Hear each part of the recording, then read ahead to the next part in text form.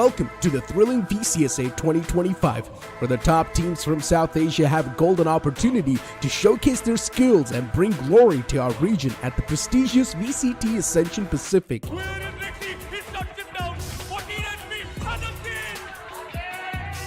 This exhilarating tournament unfolds in 6 stages.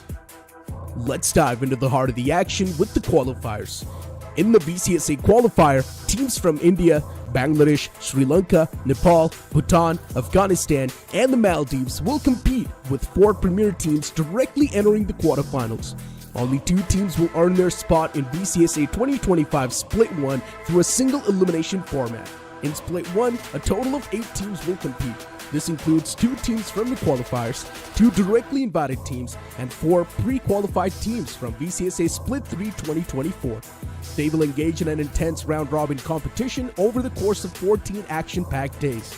Only 6 teams will advance to Split 2, while the bottom 2 teams will face relegation.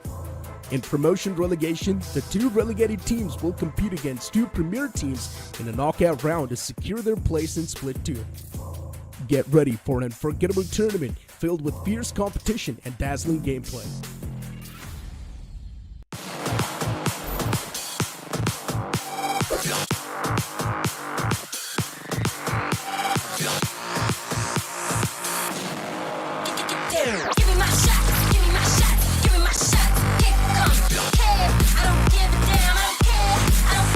For another frag, and BJ's ahead of the support, and offensive board. Watch me, get down, give me my shot, give me my shot, give me my shot, give me my shot, give me my shot, give me my shot. Get down. 1v2, will Spike is kicking in, the one shot comes in, but Eden King takes him down, velocity secures the Give me my shot, give me my shot, kick, come, I don't care. Get down.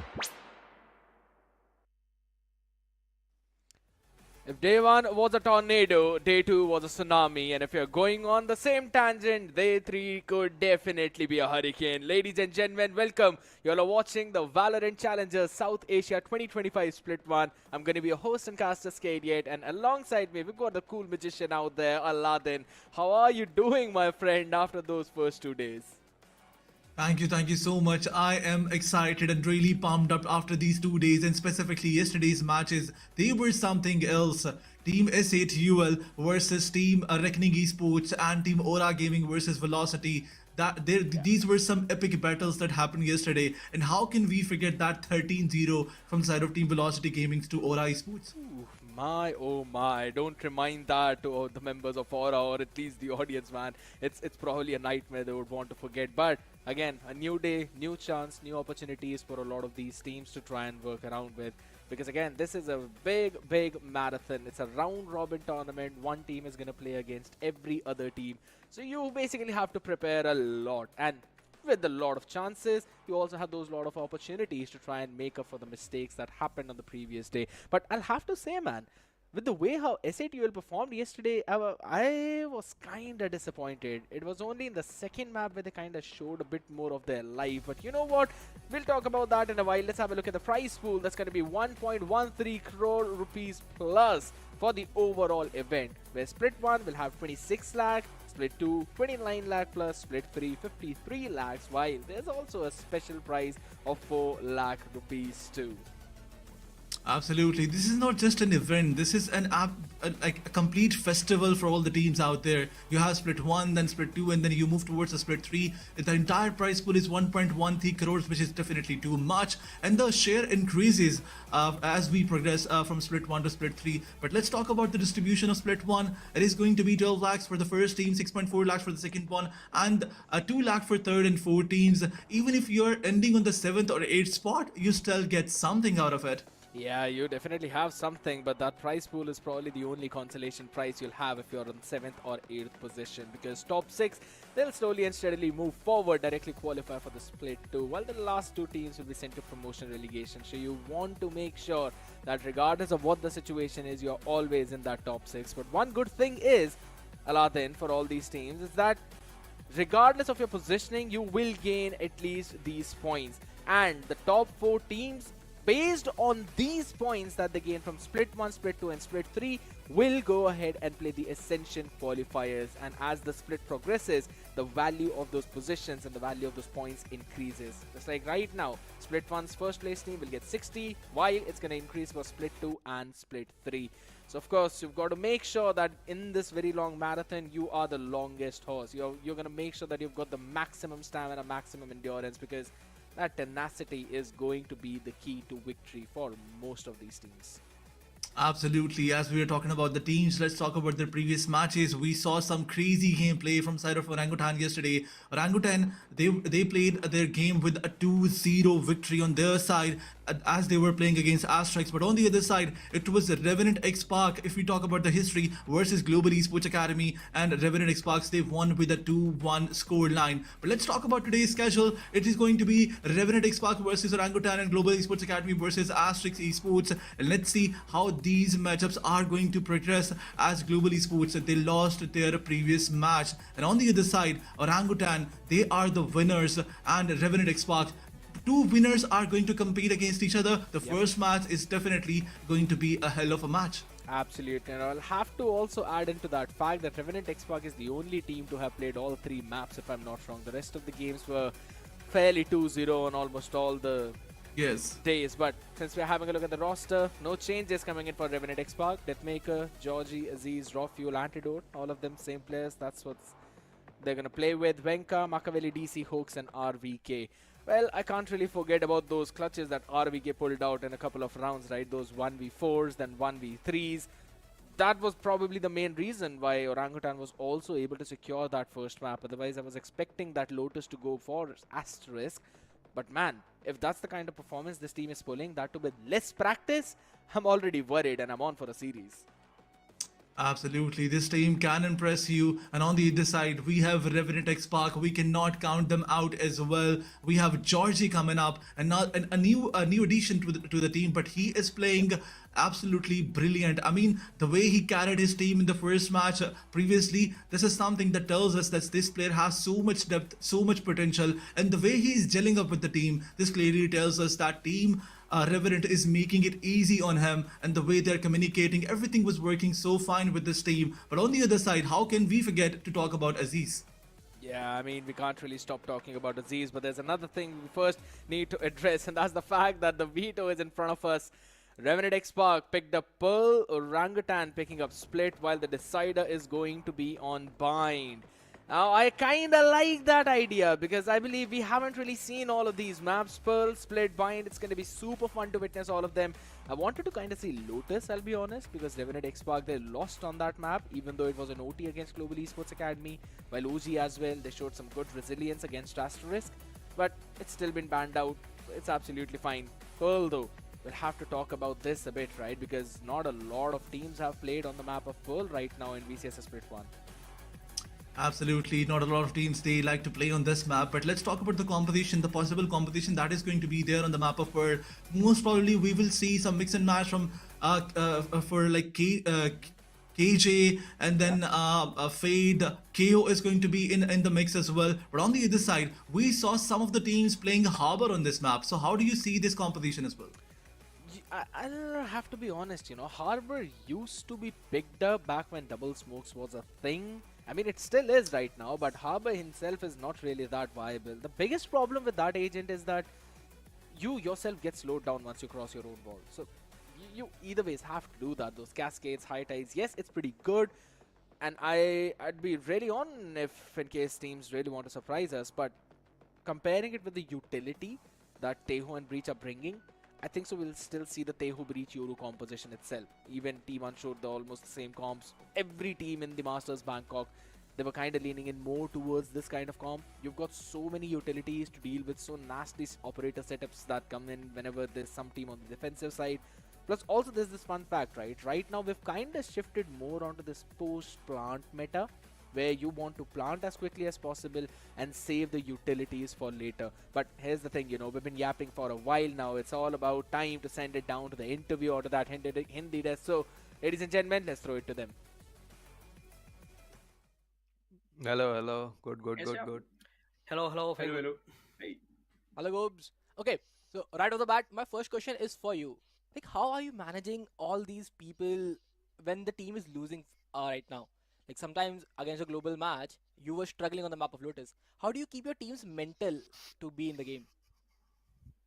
Like basically telling them that every game is a best of one, like not thinking that it's a best of like three, like we need to go game by game, so even though we lose or we win one game, doesn't matter, we need to be focused on the next one, fixing the little mistakes that we were doing, which were little, even though it seemed great, they were little.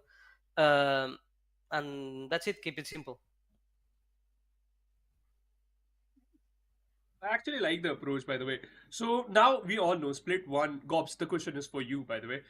You know the Split 1 is going to be a round robin format. Which team you are actually eyeing out for which give you the toughest competition in Split 1? To be honest, I don't know, like because the games the teams have done are done in like 1 week, so you cannot Yeah. actually tell, so I'm gonna be honest, I don't know. I also agree with that fact. Okay, let's the team settle, let's the dust settle down. And Hooks, okay, आपसे मेरा next सवाल रहने वाला है. That's gonna be right now. We know that your team Venka उन्होंने बोला था कि वो he will not be a part of this particular roster. Are we expecting any changes in future in Orangutan itself or not? और यही team रहेगी. Honestly, I don't know because right now it's like Venka has his high school exams and I'm doing a job and फिर time मिलता है तो मैं gaming करता हूँ. तो honestly कुछ पता नहीं है. Maybe आगे split 2 में Venka और मैं दोनों free होंगे तो खेल लेंगे वरना नहीं खेलेंगे. Like I cannot tell right now. Okay. Folks इसी पे फॉलो अप क्वेश्चन मेरा आपसे यही है कि अब आप सब काफी ज्यादा बिजी है अपने पर्सनल लाइफ को लेकर, तो विदाउट अ कोच ये कैसे वर्कआउट कर रहा है? लाइक हैकर है जरूर आपके साथ, तो क्या हैकर का इतना इनपुट है वो स्ट्रैटेजीज वगैरह बनाने के लिए, या फिर आप ऑन द फ्लाई काम कर रहे हैं? I mean, it's definitely tough, like not having a coach, but I mean this team is particularly new, तो फिर इतना मैटर भी नहीं कर रहा अभी because we are now just getting to know each other. Obviously, me, Maka, Venka and DC have been playing together, but Rishi is new, so जलप होने में obviously time लगता है. But hacker as in अभी तो ऐसा कुछ input नहीं दे रहा because वो भी busy है. वो भी मतलब ओरंगुटान का बहुत मैनेजमेंट संभालता है तो उसके पास भी इतना टाइम नहीं है यहाँ पे. Yep, I agree with that fact. But hey, one question from you guys, which is going to be any final words for your opponent Gobs today for the players of Orangutan? Nothing, best of luck, and that's it, to be honest. Yep, same. That's it. Let's have a good game. Okay. Let's have a good day, enjoy. So, Okay. thank you guys for joining and Thank best you. of luck for your Bye. matches. Bye. Bye. My man Hoax really headbutted the camera with his hair. That's how solid it's been, but it's fine. It's fine. I mean, nothing different from what Hoax told us back yesterday as well, or maybe a day before that. How his team is still right now trying to find that footing, gel up together well, and all that. Gobs, though, on the other hand, Aladdin, I'll have to say that mentality is pretty solid. Every single Absolutely. game is a best of one. That's what I wanted to talk about. Like, if you look at Hoax, he was clearly telling us that the team is not that much confident. But on the other side, the opponent coach, he was definitely confident. And let's see how these things are going to progress in the game as well. But as we were talking about before this interview about the best players of both the teams, we have OG and Yash. He always steps up from their side, along with Icarus. We've seen both of these players taking the charge one by one. But on the other side, Georgie and Aziz, it is going to be really difficult to find an answer or a solution for these two players. And you can see that they're ready. Look at their camera. They're playing from their boot camp. This definitely gives an upper hand advantage to the team that is playing from the boot camp. Let's see how these things translate towards a victory from from this team side. Yeah, we'll have to see. But there's one thing, we did notice it yesterday as well. I'll talk about it once we are heading into the map itself, and that's regarding Aziz. So I think so if Orangutan have kind of done their homework, this map should, I wouldn't say be very easy for them, but fairly easy as compared to what that previous Lotus was against the members of Asterisk. Though still, Hoax has mentioned that the coordination between at least four of the players is pretty decent. He's been playing with Venka for a long time, Machiavelli DC as well. They're probably sitting together playing in rank a lot and probably going in for those combos. RBK though, the man who's trying to gel up with the team.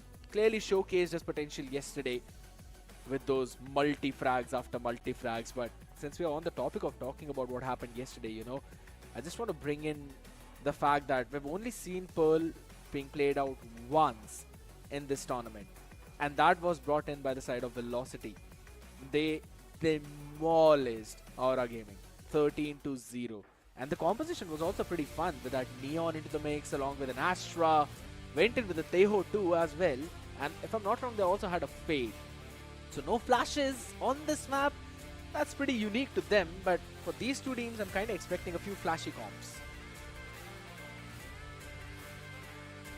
Well, let's see. Some flashy composition has to be there. RVK and Venka, they have to step up definitely. But for now, Yep. they're doing some pep talks out there, planning something. On the other side, if we talk about Team Revenant XSpark, they do have that confidence because they won it pretty decent in the previous matches. OG, they look a bit nervous, but I guess Team Revenant XSpark, they have to use what's best in them, and that is definitely the raw gun power. Raw gun power, I'd have to agree, and in order to add more onto that, you've got that Killjoy, Brimstone, Sova, Jet and Reyna composition. A double duelist by Revenant X-Park. I'm kinda on to see what they've brought on the table now, but OG slinging it down with the Yoru into the chamber of DC. Rules has been ruling pretty solidly. Sova in the hands of Hooks. Astra is gonna be the Universal Smoker. Wenka sticks on a Wise. Man, I mean, you know what? It seems like these two teams, they're just having fun. They're enjoying it. We've seen Wenka on duelist role on day number 1. OG was just enjoying. They were just flowing through. Machiavelli, Wenka, we did see that double duelist composition from them with the Yoru as well as the ISO.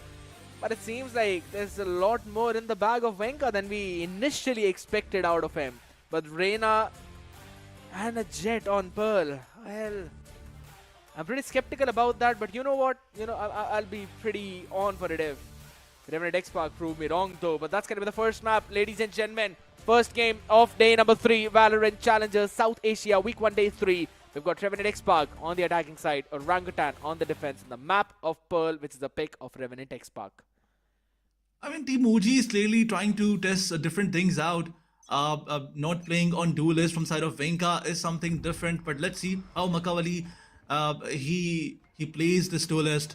He has a lot of responsibility, and he has to show it. But for now, a bit of pressure towards the mid side. AR is going to be that place where these fights are going to place. But for now, OG DC, he finds one, falls back. This is something decent. Lovely. But he gets a lot of damage. Yeah, they both have done. They both basically taken a lot of damage, as you mentioned. 10 HP on DC, 41 on Machiavelli, and Deathmaker sends DC to his maker. Now this is a big question mark in this mid. There's so many avenues you've got to be worried about now. And that's the reason Hooks is just holding down spawn. Couple of players now deciding to re-clear. Oh, contact being made. RVK, but Machiavelli is the man. Quickly shuts down Raw Fuel. Deathmaker is down to just 16 HP, Antidote 90, and they've decided to go all the way towards B. And this is where Venka is, the demon, the aimer, is splashed. He already knows that there are a couple of players. White Peak takes one down. Georgie is the only man who's going to overheal himself. This overheal can definitely help his team out. Shock dart, not enough damage. Hooks takes the first contact, 26, a headshot. And that's going to be another piece of healing. A good Devar yet again. No HP on the other side. But Machiavelli on such a long late lurk. Is the turret watching for it is the big question. Deathmaker is out here. The decoy is going to give out the information. And obviously you know that that's the decoy. 15 HP, wall bang on one. But Georgie on this Reyna gets a 4K and a pistol round for Revenant X-Park, starting with a bang. Georgie is definitely dealing the entirety of Team OG. And for now, with the 4K, he gets a run for his team. It looked very difficult after those first 2 picks, but Georgie made it look so easy. And along with Deathmaker, they made sure that the round is theirs. But on the other side, OG, they had a crispy start. Unfortunately, now after losing the pistol round, they have to sacrifice one more round. But a couple of Phantoms, in fact 1 Phantom, 2 Bulldogs, and a Spectre. One of them is saving definitely Antidote. He wants to play anti-eco.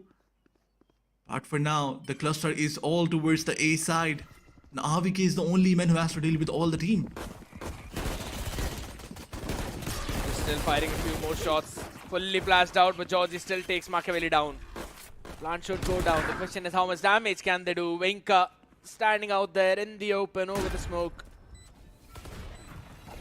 Did not help them out at all. DC, a good answer onto Georgie. That's one. Enemy remaining. Not an upgradable weaponry whatsoever. Full damage control by the rest of the team, and that's a 2-0. Just losing a Bulldog, which should be able to pick up again. Yep, Anti has picked up the Phantom too. Heavy weaponries carried forward to the next one. No problems there. Now, this is the most important round for OG. To either stop the momentum of Revenant XSpark, or it's going to turn into a humongous economical snowball. Georgie has his ultimate ready. This is something that can change the whole scenario for this team. But on the other side, they have two heavy weapons to play with. A Vandal and a Phantom, this can turn things around. But on the other side, OG, they have the better weapon advantage and they have to do it. Otherwise, these things can definitely cost them their momentum. But for now, DC is towards the mid. He's waiting slowly and steadily. On the other side, Art is going to get cluttered. 3 of the players are moving towards that. Sova, he's taking all that information, and Rafiel definitely always does that. But on the other side, Aziz slowly and steadily moving towards the Art. DC, he finds one. Georgie, this was a mistake. Good timing. And now the player with the Vandal, he gets taken down. This is not looking good. Aziz clearing all the angles, but the plant is being denied for now. And look at Aziz pushing forward. This was a heavy mistake. You did not find RVK, but Deathmaker, he sends RVK to his maker, as you said. But now Venka, responsibility lies on him. He gets picked off as well. Situation is down to a 1v2. And now Machiavelli, he knows the information. He has the information where Rafiel is. And Rafiel, with this 88 HP, has to do something crazy. Spike is in front of him. He has to take it. But 2 of the players with the high-low setup, he takes him down. And Machiavelli shuts him down. A team ace from their side, and OG gets their first round. A good amount of damage done by Revenant XSpark, though I'd still have to give it to them. Taking 3 rifles away on the other side, that means they'll be on a very nasty buy. This first gun round of the game might actually go for Revenant XSpark. Quickly moving in towards the RDC had a good amount of patience. He waited for Georgie, and there was also the barrel visible there. And then Deathmaker trading out RVK in that situation. I'd have to say Revenant XSpark went in for some good trades. A bit of restlessness from Aziz though. Tried to make a flashy play out there. RVK sent him back, but after the mid-aggression of the previous one, this one is all the way over towards the A. Taken the main control, picked up the orb as well. Rafiel has got the Hunter's Fury available. A Deathmaker 3 away from his own lockdown. There we go, the execute begins. All the Wise Utils were there. Pushing towards this side was definitely challenging, and this is the challenge that his team is facing. But Aziz finds 2 of the players, and look at this guy. He is not stopping. He is not stopping at all. Finds 2 of the players, shuts them down. And now DC, he trades him. The spike is being planted. The men advantage is there towards the Revenant XSpark. What a start. What a push. What a map control. Teleport's ready. Oh, Rafiel's positioning should not be noticed. Picked up a timing there, so he should be able to take down DC. Oh, hold on a second. All right. The timing. Yeah, Deathmaker peeks in at the perfect time. Shuts DC down. 3 rifles carried forward. Revenant XSpark winning out the round. As we expected, this should force OG on another eco. Team Revenant XSparks, they know that they have to put a lot of pressure. That's one of the reasons why they use the Hunter's Fury. Although pushing towards the Vice setup was definitely not a better idea, but Aziz, he just jumped all over. He did not care about any of those utils. Here.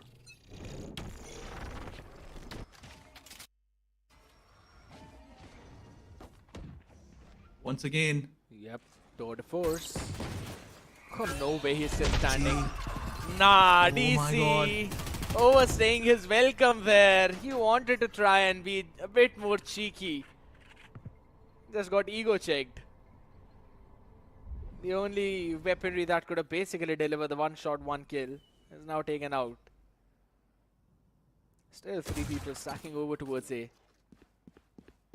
It's only Venka Careful here. all the way towards the B, but we've known Revenant XSpark to give out late round calls, but hold on a second. This time, it just seems to be a straight up head-on collision. Antidote picks up Makaveli's head, but RBK all right through the smoke, through the wall, but catches one. Make it two as well. Wenka answering on the perfect time, and it's all down to that maker. RBK, can you find something more? You've touched yesterday, but that maker says not today.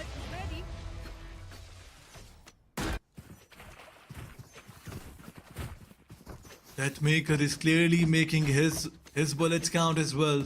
I mean, when it was needed, he steps up. Although in this round, Aziz, he just got eliminated early on, but after that, it was that maker who got the round for his team. And on the other side, credit goes towards OG as well, because they got 3 of the guns down. They've taken enough. It's though enough damage that you can give when you're on the safe round.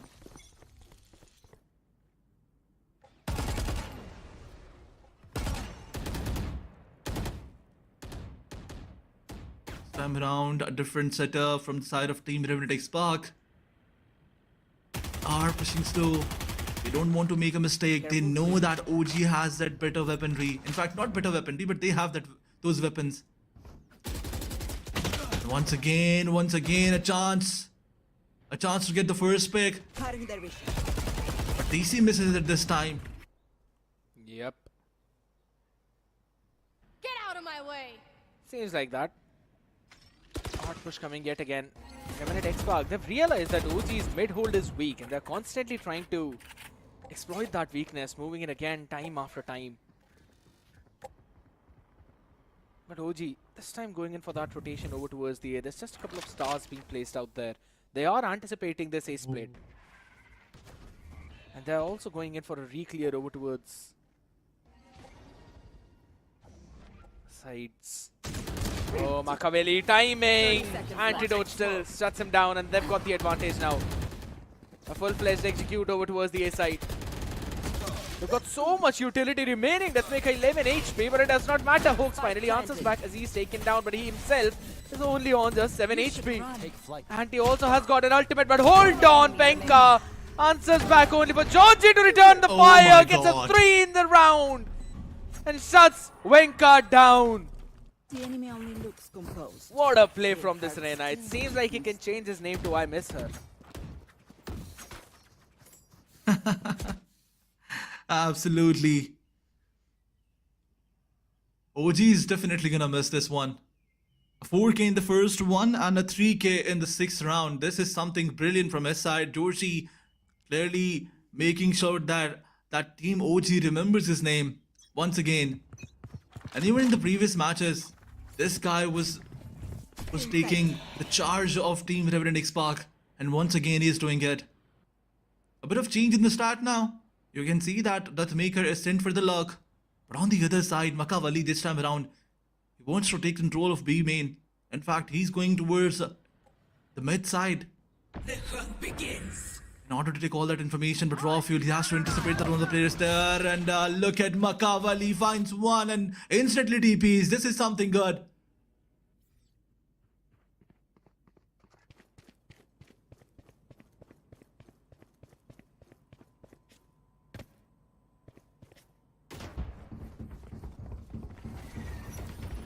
Placing swarm grenade. Prepare for hellfire!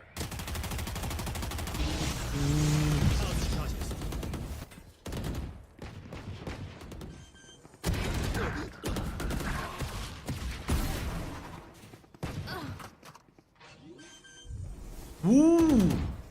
Oh my god! One enemy remaining. 30 seconds left. Have the spike. Thrifty.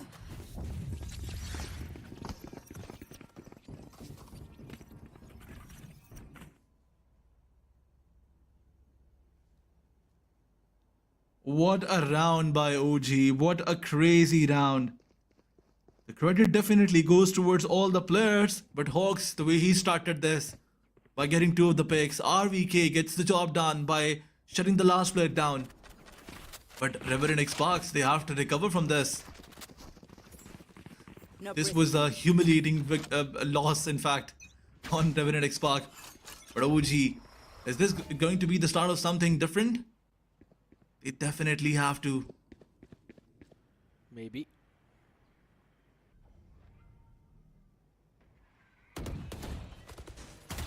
With the setup of Wise, it's still towards the A side.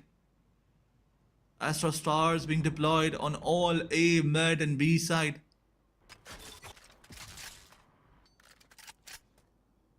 Team Revenant Esports, they're exploring opportunities, knocking on the doors one by one. But you see, he has the operator, the deadliest weapon in this game. The timing. And crucial. raw fuel, he will suffer the wrong fate, and this is it. DC, some impressive shots from his side, but on the other side, Georgie instantly making the situation even for his team. But here's the thing. The side that they're going towards, they've got an Astra out there to deal with. Along with a Wise Util. You've got Razor Vines, Arcros as well. So if they decide to go on there, Lord save them. 30 seconds left. Cosmic Divide used up already. It's a preemptive Cosmic Divide to deny them any kind of entry. Going towards the spawn. Or are they? No. Moving in towards the art. They're going to try and brute force their way over towards the A side. They've got 15 more seconds remaining. Nanostorms used up along with a Steel Garden as well. This is so perfect. It's about Venka. timing. Oh my god, Venka! Oh He my did not God. realize. Deathmaker covers up for him. Aziz answers back on RBK.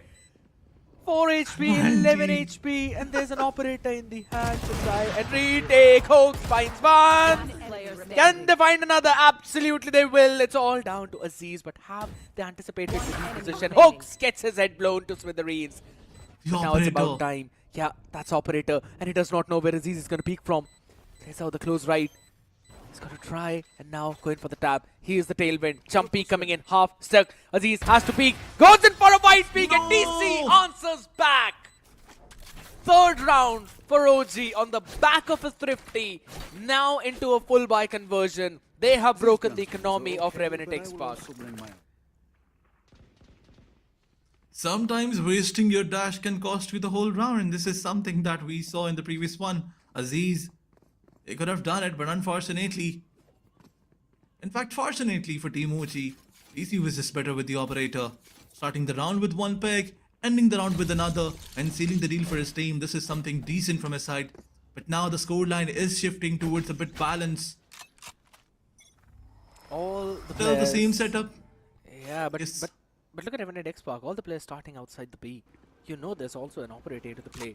And DC, what an adaptation this time around. He's just playing behind the pillar. Catches one. No, he does not. Unfortunate. Misses out the shot. He had the timing. Hoax. Just 67 HP remaining for the man. Do not peek. Do not peek. He still does. He himself is down to It's 60 a lot of now. damage. Yeah, they're gonna go in for the full execute, but Georgie's been taken down. Hunter's Fury used up. Boinka will have to reposition. DC is just ruling them. Will be taken down, but Boinka is on side. Two answers, antidote down. There's a spike down as well. Oh Raw my fuel God, got lacking, Boinka. lurking. Deathmaker will not get the pick. It's Hoax who answers back. Orangutan. What a read. What a hold.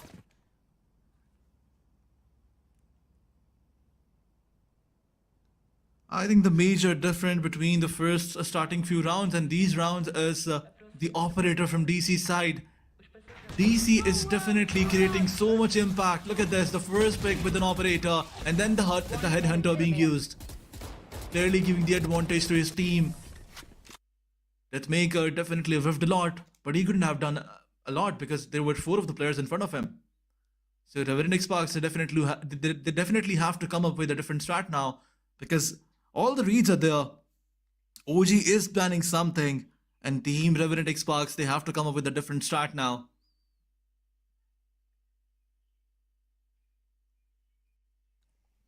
They have to. To be honest, I think the Revenant XSpark can still go to their mid place. Because it was a cosmic divide and they basically took a lot of time in round number 7. Yes. And that was the reason why that round was converted. So I think so if they really want, they can try and go in for the same thing. Maybe for an ace split. But this time with a faster approach. And I have to say, every single time DC is holding down the double doors angle, he is winning the fight against Georgie. If it's Markavelli, Georgie is winning the fight. I have to say, Machiavelli is being outgunned right now. But still, it's back in the hands of DC. Tries to hold that angle down. You were about to send them towards mid. Thankfully, they're not there because DC is there with the operator. But never mind. Once again, knocking all the doors. You can see that Maker. He's taking information with his turret towards mid. Raw fuel. Using that drone. Clearing all the close angles. Making sure that nobody's hiding. DC is still towards the mid. He's not buying any of those informations being traded. The cluster is getting towards the A side slowly and steadily because the spike is there. Definitely, Revenant Esports, they want to hit the side that they were getting the rounds. They got 4 of these rounds towards A side. Now, So they definitely want to knock that opportunity once again. But Lovely. Machiavelli with this dimensional drift. what a beautiful timing. The pull is there as well. Shots being fired, but RB gave him all of them. Aziz picks out the peg. He's down to just 45 HP though, and they've also taken out Aziz. Machiavelli. Phenomenal. Aziz moves out a bit more far forward over towards the flowers now. Vinka, can he catch one? Yes, repositions. Georgie is down. But he does not know where Aziz is. He answers back. DC was there over towards Oh the no. connector. Hooks answers back to Aziz. It's down to a 2v2. Recon broken. Got an operator. He's got to hold out that angle. Still not firing the shot. A wide peak coming in. 1-for-1 trade. And it's all the way down to DC. He sees my the ball God. back. He knew the HP. And they've got enough time to go for the defuse. And Senderi is not going to last forever. Another great round for Roji, and I'd have to give it to Hooks for winning that crucial duel in the backside against Aziz. He had to take care of that guy. Absolutely, this is something that I was about to mention. That 1v1 was very crucial. Aziz, he was once again giving all the advantages, shifting all the advantages towards his team. But Hawks shutting him down. Make sure that his team wins this one. But on the other side, how can we count out DC's performance? I mean, using the headhunter, and he knew that the opponent player has very low in HP. And that wall bank, that box bank, whatever you call it, that was enough to shut him down. The score is balanced now. Both the teams are showing some good Valorant out there. And once again, setup is still the same. But Georgie, this time around, he says no more. Shuts down DC in the first few seconds. There's one factor that we were missing in the previous round, and that was the Georgie factor. Now Georgie's back online. The mid approach yet again towards Art now.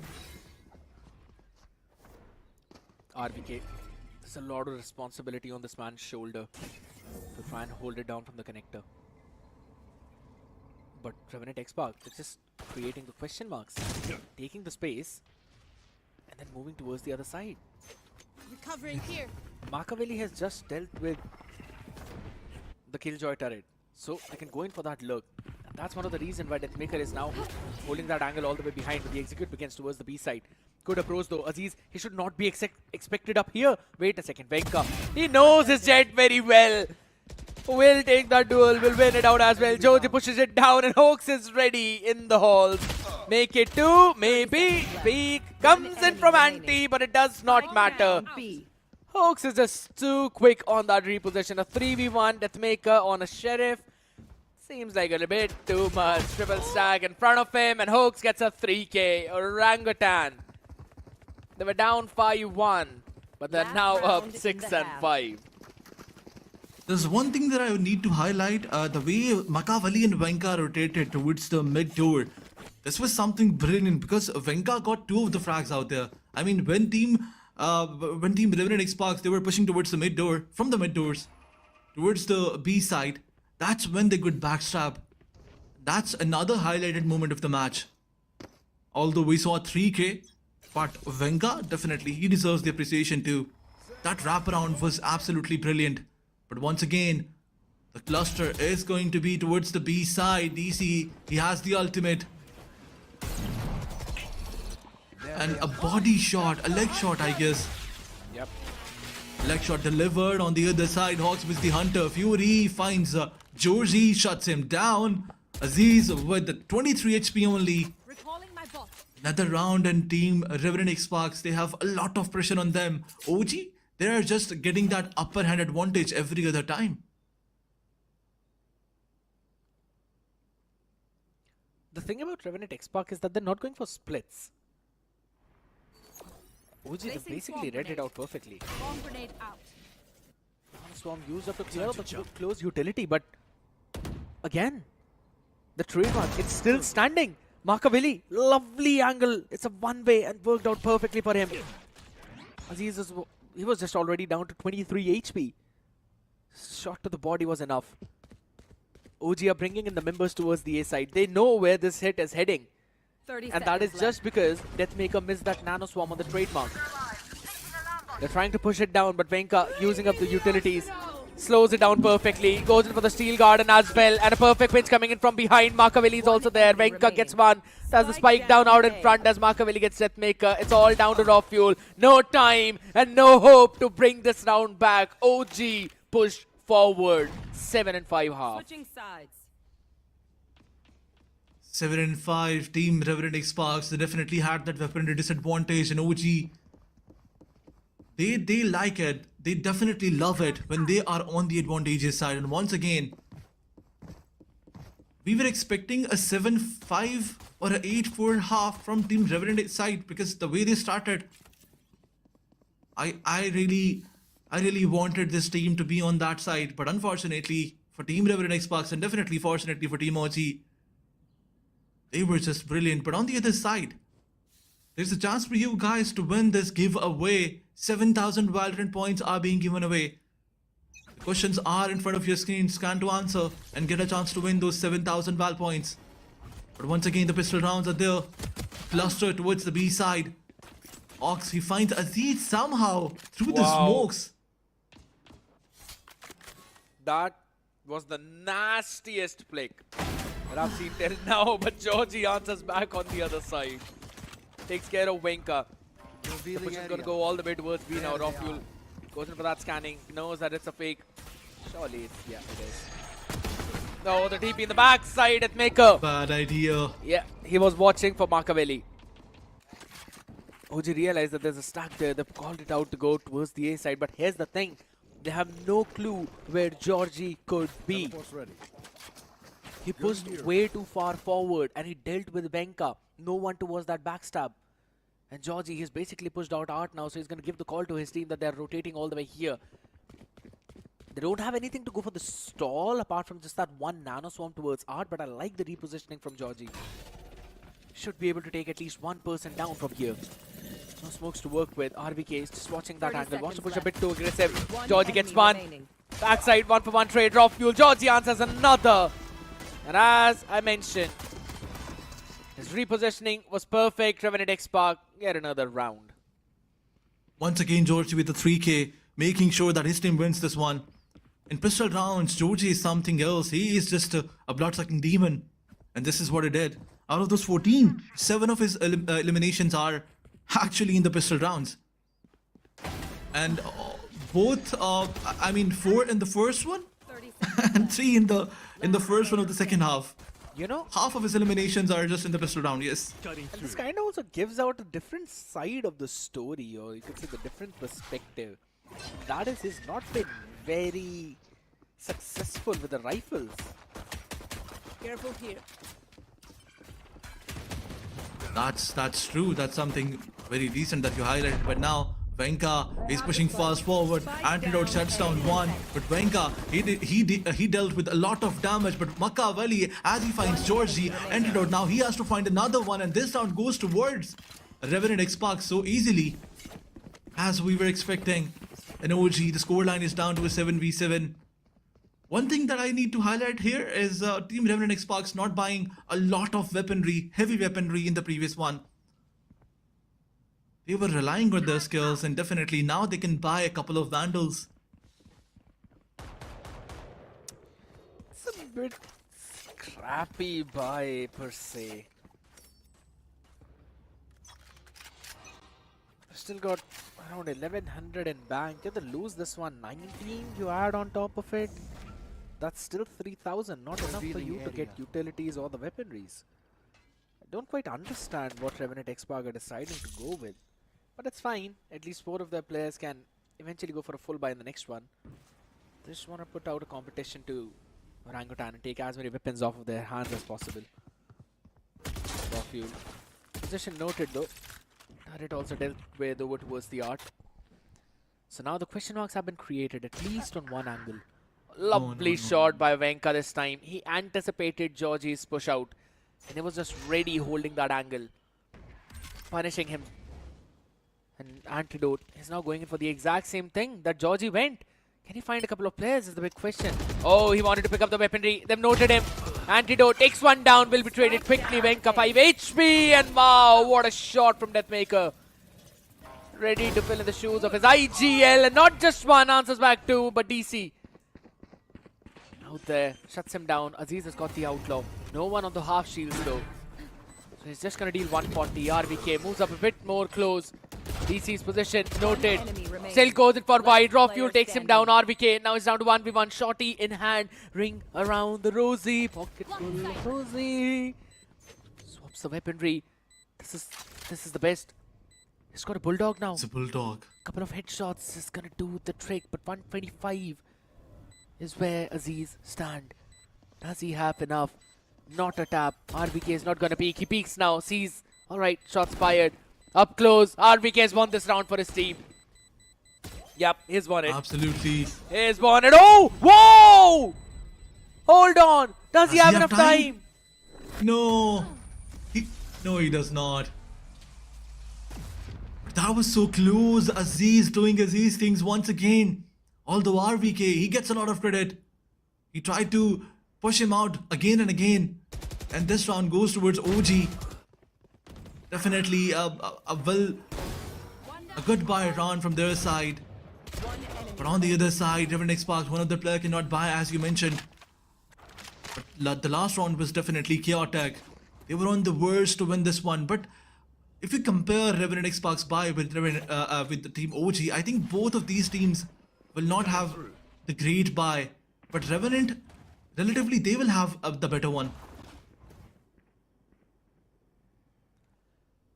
They're gonna have the better one. I agree. There's a Guardian and a Judge in the mix for the side of OG. But here's the thing. Makaveli has got his dimensional drift up. So they can try and play this a bit more slow. And we've seen OG work around the mid. They've created the question marks. They did that in the previous round. Even though they lost all the right. There we go. Dimensional drift now used up. Want to clear out the area. Antidote's position noted. But the question is, how many more can he find? Oh, he sees 3. Hook still wins out the fight against Raw Fuel. That is nasty, and now they want to still fight onto this area. Judge in the hand. Forward of flash. Aziz basically takes down the clone. Flashes himself fully. Antidote answers back on the other side. Shock dart brings him down to 41 HP. Still got the incendiary available. DC answers one Georgie for the quick on that trigger for the trade. But can he get more? It's all down to Venka. Man has been pretty solid, crispy with the aim, but this time, he will not have that opportunity. Revenant XSpark quickly equalizing the score, quickly equalizing the rounds. But Hawks and Venka, they played beautifully in this one. The way Hawks used all these Zertils, specifically the Revealer, and after that, the Shock Dart was enough to deal a lot of damage on Antidote. It shuts him down through the smoke, but in the last moment, Georgie, he was just good enough. He was just better. So, as we were talking about Georgie not being good in the with the other weaponry other than pistols, I think this time around, Georgie, he has probably listened to what you said, and now he's doing something different. But once again, Cluster is there towards the B side, and this heavy aggression is not going to be good for Team OG. They managed to deal a lot of damage on one of the player. Deathmaker, he's down to 25 HP, but one of the player of Team OG is down, and DC.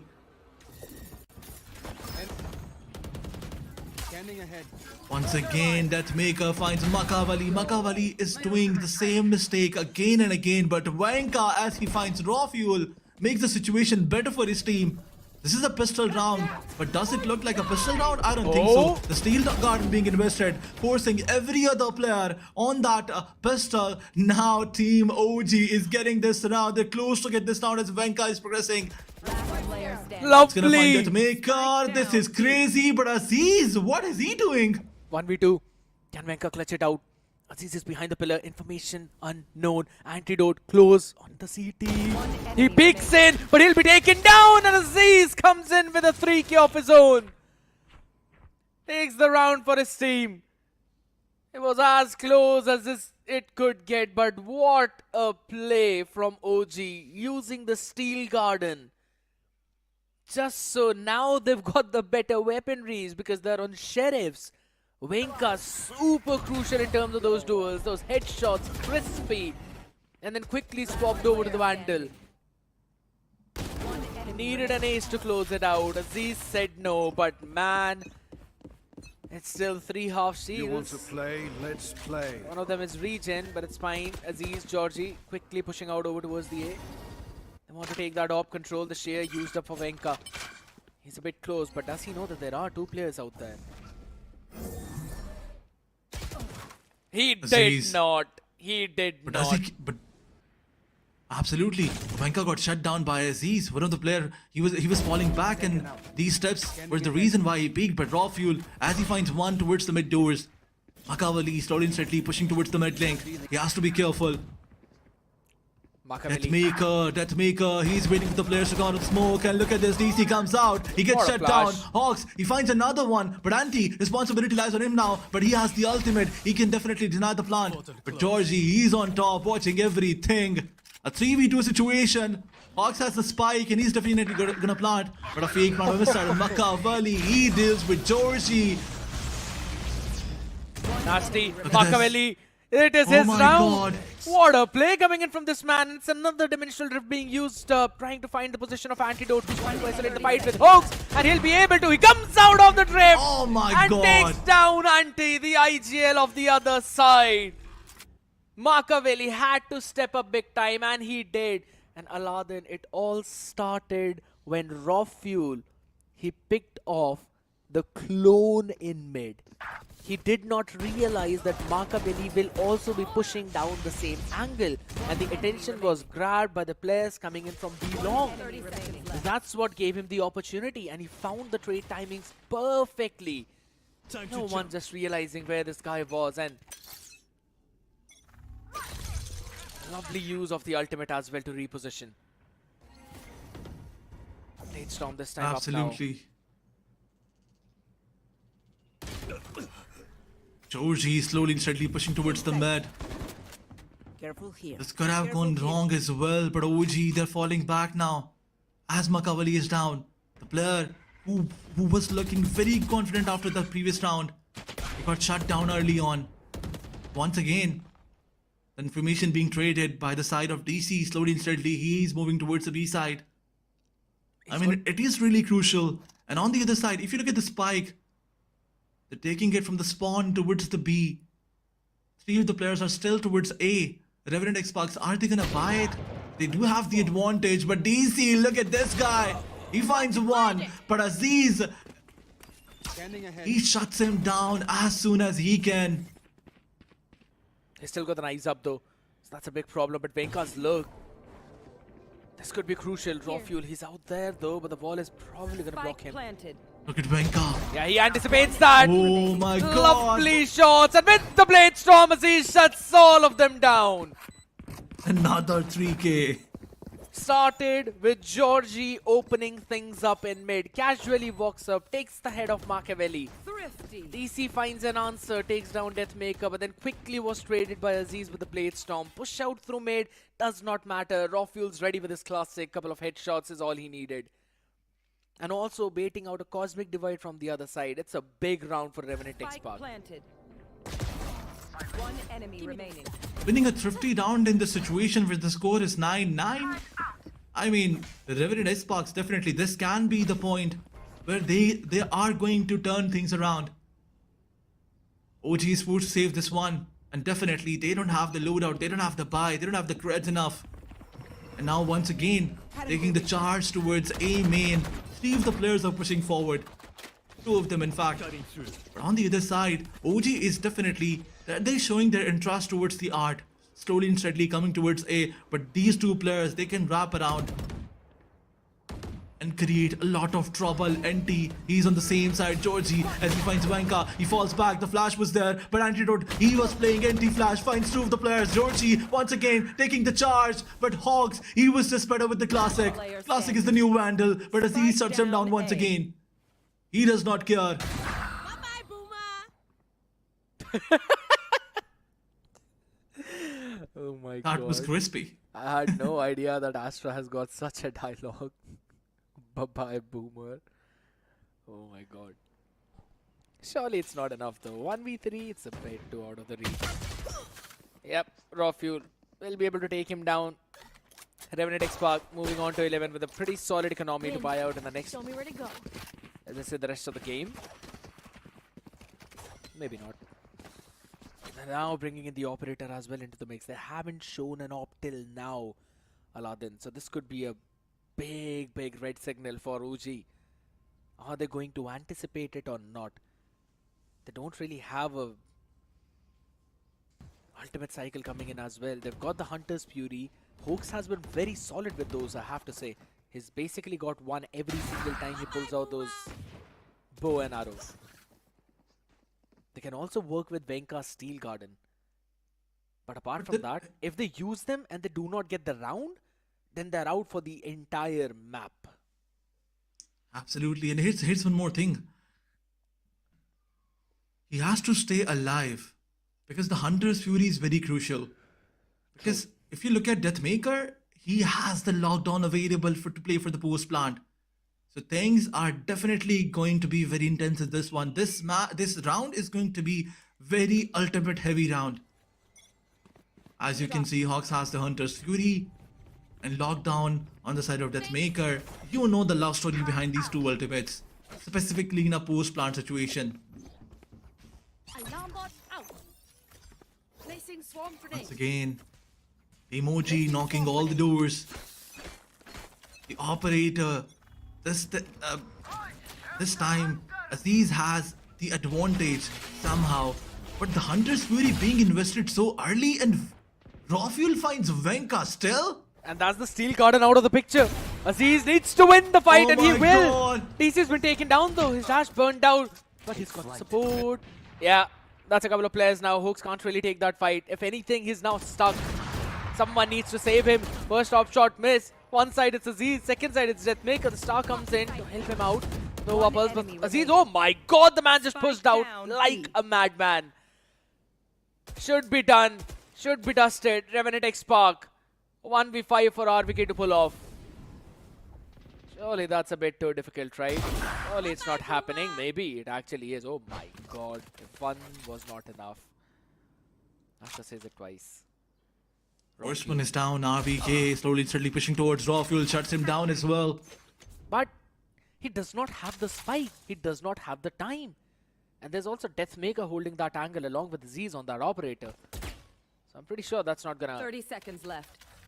happen at all, right? Alright, Georgie as well is watching out that mid angle, so it's probably about time. Maybe he can just decide and save this rifle. Certainly, that's what he needs to do. As this is the 12th round, this is going towards the 12th round, and the emoji, 10 they need to seconds have all the weaponry that they can. But Georgie shuts him down. RVK, this was a mistake from his side. You could have saved it. But Georgie, he was hunting him down. And definitely now we're moving towards the match point from the side of Team Revenant XSpark.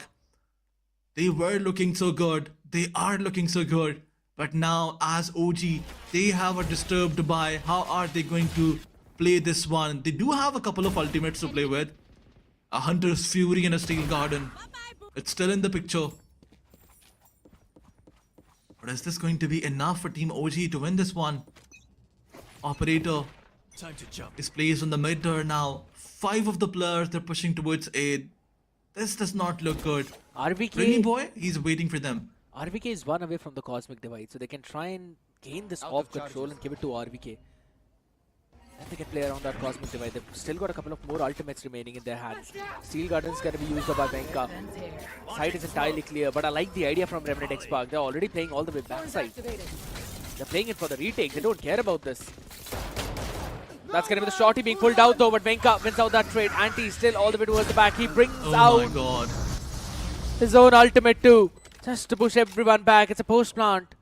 But do they have enough is the big They question. have lockdown. And Hunter's Fury is out of the picture. Deathmaker. Perfect. He can get this one to his team. But look at this late look from Venka.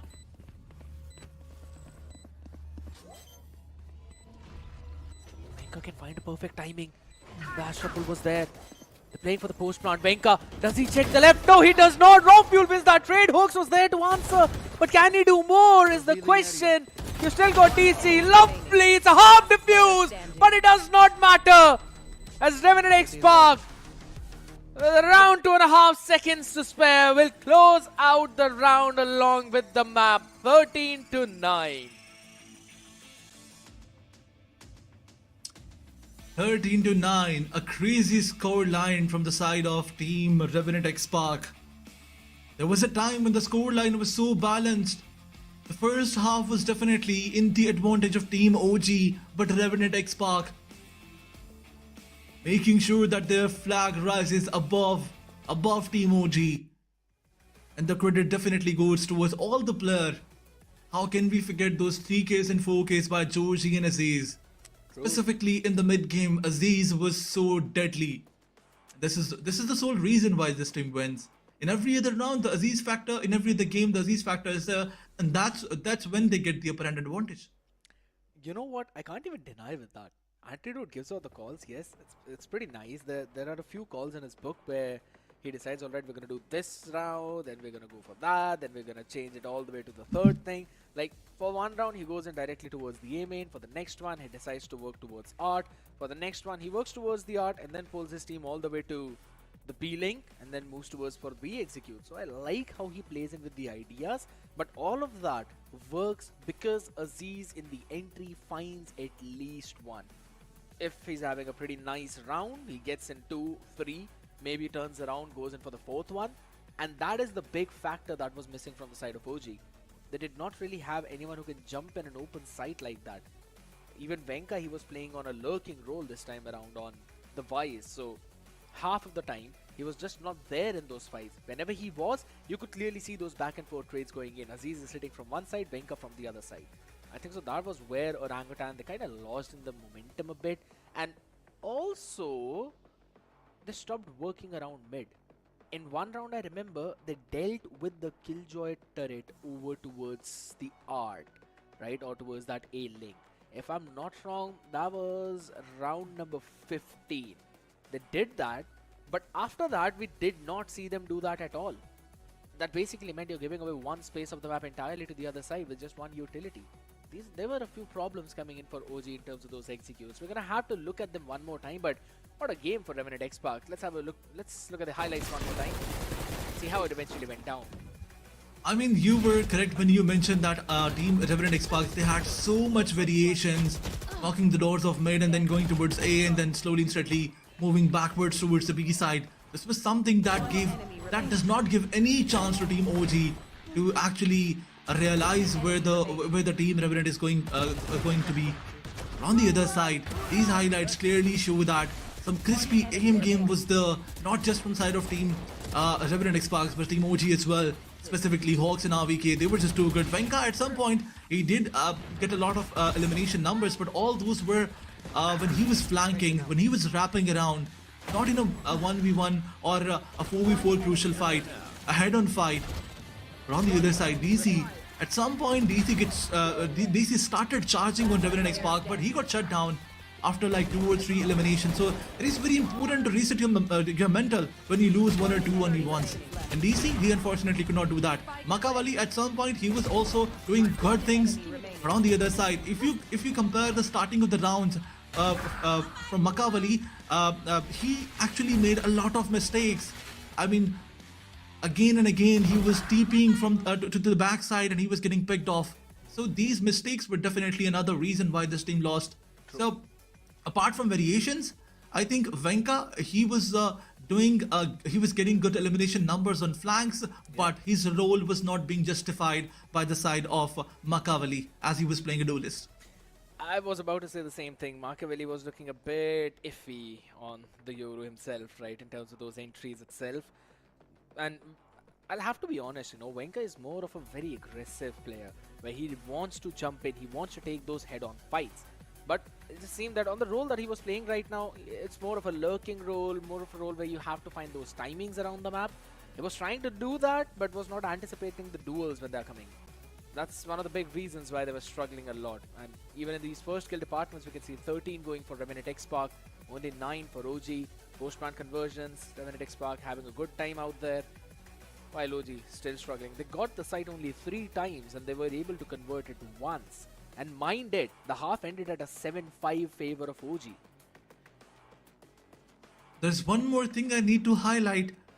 On the 19th round, let's talk about the MVP first. It's definitely going to be Aziz. I'm not surprised at all. 3 first bloods, 1.9 KDA, 257 ACS, and 180 damage per round. Aziz doing Aziz things once again. This is the third match from the where Aziz has been the MVP. But now I wanted to move back towards that point that I was about to highlight. In round number 19, the score line was 9-9. Both the teams were doing great. But this is that round where things turned completely. Because at that point, Team OG, they had the full buy. And Revenant Esports, they were playing with a save, but they were playing with a bonus buy. They were playing with pistols, and they got the thrifty round for themselves. That's when things turned around. But let's talk about the individual performance now. Revenant Esports, definitely Aziz stepping up with 12-14. On the other side, Rawfuel was there with 23-15, and he got unnoticed somehow. Both the Sovas out there as the second fraggers of the team, and I'll have to say Venka on Y's 21-19 in terms of frags, he was doing a good job. It's just the fact that he was on a roll which really forces him to play a bit more slow. That's what probably kept him confined in that area. I'll have to say Machiavelli, he needed to step up. He needed to move up there in terms of the ladder of those skills. He was not able to do that at all, even on the defense. You've got DC as well, right? He was finding some good success early on, but then as soon as the side swapped, he went on the attack side. It seemed like DC just vanished. He was not finding those timings in the mid. He was not finding his own individual duels. If anything, we were constantly seeing Venka go towards the A side where Georgie was pushing him.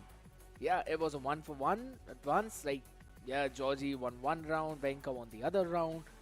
But my still question stays the same as to where is the adaptation when you know that there's one person pushing from the other side. Why are you not investing maybe 2 or 3 members to wait for him pick him off? Because that is exactly what Revenant XSpark did. They waited for Venka to be there, they spotted him, sent in 2 people. In one round it was Aziz as well as Georgie. In another round it was Georgie pushing while there was a Hunter's Fury by Rawfuel from the backside catching Venka. That's the adaptation we all like to see, and Revenant XSpark was doing a phenomenal job. I mean, they took a lot of risk. They tried to do a lot of different things and it worked out for them beautifully. My point is still the same, that one thrifty round was enough to shut down the confidence of Team OG, and after that they could not get it back. They could not get the momentum back. I mean, 9-9 is the score line. You're losing a thrifty round and after that you are unable to capitalize. This is something unbelievable. But let's move forward. We have a lot of things to talk about. Absolutely. Starts of Aziz out there, KDA 1.3 in game 2 2.5, game 3 1.9. This man has been constant top performer. And look at the amount of first bloods, Aladdin. 7, 7, 3. Constantly having the ACFs of over 250. You can basically talk whatever you want, but Aziz, he is constantly performing. Absolutely, 17 first blood in 3 games. As I was already talking about this, 3 games this team has played, and all these 3 times Aziz was the top performer, although Georgie was also there in some of the games. And even in this one, Georgie stepped up. But first half was not that good for Georgie, as he got some 4Ks in the initial round. But after that, Georgie, his performance was a bit jittery, but he has to work on that in the next map. He still has the next map, and the next map is definitely going to be played on Split. And I guess this is going to be the first split of this whole VCS. Yes, it is going to be. And good that you pointed that out as well. Because Pearl was a map pick of Revenant XSpark. Split is of OG. With the way how they played on Pearl, I think that on Split they're going to be a bit more comfortable. Venka is going to hop back onto that role of Raze. We might possibly see a Teho Breach combo if they really want to pull that off. Machiavelli might also stick onto Yoru for another pseudo-initiated duelist role, because we don't really see a lot of sentinels on that map. But since we're on topic of talking about Venka, let's have a look at his own stats as well, right? We just saw Aziz, so it's only fair to see his own stats. Oh my god, if you thought Aziz's stats were good, look at this guy. 265 ACS is the bare minimum and a headshot percentage of 55.3. Are you kidding me? That too being on 1.4 KDA, 265 ACS, that too being the top fragger of his team. So Vanguard definitely, he is definitely improving the game, but his teammates are definitely not supporting him as well. That's another point. But there's one more game, there's one more map.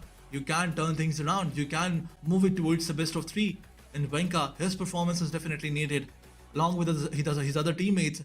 Machiavelli has to step as well, but Machiavelli, I think he is that player from which I got disappointed early on in the game, and then in the mid of the game, he did get a few rounds for his team, and after that, he just vanished. He just went offline. Early day struggles, probably. First match of the day. That's why maybe he was having some troubles out there. Maybe in map number 2, he's going to do a bit more better. Or it can also fall down to the same thing where they were just not prepared enough for Pearl. It was not their pick either ways. So I think so it's understandable. For the next one, he has to step up though. That's one part where I will agree with you. If Machiavelli steps up, it eases the burden on the shoulders of rest of his teammate. And he's also playing on that Yoru quite a bit. So I think so I kind of want to see a bit more onto those flash and dash combinations which a lot of teams now use. So we'll just have to wait and see. I mean, that's kind of the main idea behind that Yoru. You always want to go in for those flash dash combos, create those question marks, send in those TPs to the same location for 2 or 3 rounds, and then take TP in at least one of those rounds to try and create the question mark on the other side again. But since you were on the topic of talking about the map of Split, right? We've seen it being played without sentinels. Normally, Viper is played as a pseudo sentinel on that map.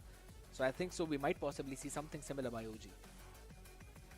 Absolutely. There's one more thing that I need to highlight. Machiavelli, he likes to play Yoru on multiple maps where it is a Yoru composition. But even in the previous one, when he was being played against Asterisk, it was a 113 scoreline, and still Machiavelli managed to be the bottom fragger. So there's one point that needs to be highlighted that Team OG needs to work on, is definitely giving the duelist back to Venka, because Venka is a different breed when he plays in duelist. So these individual mistakes are definitely there. But on the other side, if we talk about the teamwork of Team Revenant Esports, it was also good, as you highlighted, as you mentioned in the starting of this segment, that the whole wraparound situation in every other round, moving towards the A side and then giving information towards mid, making sure that you create a lot of question mark on the map. This is something that OG was not doing. Yeah, as I mentioned, right, it came down to the same fact where they did it in one round, did not do it in the next few. That clearly meant that they were lacking a few more ideas as to where they need to go after that. It's absolutely fine. I will still brush this one map off as one and done. It's okay, happens sometimes. There are maps where you prepare a bit more, some are where you don't really prepare a lot. Even after all that, they did a pretty solid job in terms of the defense, right? And even though we saw Venka in a pretty new role, his potential of top fragging is constantly there. He's making sure that he's on top of the charts. If there's a Z taking 2 or 3 Ks on the other side, he's also answering back with a few of his own too. And that is when he is the one who's supposed to trade all of his teammates. He does not have that solid utility apart from just one arc rose. So I'm kind of gonna, let him off the hook for that one too. It's absolutely fine. He's doing good. I'll have to say Hawks in terms of those calls and in terms of the fragging is also really, you could say, comfortable in that same role. But I want to see some step-ups from DC. That man has got high expectations. I mean, one time DC is there creating all those inputs, taking those first initial frags as well, but then he gets shut down. Once DC loses 1 or 2 1v1s, his confidence shatters, and that's something you need, because when you lose a 1v1, when you lose in any situation, you have to reset your momentum. your mental. Sorry, you have to reset your mental as soon as possible. This is something that is very important. And DC sometimes he is unable to do that. This is something that DC needs to work on. I would have to say yes. It falls down to if in case he's feeling confident or not, and that's basically the baseline of all the Valorant players out there. If you're comfortable, you're gonna go and basically frag out of your mind. If not, that's a problem. But another problem for OG, or rather I'd say a solid plus point for Revenant XSpark. Normally back when they used to play on Ascent, right? I remember this one storyline which was told to me by the Hindi desk. They mentioned that whenever this lineup of Revenant XSpark, again, this lineup of Revenant XSpark is in trouble, Aziz would just walk down mid, he'd take two, and he'll either walk back to safety or at least end up giving an advantage to his team. So it was always Aziz as the spearhead of the team, and he kept on performing. That exact same thing this time was shown not just by Aziz but also Georgie. So it's again the same saying that always goes, right? When you've got two brothers who are both absolutely beasts. So that's Georgie and Aziz right now. What Aziz used to do on the map of Ascent or on any other map, Georgie is doing on this one. Constantly pushing out, constantly getting those individual wins, frags as well. On the attack, he was struggling. On the defense, it seemed like there's no one who comes close to him. As you were mentioning about these two players, let me highlight something in front of you. Out of these 13 rounds, 5 of these rounds were either 3k or 4k from Aziz and Georgie's side. Georgie got one 4k. I'm making it on my register. So Georgie actually got 2 3ks, 1 4k, and on the other side Aziz, he got 2 3ks. So out of these 13 rounds, 5 of these rounds were actually either a 3k or a 4k. So just look at this, how impactful this is. How impactful this is from their side. I mean, they're getting 5 of their rounds to their team, and the whole other players, they have to work with them in the other rounds. So this is something great from their side. You know what? You are more nerdy than one of my friend who's sitting in the production who creates all these graphics for the players.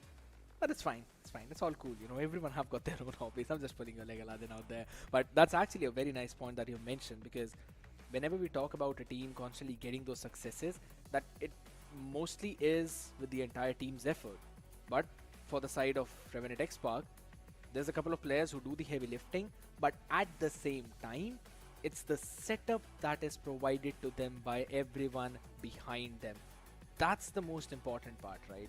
Every time Revenant XSpark, their players are multi-fragging, you know that there's a backup right behind them who are constantly firing their shots, constantly helping the team out, and that's why we can see all of their stats as well. Apart from Antidote, everyone is doing a pretty solid job. Georgie with a damage per round of 149, Raw Fuel 160, Aziz 172, Deathmaker 119, fine, he's on a Sentinel role. Antidote 97, he's the IGL, you can let him off the hook. Absolutely, some brilliant stats by Revenant XSpark, and definitely Georgie being that player who's leading his team with a 2 kill death assist ratio.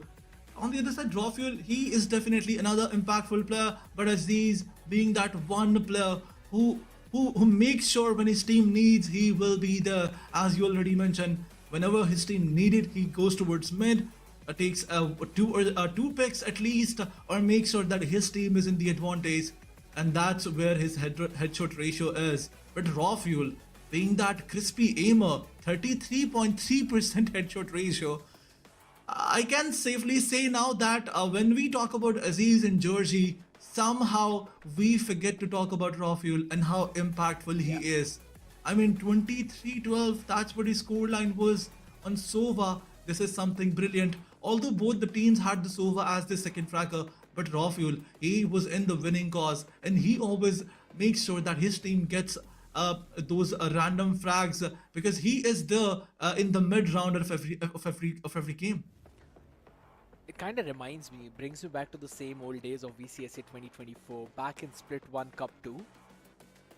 I remember it was Raw Fuel who probably pulled out his own classic jet as well. It's 3 players in this lineup who can play onto that duelist role, who've got that snappy aim, crispy aim at that. And Raw Fuel is also one of those people. It's Aziz, Raw Fuel. We've seen Georgie as well play a pretty solid duelist sometimes. So I have to say that it's a cracked lineup. It's a very cracked lineup. And also at the same time, we've got 15 first kills from Raw Fuel as well.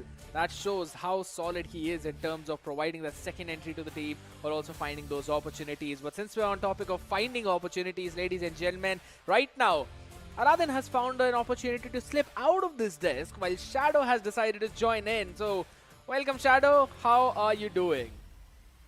Thank you so much, Kat. I'm doing really great. And since Revenant XSpark, they already got a victory on their own map pick. And I heard that you were also having this discussion that the next map split is going to be the pick of it, Orangutan. So the chances of OG doing fairly better on the map of split are very high. Pretty high, I'd have to say, but it's also about the confidence. Orangutan, even though they lost the previous one, they were still able to secure 9 rounds for them, and I think so that was pretty solid. But since we're on that topic already, looking at the composition, an Astra into a Viper, a double controller comp with a double duelist into the mix, Machiavelli on the Yoru, Wenka on the Raze. I did mention about this possibility to Aladdin as well. Hooks is going to play his classic fade, while Revenant Esports, they're going to stick to a pretty unique one. It's a Sky into a Teho. Yeah. You were asking for a Teho, and here it is, a Sky also there. And I also believe that Sky is a very viable pick on the map of split because of the Trailblazer. You get a lot of information. The flashes are also there. Combined with Omen's paranoia and Teho's ability, I think this double initiator comp of our RNTX is definitely going to bring some advantage to them. So let's see which team is going to come on the top of the map of split, which is going to the pick of Orangutan. The first pistol is always important. And if I remember correctly, in the previous one on the map of Pearl, the first pistol went to the players of Revenant XSpark. In fact, both pistol. Yeah.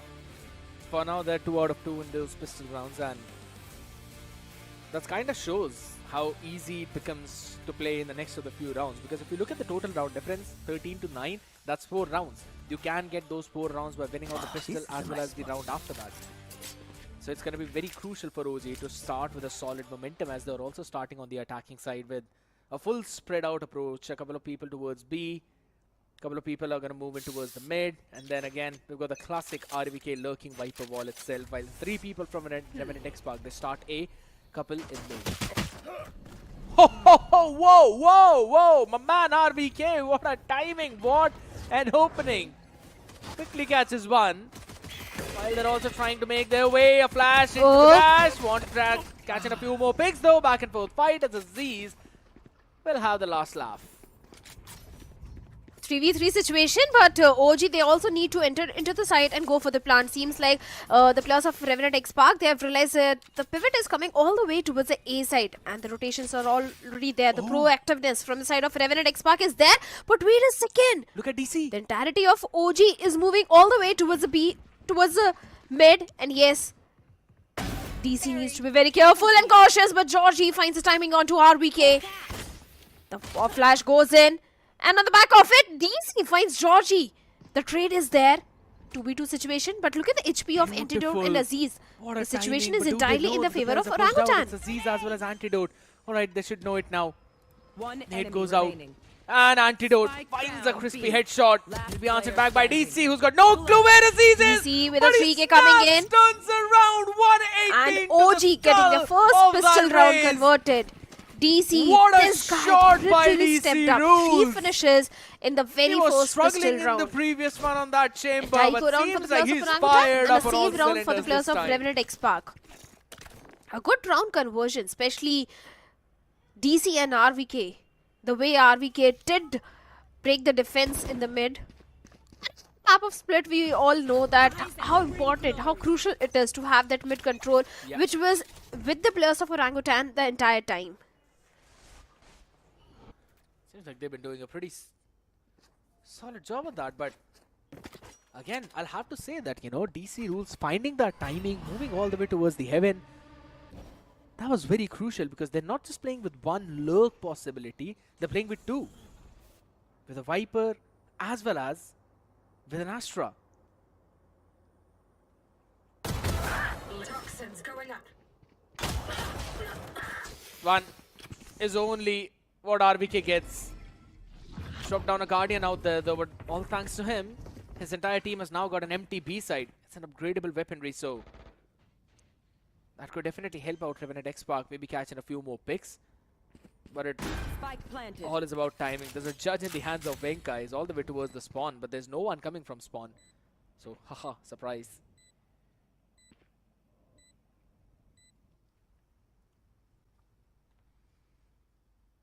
RVK is not there, but the retake of a 4v4 retake, the weaponry advantage is with the players of Orangutan. The main question is how much eco damage can the players of Revenant can do? DC swings out, trying to dish out some damage, but that paranoia, perfect paranoia, and antidote on the back of it shuts down DC. Oh my The god. timing is going to be super important, but along with that, Hawks also gets a knock onto Raw Fuel. Aziz finds Hawks, Makavli. Yes, antidote is sticking, and finally the defuse has been done. A ninja defuse happening, and Revenant XSpark, they have been able to convert the save round for themselves. What a big blunder from the side of OG. They realized that it's a flank heavy play. They gave up the entire site. Now why would you want to do that? They moved all the way towards the spawn. Pushed their own selves into a choke point. That's a big blunder, man. And Venka thought maybe they bought enough time, but they eventually did not. On the back of it, they've got this one round. Makaveli also will be falling down by Aziz. He's got the outlaw in the hand, no one to trade him off. Venka pushes up in front a bit though, but now you've got to make that cross from the main. Drone going out. Yeah, the drone sees two. Satchel play. Going up top, up close. Antidote there. To run away. There's going to be another Satchel. He moves in with the judge, but the trade is good. Last player standing. Hawks will answer back, but is only good for one as the next shot directly lands on his skull. Toxin screen down. Now RVK's position is also noted. A 1v3 for RVK? Seems like an uphill task for him. Trying to go for the spike, but DC, the way he's guarding it is not going to be easy. And finally, Georgie will land that final blow onto RVK, and the second round also goes in the favor of Revenant XSpark. But this round number 3 is going to be really important because now Orangutan, they'll have the weaponry, they'll have the full buy. Even the cosmic divide of DC is also just 2 points away. The entire ult progression is looking promising. The Nightfall is also just 2 points away. But the way Revenant is able to have that mid control every single time, especially Georgie being there, proving to be an absolute asset for the entire team. Here's the thing, you know. There's a lot of individual plays being made by OG. Revenant XSpark are playing as a team. Dealt with the Prowler early on though. And those salvos out there to try and disrupt the flow of OG if they wanted to go for any kind of fast hit. It's full buy coming in from both these teams, but Aziz still is keeping that out there. They can catch 3 players with that though. Timing is going to be crucial as he catches down onto Hooks. It was a back and forth a bit, but most of it in the back of Revenant XSpark. Now to just a couple of players remaining now, a 2v3. Can RVK find something? I get a 2v4 though. Raw Fuel is all the way towards the A side. And he's constantly watching Heaven with the camera. So the only angle they've got to be worried about is B.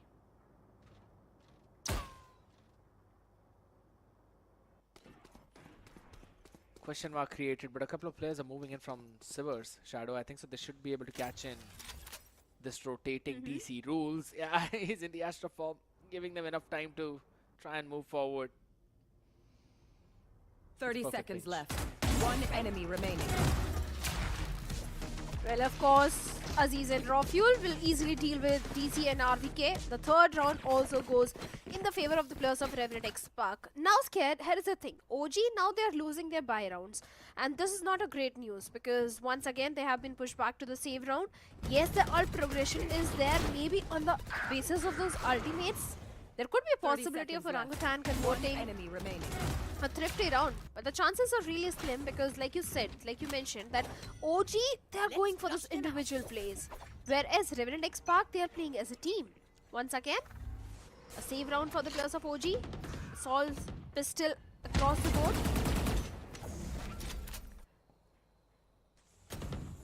see if Aziz with his outlaw, can he find something? Because for now the entire focus of the players of Orangutan is towards the mid and B side, but Aziz lands a perfect blow onto RVK, shuts him down.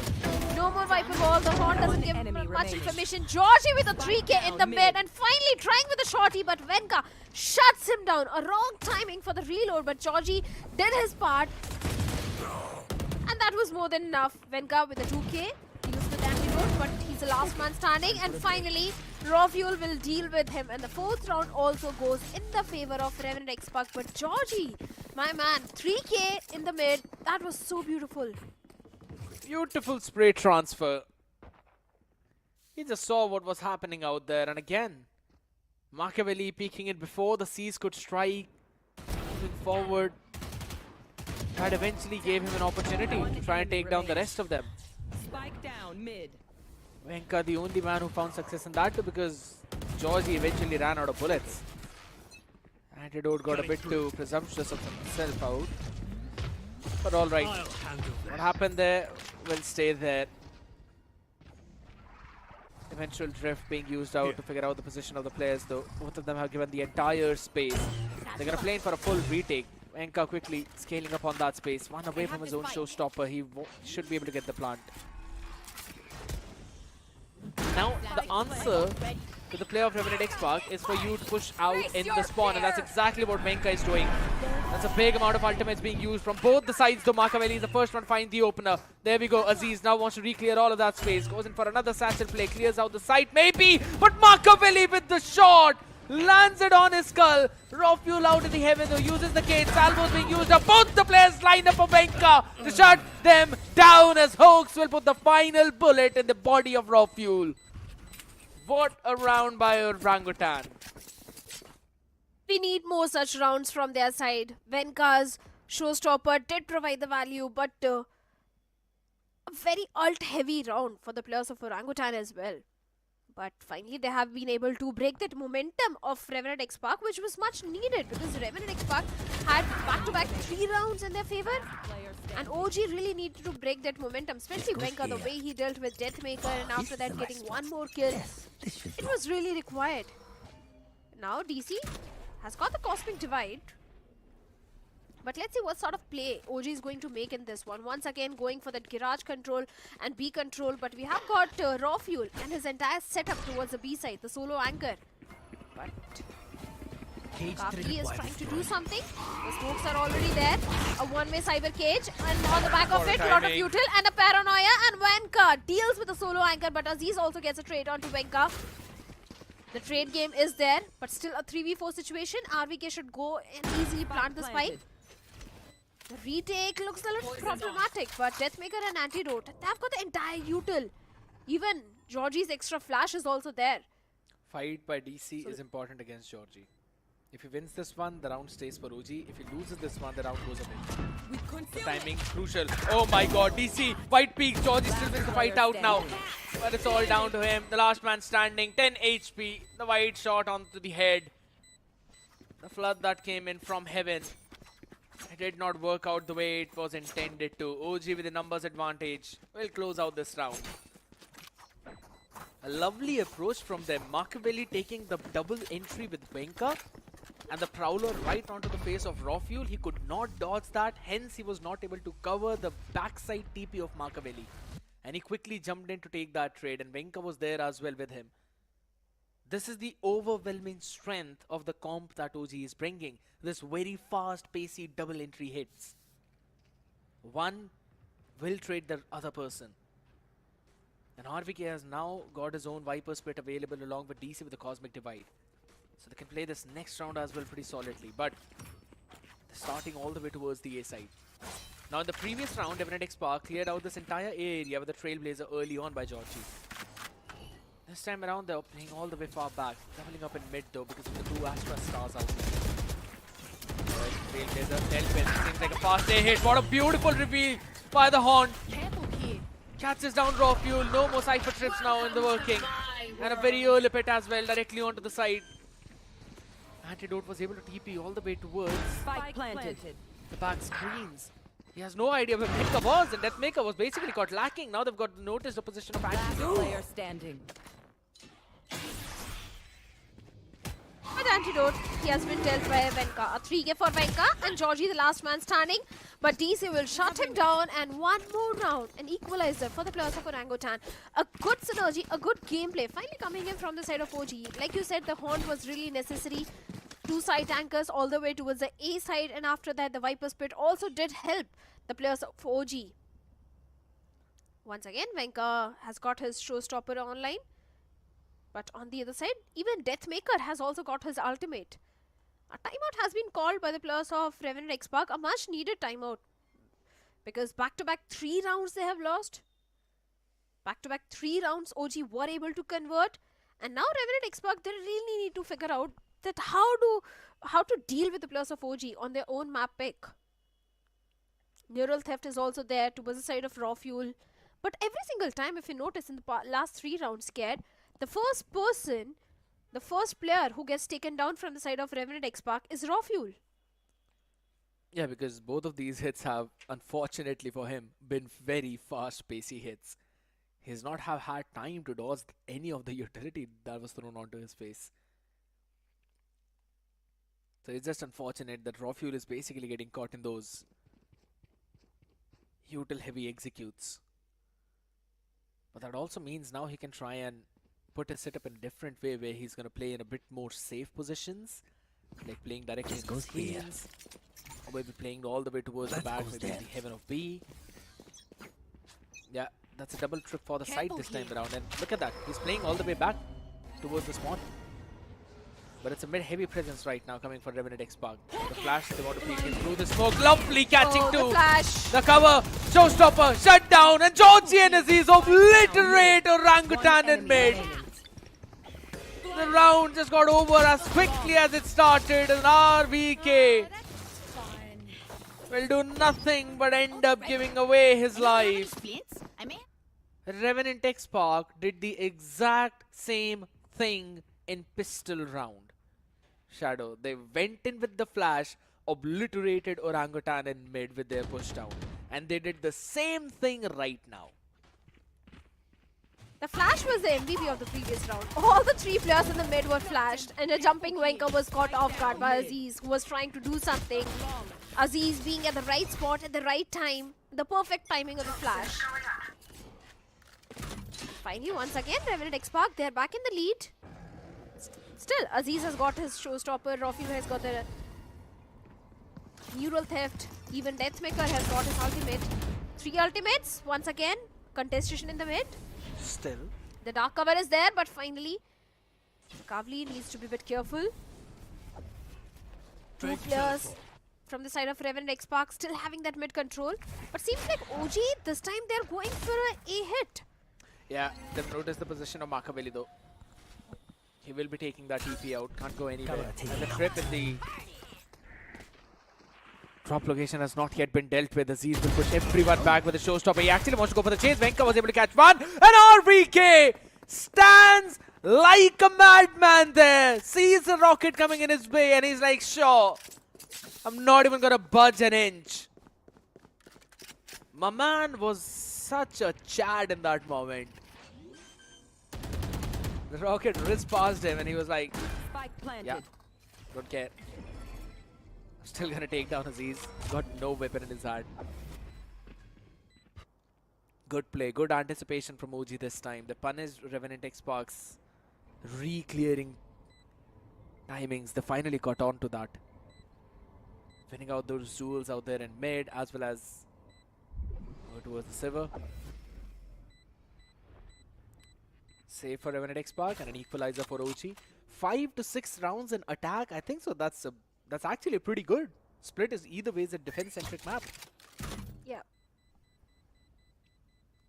Of course. But seems like there should be an equalizer coming after this one, because Revenant Esports, they are pretty much outnumbered. It's a 2v5 situation and there is no time left. And Antidote, Raw Fuel, they both decide to save their weaponry. So yes, an equalizer and a flawless round for the players of Orangutan. Seems like this half is going to end in a 6-6 swap. There is a great possibility of that happening, because even Makavli has got his dimensional drift. Now online, a full buy round for the players of OG, and so do for the players of Revenant Esports. So this round is going to be really important. If this goes in the favor of the players of OG, there is a chance of a 7-5 also happening. Because after this, maybe Revenant won't have enough creds to go for those rifles. Stealth drawn towards the A main, gets a lot of information, and the back of it, Venka and RVK finds two. Aziz and Georgie both have been shut down, and Venka with a shorty deals with Deathmaker. Just look at the aggression which OG is bringing in. Those fast hits are really working for them. As I said, Orangutan, they realize that Revenant XSpark, they like to go for their own exploring time. I'd have to say that it'd be better if they stop fighting Rocky out there. He's still a pretty crispy aimer. You don't want to give him an opportunity to try and equalize the scoreline, right? Heaven control is still not established by Revenant XSpark, so it's going to be very difficult for them to maybe push out. Yeah, DC. He's playing on side though. Now, Shadow, the thing is alright. They don't have enough time. Oh, hold on. Maybe they do. Maybe they do. They smoked it out. They've got the timing right as well. Raw fuel. The spray down comes in, but RBK will not allow them to take the Last round before the switch. nephews under their noses. What happened in round 2 stays in round 2, not replicated in round 11. That was a valiant effort though.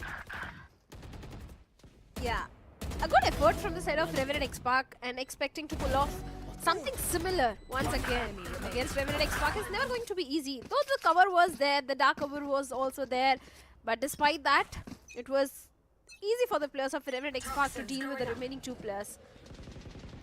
Once again, OG, the Trawler getting the information towards the A main. Where else Makabli is trying to have that garage control towards a B. I love how OG this time they are taking things a bit slow. And once again going for that mid control. Hawks with the Trawler still trying to clear some space, still trying to get that mid control, but Makavli deals with antidote. One of the anchor of B side has already been dealt with. That means the defense towards B should be weak. But wait a second, 3 players, mind you scared, not just 1 but 3 players are still there. Makaveli But will get another freebie. Yeah. Aziz traded him though. But does he anticipate Hook standing there? Alright, he now sees him. There are so many people. And with all that information, the lurk in mid is activated now. The timing on Venka. Perfect. Georgia taken down. The crab peak comes into play. And with all that question marks created, now they're moving towards the A side. Thinking that all that commotion might have basically got the attention of raw fuel towards there. That side as well. He's still standing all the way behind. Does he no one anticipates him though. Sees, go out. It's gonna be brought down because of the DK, and DC will win out that duel. 1v3 though. It's still doable since it's Aziz, but he's got a paint shells to work with a double satchel. DC, he's got the cosmic divide available. How long is he gonna keep that up for? That's the question. That cosmic divide has been there since quite a few rounds. Yep.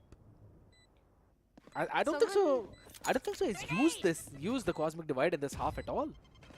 Not at all. Not even once. That's what I'm saying. Satchel out. Poison orb emitting. And seems like Yeah, it's done. he doesn't need to use it even now also, in the last round also. Oh, he will use it after the spike detonates. For who? Never mind, I said that. That's going to be the Aziz just sent him back to his maker. Go back to the same Switching cosmos he sides. came from. The round still will not go in their favor though, but OG are in a very solid position now in this one. 7-5 yet again, just like the last map, but now OG are on defense.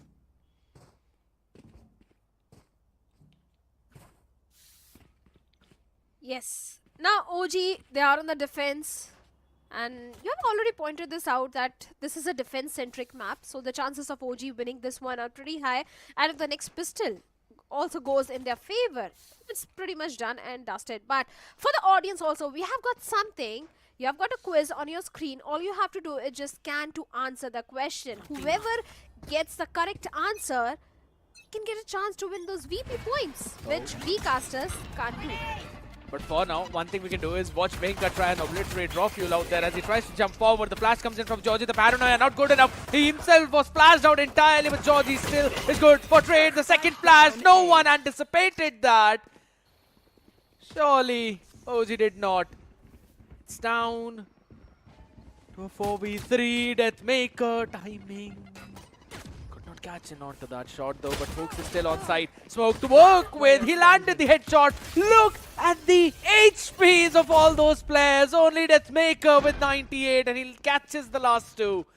Revenant XSpark. The pistol conversion by this team is just obnoxiously good. 4-on-4, 2 maps, and all they the lost 4 one. pistol rounds. They lost one. Lost this time. one? Yeah, the first Oh one. yes, the first one, yes. But still, 3-on-4. 3 out of 4. A decent score. Yeah, 3 out of 4. More than 90%. Or more than what I got in school. Wow. 3 I out was of about 4. to say more than what you got in school. But Three- then I was like, okay, I should not roast you enough. 3 out of 7 is still... 3 out of 4, it's still 75%.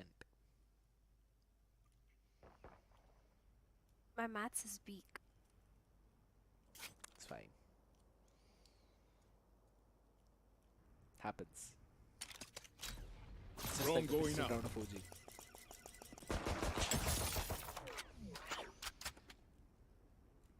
As long as the conversion stands good, that's what matters. And for now, Revenant XSpark are looking to convert this anti-eco round for themselves. Be a trap player out there with the Trailblazer used out. Snakebite comes into play as he's just quickly pushing out of his own. Snakebite gets not 1, not 2, but rather 3. Wanted to make 4th happen as well, but Antidote, he just came in out of syllabus. I was like, I'm here, I'm gonna steal that 4th one away from you. Thank you so much, Aziz, for that entry. You can possibly catch the 5th one. Machiavelli, yep. Knives out, shorty in the hand. Still get it. What's up, Aziz? You know, I was about to say that the pistol conversion of Revenant XSpark is really good. And the save round conversion, eco round conversion of Orangutan is also really good. But seems like that's not the case. This time OG was not able to convert the save round. But now, this round is going to be really important because once again a buy round for the players of OG. One enemy remaining. And of course, a bonus round for the players of Revenant XSpark. Rifles all across the board. Bulldog, Spectre, 3 rifles. This bonus is looking really promising for the players of Revenant at this point. Once again, Revenant going for that mid control. The defense in mid of OG is quite weak, if you notice, Scared. That is what normally happens in composition like this. I've got no sentinel, and either ways in the map of Split, the mid defense normally stays weak. It comes down to how well can you execute those trap plays, which Revenant XSpark, by the way, was able to do really well. With that flash combination, you pop flash out of the smoke from 2 different avenues. One wins and the second one all the way from Mail, but right now Antidote Poison's off. is anticipating this push out from OG. Can possibly catch in a couple of members. It's more of a crossfire or at least a double setup. Alright, the smoke's refreshed though, so OG are not moving out. They're gonna hold this one. Georgie. Nah, that's dirty. Does not anticipate the second, but Antidote will still answer back. 30 seconds left. Of course. Antidote. The spike has been down. A 3v4 retake for the players of OG. Dark cover on the back of it. Venka trying to do something. Macabre from the B tower trying to go for the retake. But seems like he's taken a lot of hit. But finally he deals with raw fuel. 10 HP. Left on 10 HP only. And Aziz deals with Venka towards the CT. Macabre, he needs to do something, but he can't. He can't, as Aziz will land the final blow. And the 8th round also goes in the favor of Revenant XSpark. Revenant, they've converted the bonus round. And OG, they lost the buy round. Once again, Orangutan seems like they're pushed onto the save round, eco round. It's going to be a 9-7. Should be a timeout. They have to go for the timeout. They're Not going for it right now. Maybe after this one. Sheriffs across the board. Pulling in a Marshall as well in the hands of Machiavelli. It's going 11-11. It's pretty decent. But RVK DC, they are struggling in this one along with Hooks. Same could be said on the other side though. But again, with the way how Georgie has been so on point with his pop flashes, he's setting his team up so good. Anticipating the push outs of OG, finishing all of that. And with this double drone, you know that you can gain out so much information. Like, the entire Wens is cleared out. RVK is still standing on an off angle though, but does not stay out there for long. Time to hunt. The rotation is being dragged over towards the B side, so this is still a stack side for OG, but there's just so much util out there on board. Snakebird is going to delay the push out, but Antidote already deep it into the site. Aziz, Rockfuel finding their own answers, and Deathmaker catches one more. That's done. Just a couple of players remaining now.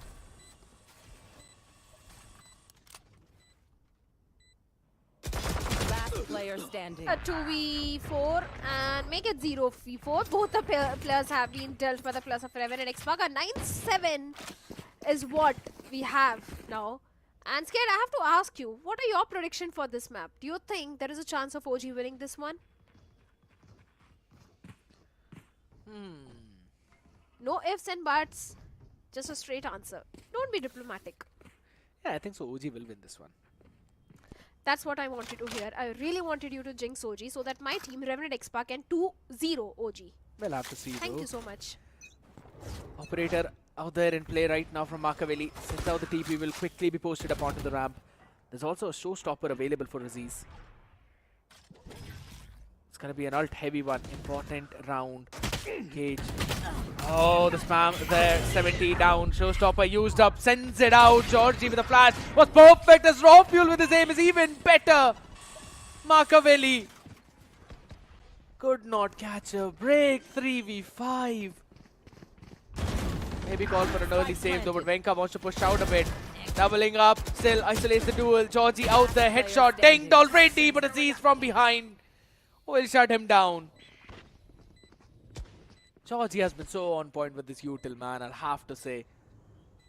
Raw Fuel probably catch RVK. Nope, he answers him back. Oh, did not check the close angle as Antidote all the way from the far fray will get his shot on the dome. 9-7, double digits reached. Look at the assists of Georgie Shadow. 14 freaking assists and 17 frags. Told you, George is doing so much in this map. The Seekers are already there. And like you said, 14 assists. So that means as an initiator, he was able to provide those perfect flashes. That information which is required. Every single time Georgie was doing his job perfectly. And that's the reason that Revenant XSpark, they have got a lead of 3 rounds. But once again, Raw Fuel trying to do something all the way towards the A side. The tripwire is there just in case if the plus of OG decides to go for that flank. But the entire plan of Revenant XSpark seems like should be to have the control of the mid. Or maybe just go for a B hit. But once again, OG, they don't have the weaponry. Just a single rifle and a bucky. Here's the thing. If there was a Sova or a Breach in this composition, instead of a Fade, I think so OG would have had a few more options in terms of pairing a few things up. Like Machiavelli has got his Dimensional Drift available right now. Alright, Bucky in the hand. Still catches one, but one is all he gets. Venka has got the hero rifle available though, but they've not really made any kind of play. So he's the only man who can eventually catch Georgie while he's rotating. It's about time, yeah. Georgie's seen him. Does not want to give him the 1v1. It's about timing though. Calling players out. The drone's gonna scan him. Perfect. Peeking on the back of Util as Aziz then makes his move in the heaven. One enemy remaining. Revenant XSpark are playing so good. Their combination brilliant. RVK poisons Deathmaker, but it does not matter. Revenant move on to 11th. OG on the brink of collapse. This is the last chance for them to pull themselves back in this game. You know what, Revenant XSpark is like, we don't care if this is a defense-centric map or an attack-centric map. We are going to dominate in both the halves. And that is exactly what they are doing. In the defense, Orangutan have not been able to convert even a single round. This could be their first round in the defensive half because they've got 3 ultimates. Dimensional Drift is there. Viper's Pit is also there. Cosmic Divide is there. Even the Showstopper is just 1 point away. So could be possible for the OG. Oh, For the Venka. 8th one, but just look Unchecked. at the angle where Venka is. Yes, unchecked, and then he can do so much. Gets one, can he get the second one? The Showstopper is already there, and yes, he does. He gets the second as well. But still the numbers advantage is with the players of OG. Here comes the Dimensional Drift. All the way towards the A and the mid, and the vents have been checked. A lot of information with Makavali to work around with. Look at Antidote. Look at where Antidote is. Enemy remaining. RVK is just so aware of him. Deathmaker down to just 9 HP. He's got a lot in the bank. He can probably go and maybe take that fight. 51 more seconds remaining in this round, and we're already down to the last 4 players remaining. 3 for OG, 1 for Revenant. Holding down the perfect angles. He's not making the noise at all. He should find that empty side, 30 seconds left. and it's fairly clear. And I like the idea of OG, Shadow. All 3 players playing close to each other.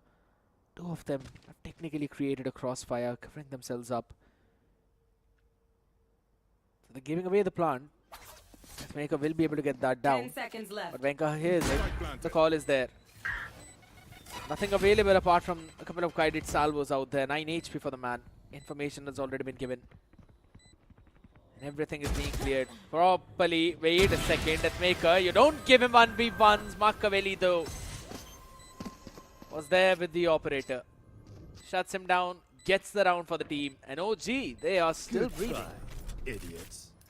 Yes, OG, they are able to convert first round in the defense. And I already said this is going to be an ultimate heavy round, and that is exactly what happened. On the back of the ultimate, they were able to get the first round, but still, they've got 3 ultimates available. I'm not counting DC's Cosmic Divide, so only 2 ultimates available with the players of OG. I wonder if DC is going to use that Cosmic Divide at all today. But Makavali this time on the operator. The Viper's Pit is there to completely deny entry towards one side. Nightfall is also there for the retake. But this time Revenant XSpark, they're going for a very early mid control. The pit is there, and Deathmaker also gets DC through his util. Oh, Makaveli could not catch that, but Antidote was playing pretty solid. What a timing on this one. Oh my goodness, you spotted the guy out there. Makaveli, this... the awareness. It's kind of missing on that one, but it's fine.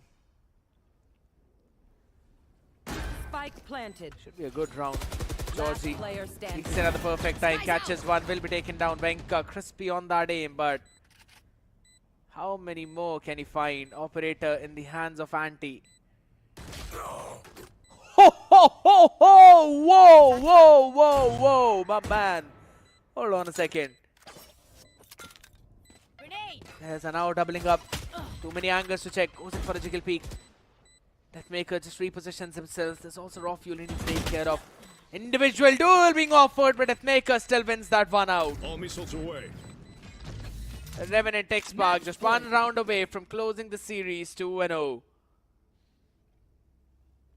I told you it's going to be a 2-0 in the favor of Revenant XSpark, not just on the match point, like you said, on the series point as well. There are 2 ultimates available with the players of Orangutan, but I'm not sure if they are going to help them a lot because the weaponry is not there. Economy is completely broken. It's just 2 rifles and 3 pistols. Where else for the players of Revenant is going to be a full buy round. And if I'm not wrong, it's going to be a very fast hit also towards B. Once again, Revenant going for that mid control. The crossfire setup from the side of OG is there, but the trailblazer of Georgie is going to provide a lot of information. Venka has been pushed back to the vents. But just look at the proactiveness of Revenant. After using the Trailblazer, they're going for the garage control and a direct side hit. But what an adaptation from OG. DC catches not 1 but 2, and it's all down to Aziz, 38 HP. Raw Fuel is nowhere close. Now making his way as Hoax with the upgraded weaponry. Able to catch one, and now is noted the position of Raw Fuel as well. Just don't give him 1v1, that's all you need. Machiavelli is doing exactly that, but he's backstabbing, so it's fine. Venka pushing out his own smoke. Now there's an opportunity. Raw Fuel. It's the reload button. Machiavelli hears that. It's about timing. Picks another perfect one. A couple of fifth shot, but it's fine. He gets the head. I'm glad he did not go in for a full-fledged spray down. Good control on those nerves. 9-12. OG is still breathing. Venka found the first opener in mid. He shut down Georgie, realizing that he's constantly taking that mid control. And then DC with a beautiful repositioning behind the tower gets 2. Those were the crucial ones. Even though Aziz finally got 1 pick onto the rafters, but he himself was brought down to just 38. And this man is out fragging everyone though. 28 finishes already in this one. Aziz has got the showstopper as well, Shadow. That's the thing, that if OG, they want to get the 10th round, they need to dodge the showstopper. And also, Deathmaker's ultimate, which is just 1 point away. If OG somehow manages to give no value to those 2 ultimates, there is a chance of OG getting the 10th one on board. The stealth run all the way towards the mid. Finally, the information is there, the vents are clear, and the entire mid control this time is with the players of Revenant XSpark, because the entirety of OG is playing towards the side. 3 players towards B side, 2 players all the way towards A side. The Prowler will get the information that E-main is pretty much clear, so it's going to be a B hit finally. The direct side hit is there, the showstopper is also there, the trade is also there, DC getting 2 of his own, RVK getting 1, RVK with the second one, leaving Georgie all by himself. Every single time. Georgie though this time takes one down. Hoax. He's giving some fake footsteps out there, but now he's going to be running all the way towards the A side. He knows where the rest 2 players are. They can't really give him the individual 1v1. Alright, the plan's going to go down. Information given. RVK, Machiavelli. Flash all the way on the side. Georgie will be able to reposition himself. He's going towards the heaven. This is such a smart play from this guy. He can have a timing onto them. Still 1 flash available for Machiavelli. Georgie, nothing out there to help him out. Alright, sees no one's sticking. Tries to find the individual duel, but Machiavelli is good for that headshot. Will get the defuse. OG hitting the double digits. Not enough to break the buy till now, though. Revenant XSpark should have enough to buy in the full next one. The loss bonus is there. But I have to say, Shadow DC rules stepping up in the previous 2 rounds is the reason why they're still breathing. Yeah. First getting a 2k with the pistol. Now in this round, he was the one who shut down the push from B main. Therefore, the pinch could not come on right time. And that's why OG's side players survived.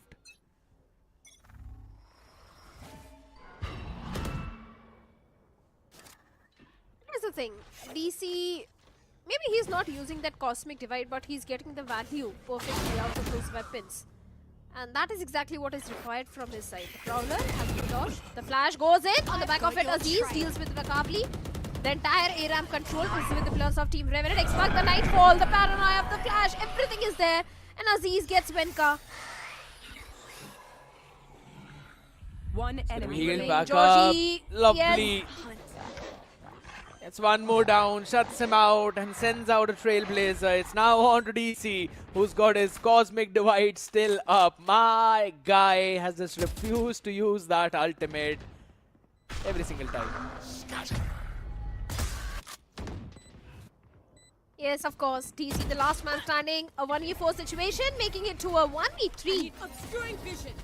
Should be an easy round for the players of Revenant XSpark. Time is the biggest enemy for DC at this point. And also the numbers. I really want to see him using that cosmic device. But that's not gonna happen as Raw Fuel shuts him down. And a 13-10 for the players of Revenant XSpark. A 2-0. Revenant gets one more victory. Antidote sending out that love sign. Great approach from Revenant XSpark. Good adaptations coming in from their side. And I'll have to say, Georgie has been phenomenal. Yes, Aziz been having that cracked aim days. Raw Fuel is doing a pretty good job.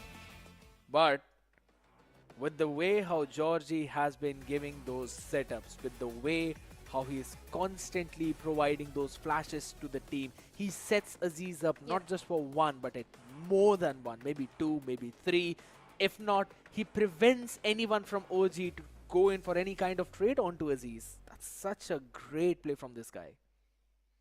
Of course, Aziz and Georgie, this entire duo was doing wonderful. He was getting those opening frags. Georgie was providing all the necessary information, and the flashes were also on point. And not just the flashes, I think he was also getting those finishes also. The kills were also there towards the side of Georgie. Even Deathmaker was also doing wonderful. But on the side of Orangutan, I think it was mainly Venka who was doing the majority of the heavy lifting. Those flashes were not there because of the composition which they had. That didn't allow so much for the players of Orangutan, especially those lurk players, because Cypher was not there. No tripwires, nothing to go for those lurk players. So there are few mistakes from the side of Orangutan, but I'm sure next time whenever we are going to see OG, they'll be much stronger. Highly possible. And at the same time though, still want to bring the discussion back to what happened on this map of Split. OG yet again understanding a few important points, that whenever it's a split, they need to stand the ground on the side by taking the fight at least on one front. One big thing that had been happening for them was they constantly were just getting outplayed in many of those situations.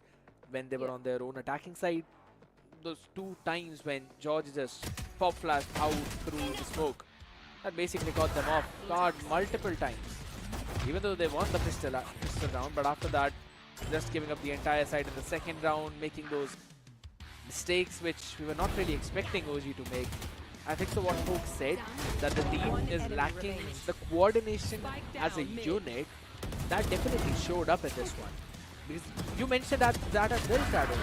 Flashes on time just to set Venka up for those picks. Sometimes those things are not there, and it clearly showcases that you have not yet practiced fully with your main composition.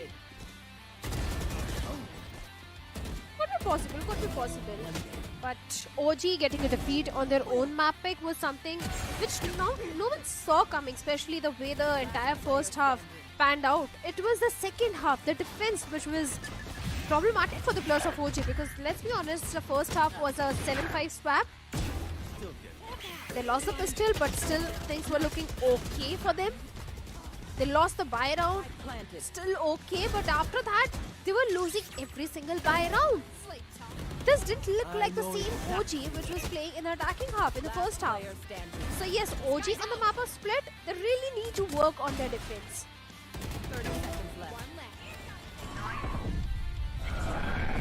Eventually, they've got enough time to try and work around with it a little bit later on as well.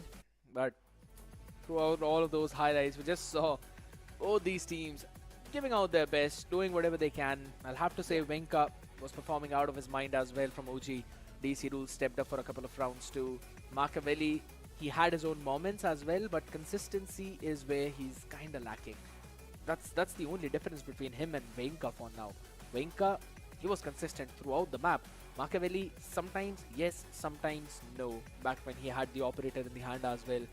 Overstaying his welcome, I believe it was round number 18th maybe, when he was having that operator. He tried to take that shot, could not get the head of Antidote. If anything, Antidote was the one who traded him off before he could use that TP, before he could gate crash away. Now these are the kind of mistakes that were being made not just in one map, but rather in both of those maps.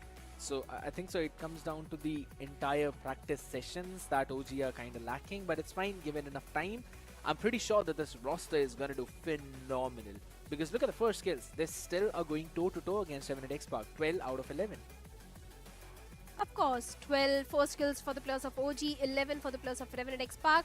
The post plant is also looking decent for both these teams because OG was doing decent in the attacking half. 7 times they got the side, 6 times they were able to convert it. It was mainly the defense which proved to be a problem for the players of Orangutan. And Revenant XSpark also, the post plant is looking good. 10 times they got the side, out of 10 they were able to convert it 8 times.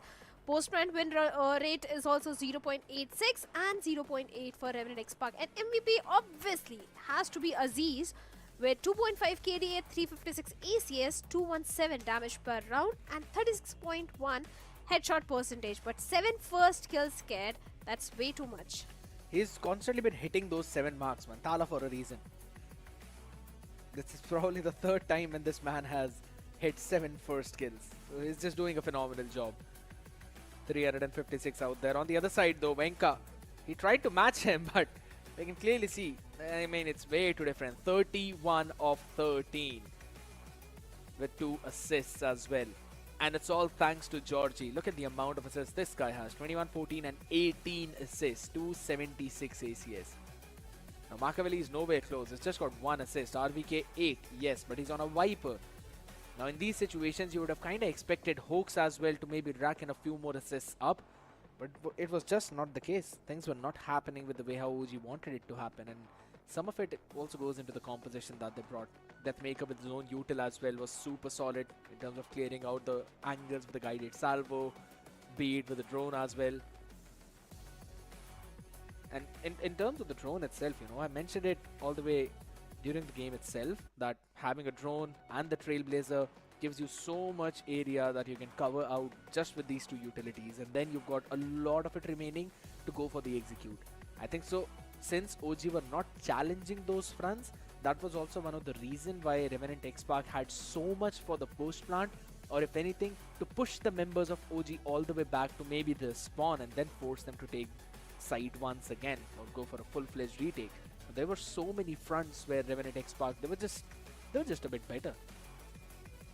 They were better, and Revenant is more of a strategic team. Orangutan, on the other side, if you notice, every single time they were going for the fastest in the attacking half, things were going in their favor. But when you are in the defense, you can't go for those fast retakes, and they seem to be an absolute problem for the players of Orangutan.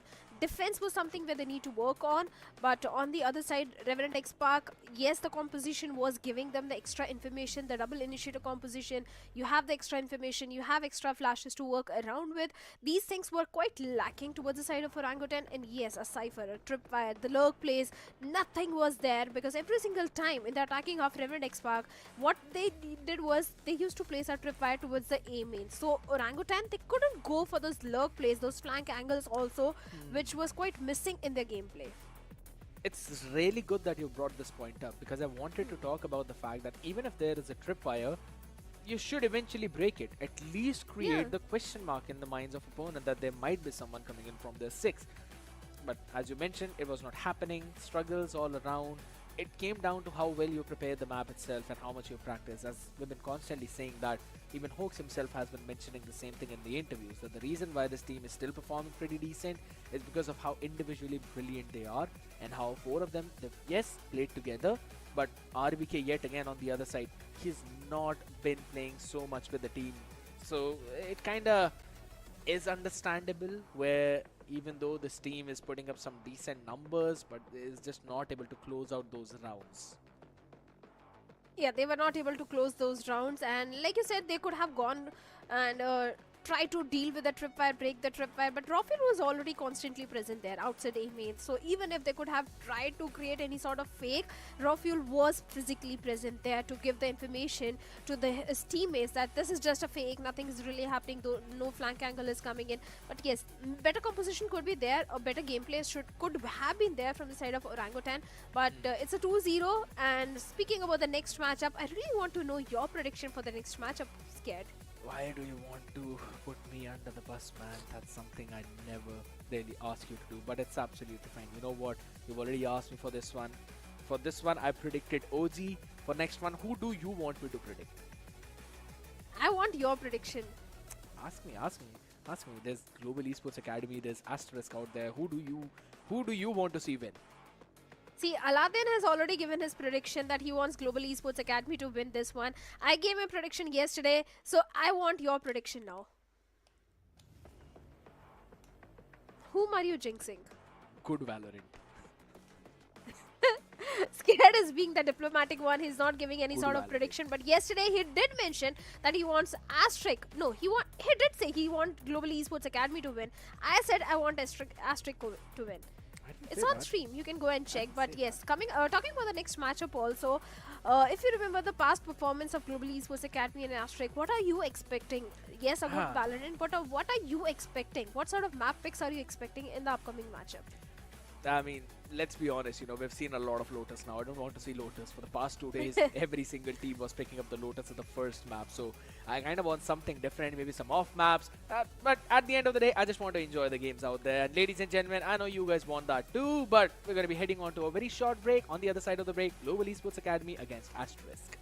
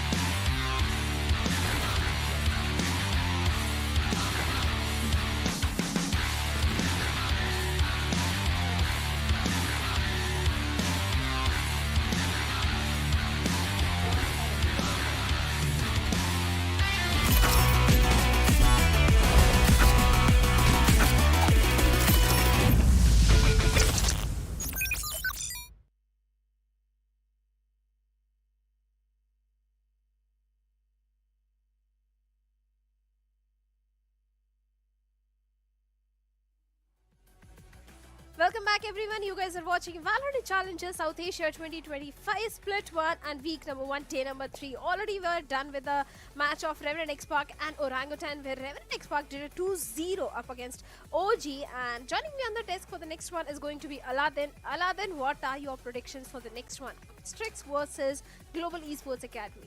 Thank you so much for having me once again. My prediction is definitely going to be Global Esports Academy for this match. Before I jump into the details, if we talk about the previous match a little bit, our team Revenant Esports and OG, although OG did have a great victory previously with a 2-0, but this time around they were struggling a lot, and the sole reason behind it, definitely it was the duelist Makavali not performing up to that expectations. Previous match was good from his side, but unfortunately the first match where the pressure began to crumble on them, that's when Makavali did not perform. But for now, if we talk about Asterisk versus Global Esports Academy, previous matchup when Asterisk played against OG, it was a 0-2. Unfortunately, Team Asterisk were unable to win a single match. On the other side, Global Esports Academy versus Revenant XSpark. XSpark, who is probably considered one of the best teams of this split. I guess Team Global Esports Academy, the way they challenge and push them towards the best of 3, this clearly tells that they have a lot of in them to prove and definitely challenge Team Asterisk today. Yeah, definitely. I do agree with that. The matchup against Global Esports Academy and Revenant XSpark was quite interesting, where on the map of Lotus, Global Esports Academy did manage to get a victory, and it was a double OT if I'm not wrong. So yes, it wasn't easy 15-13, for yes. Global 15-13, and it was not easy for the players of Global Esports Academy at all. But despite that, they were able to get at least one map victory. So the chances of Global Esports Academy winning up against the players of Asterisk are pretty high, because Asterisk, let's be honest, they lost against OG and it was a 0-2. But looking at the roster in Global Esports Academy, we have got Envy, Risen, Kibogen, Smokey, Lil Boy. Kibogen and Lil Boy, these two guys have been performing really good from the very start of the tournament. Absolutely, but in the previous game, Lil Boy was struggling a bit along with NV2K, who had a kill death ratio of 0.6. I mean, this guy needs to step up real time. And on the other side, we had Icarus and Yash specifically. These two players were dominating from their side. Simple, Nair and Wave, they also played well, but Wave, he needs to step up as well, because this player was also struggling with a KD of 0.7. So these are some stats that I made. But on the other side, there's one thing that I need to highlight. Although Global Esports Academy, they pushed the team towards the best of 3. The scoreline deducted from 15-13 to 9-13 and then 7-13. Slowly and steadily, they took a lot of pressure. But comparatively, their opponent team is Asterisk, who played a 11-13 match, and after that it was a 0-13. This is something that is not acceptable, and considering that OG was in front of them, this clearly tells that the pressure on Asterisk is going to be really high, and Global Esports Academy, they have a chance to dominate out there. But still, it all depends on what the game plan is now, what have they planned for this match, because sometimes this is something that I always say, it's not about who is better, it's about who plays better on that specific day. And since you are talking about that 13-1 scoreline, it was the map of Haven. I'm sure OG Asterisk today, they are going to insta-ban the map of Haven. They don't want to play Haven at all, for sure. But Lotus is one of those maps where Asterisk did kind of fight against the players of Orangutan. So maybe we can see Lotus being picked in the map pool. But also, talking about the lineup of Global Esports Academy, if you remember, Risen, he was the guy who did a 1v4 That's what I wanted to mention. Revenant XSpark. It was round number 10. Aziz, Raw Fuel, Deathmaker, Antidote. Doing a 1v4 up against such experienced players is not an easy job. So I do agree with you about your prediction that Global Esports Academy do stand a chance to do a 2-0 up against Asterisk. Let me tell you one more thing. Global Esports Academy Risen was a player of a team Asterisk, so there are going to be a lot of insights that he knows about his team. So this is going to be another factor for Team Global Esports Academy to dominate out there. But as we talk about the map, Vito, Lotus, as we were expecting, is going to be the first match. It was predicted, it was picked by Global Esports Academy. If you remember in the previous match, Asterisk, they did pick the Lotus map when it was their first pick. And again, the Global Esports Academy, they also like to play on Lotus. So let's see how these teams are going to play, how these teams are going to perform on this match, as both of these teams, they love to play on this map. Again, team Global Esports Academy. They wanted to push on the map of Haven. They wanted team Asterisk to play on that map as well. But let's talk about their composition for this match. Team Global Esports Academy. What do you think are they going to be playing with? On the map of Lotus, the chances are that there is a possibility of them. But I'll tell you, let's head over to an interview. We'll continue this discussion after the interview. Both of you in the first game, but it's fine. But Arubis, I have a question for you. I mean, we did speak earlier. We did see how confident you were with your team, and they still were able to get one map for themselves. What went wrong in the other two maps? I think we just kind of lost Steve, especially during the third map. So we're still kind of getting used to playing these long matches, kind of keeping focus, keeping that momentum going as best as we can. And, I think we just ran out of steam is the main issue there. But map two, I mean, map two also you were looking good, was but suddenly dropped out. Yeah. It was like small mistakes individually, right? Or like together, we were kind of worrying too much about what they were doing and not really playing our game as much as we should have been. So we're still working on addressing that, and hopefully it's fixed by the end of this week. All right. Well, Sky, any questions? सबसे पहले आना start. See, is that a green screen? पीछे. No, it's not a green screen. Buddy. You still know. अभी भी you have that एक हमेशा से you loved cooking. तो आज भी कुछ बना रहा था क्या टीम के लिए? Yep. Hopefully it'll work out. It's just the implementation of it that matters, So Bro, I'll start hopefully my get to show you on the server. Your journey अभी till date, you started as caster हमारी तरह. उसके बाद you coached बहुत सारी से पहले भी बड़ी team, and you went international. क्या हुआ कि फिर से स्वदेश वापस आए आप? Honestly, just the project. The management and the owner side really resonate with how I want to work with things in a Valorant project in any organization, And the players are really talented. We couldn't show it in our last match. Like, we lost out a bit on the composure, but we're working on it. And hopefully you get to see the talent that I've seen already from the players in the server in matches really soon. What was the discussion after 13-11 to 13-1? Tab, what kind of conversation happened in between the team? That's a question for stream, so I'm gonna dodge that and say I'll answer it the next time. Yeah. Sure. All right, guys. Well, that was it from our side.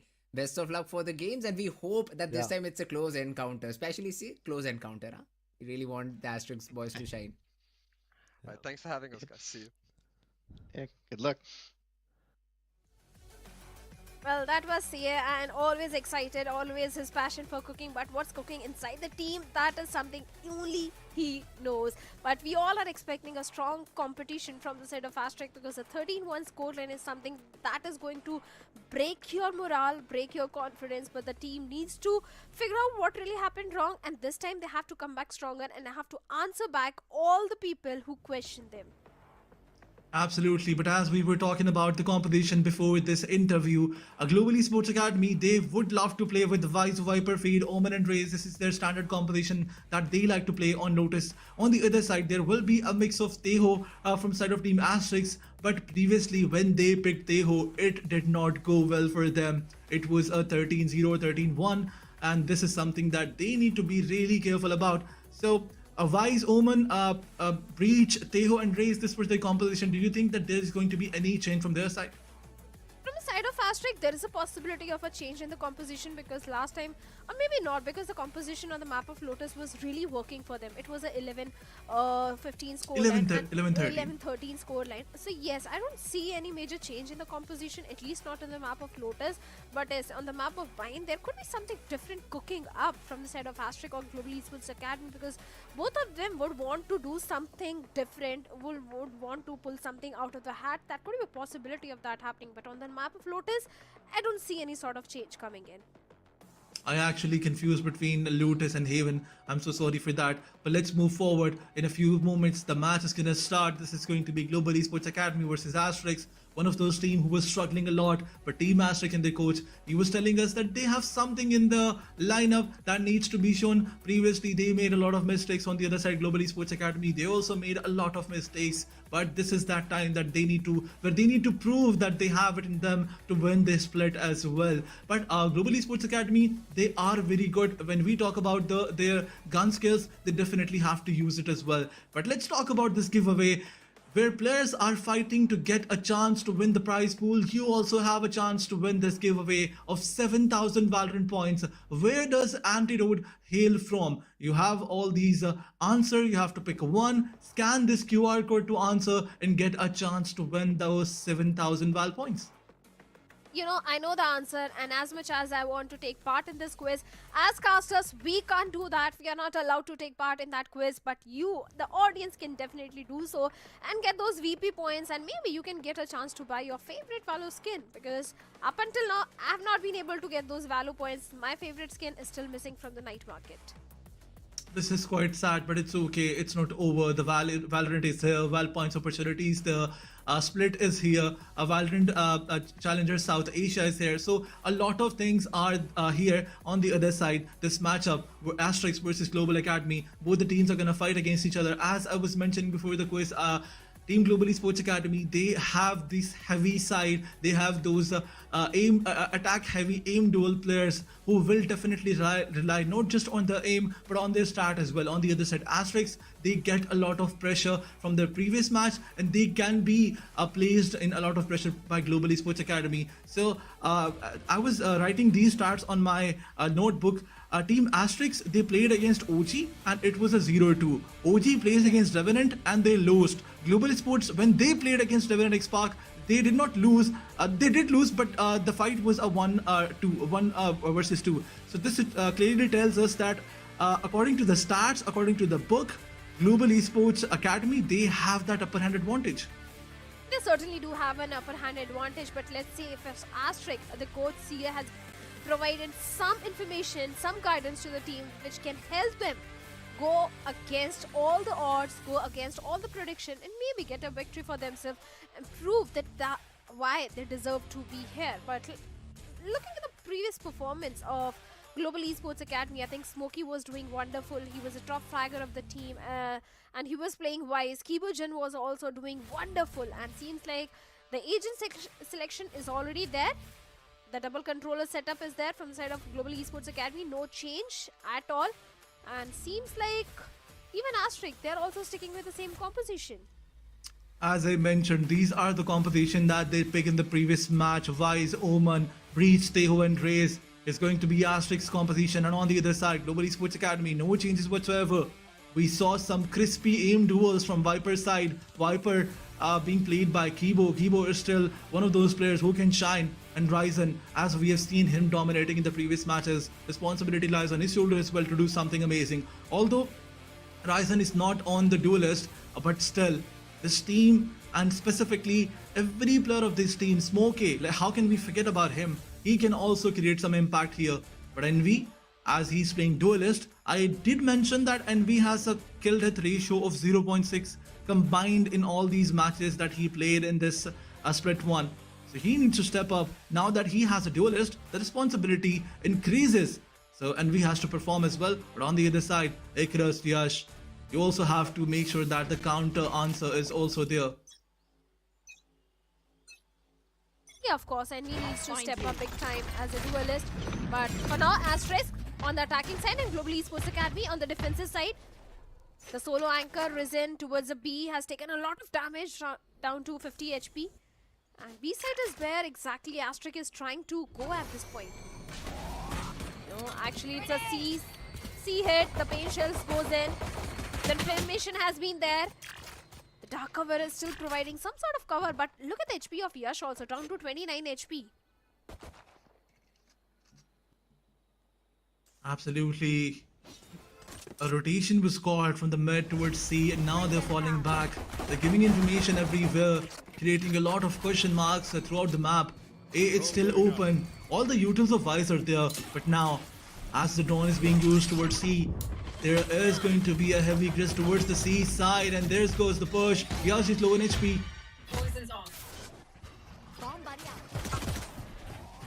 Well, he's certainly low on the HP, but look at Kibo-chan, 1, 2, Envy getting the third, Envy with a 3k coming in. And Envy, we said it, we talked about it, that this guy needs to step up, and seems like he's really stepping up.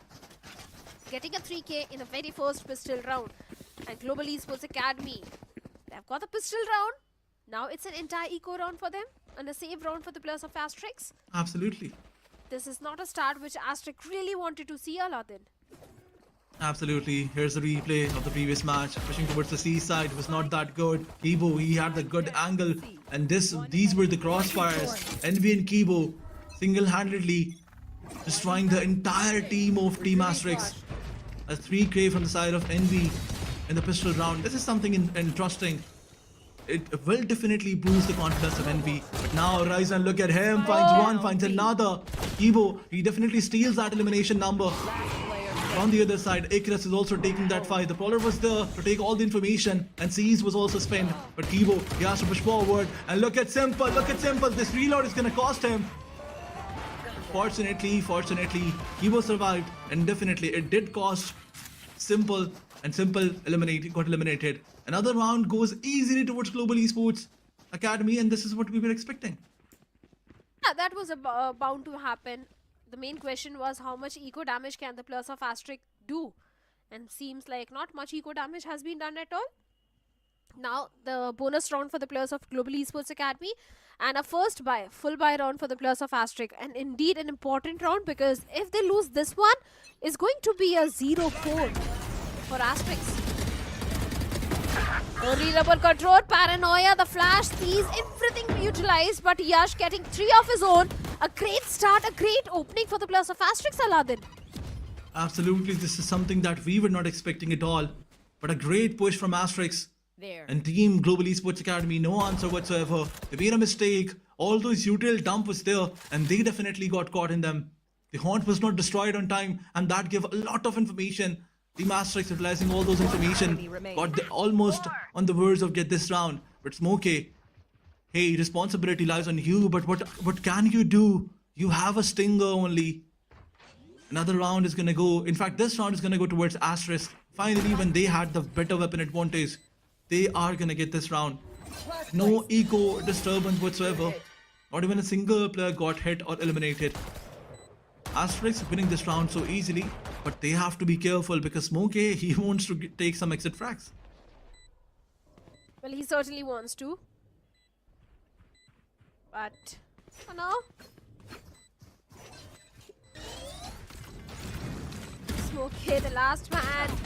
I don't think he can do much. All he can do is just try to deny that flawless to the players of Asterisk. And is it going to be a knife? No, he's going to just save that stinger and maybe go down by the spike. And yes, he's decided to go down by the spike. And the first round goes in the favor of the players of Team Asterisk. And Yash did step up big time, Aladdin, in this one. Because if you remember, last time also when Asterisk was playing up against the players of OG, Yash was the top fragger of the team. I mean, look at this. Right time, right use of utility. The flashpoint was there. No answer whatsoever. 2 of the players were flash, and Yash sweeped them so beautifully. And as you were mentioning, he definitely deserves a lot of appreciation. This mistake was not expected from Global Esports Academy side. They got caught in all those utils. Once again, Yash pushing towards the side, rushing towards that. Missiles being used to clear all the cheeky angles. Smokey, he's inside the side, and he's waiting for all the players. Rotation is being called. And look at all the players of Team Global Esports Academy. Smokey has to survive. He has to stay alive. But on the other side, there can be a rotation called. Or maybe they're going to cut all the noise so the players go back and then they hit the A side. Look at Icarus. Slowly and steadily moving towards the C side.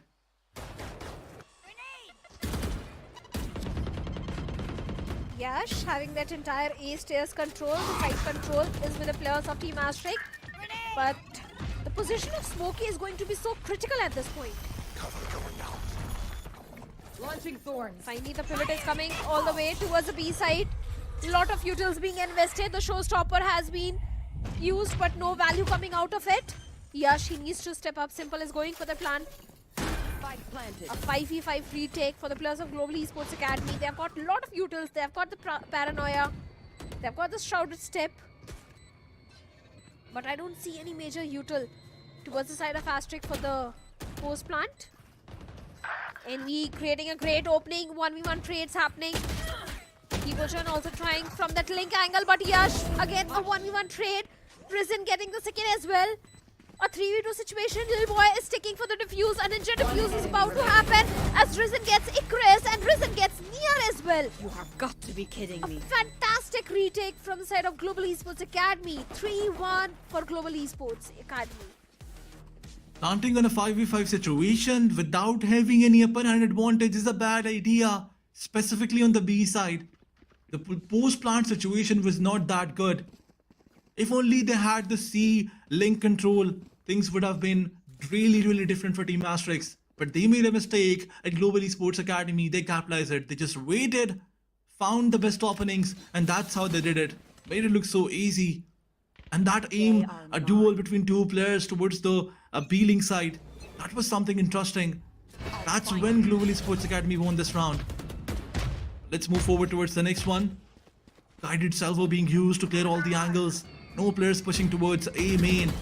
Smokey, still the solo player, trying to hold A entirely. The whole control is being given to him, but Risen slowly and steadily closing in. Wave has to be careful. If he casually walk out, he can get picked off. But on the other side, Icarus trying to create some tension towards the B side. Takes one down and falls back instantly.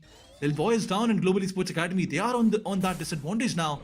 The win advantage is there towards Asterisk, but they have to convert it now. They certainly have to. Nightfall, Showstopper, 2 ultimates towards the side of Global Esports Academy, like you mentioned.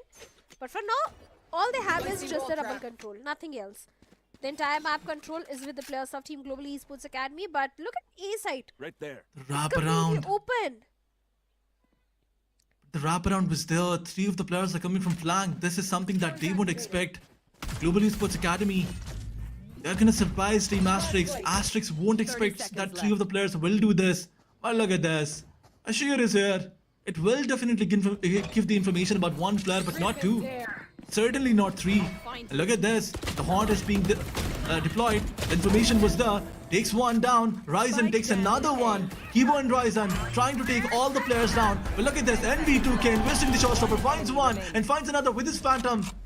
This is looking good. NV2K making his weaponry and his ultimate count.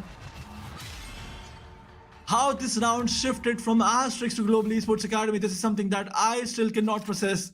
Lil Boy was down. A 4v5 situation. The side control was there. And yet again, Global Esports Academy, they won this round. This is a map pick of Global Esports Academy. So obviously we expected them to perform really good, but a timeout should be coming in from the side of Asterisk because the scoreline difference is really increasing. And now Asterisk, they need to talk with the coach and figure out what's really happening wrong, how they can break the momentum. And has been doing wonderful, Aladdin, from the very first pistol round where he got a 3k, and after that 2ks are also coming every single time, and he is able to create that opening, get that first blood. So yes, he is doing wonderful, but Asterisk, they need to figure out what's really happening wrong in this timeout. Absolutely, you're correct when you mentioned NV2K getting those 3Ks, and even now in this round, it was a 3K from his side. So he is definitely creating that input that we were talking about. He is clearly stepping up. Previously, as I mentioned, his kill death was 0.6, and now his KD ratio is definitely improving. But for now, Global Esports Academy, they have forced Team Asterisk to take a timeout and rethink, re-strategize. What's going wrong? What are their mistakes? What is Global Esports doing better than them? To be very honest, a previous round, it was Asterisk's round because they had everything in their favor. The map control was there, but unfortunately, NV2K, he was definitely better than everybody else at that time. And now, in Global Esports Academy, they have forced Asterisk to save, and now Team Asterisk, they're pushing towards B. This is a bad idea. Let's see if it goes in their favor or not. Risen is still holding on to that angle towards the B side. The entirety of Asterisk has rotated away to the C side. it's not going to be easy to go for a C hit because the entire setup of Smoke is also towards C. The paint shells to clear out some space just in case if there is any sort of setup, which was there. The poison cloud is there to delay the things, but finally the hit is coming. Careful here. But look at the players. They are stuck towards C mount. Thorns activated. Absolutely, NVK still making sure that his phantom speaks. Another player is down. He is not stopping at all. Once again, 4 of the players are moving towards B. Risen is there. Yash takes him down. But Envy, he gets stopped by Yash. He is just a beast. Another player down by Yash. A little boy gets a lot of damage. Gets a little bit of damage with these paint shells. But is there any information that Asterisk has? The paranoia being deployed. Little boy finds a near. But Ikras, this guy is not stopping at all. Asterisk, situation is down to a 3v2. And now on a 2v2 as Smokey finds Yash. Hunter's Fury being, Rolling Thunder being committed, but Asterisk still, this round is far from over for them. And Smokey, as he gets taken down by Simple, look at Little Boy, he's committing, he has no idea where Simple is, now he spots him, but Simple, this guy is just better. With the Sheriff, he clutches it all. Asterisk, they won a round that they were not supposed to. And Global Esports Academy, they cannot recover from this. 2-4. Global Esports Academy is still in the lead, but they don't have economy. The entire economy has been broken. Yes, they have got the Viper Spit to work around with, but it's just only Stingers and Sheriffs and Classics. Nothing else. Where else, for the players of Asterisk, is going to be a full buy round. They've got the Steel Garden. Even Teho's ultimate is also there. Initial first wave of Futal towards the A rubble. And seems like Global Esports Academy, they are playing A side on the retake. A completely empty site. But the entire team of Global Esports Academy is going for the retake from the A main.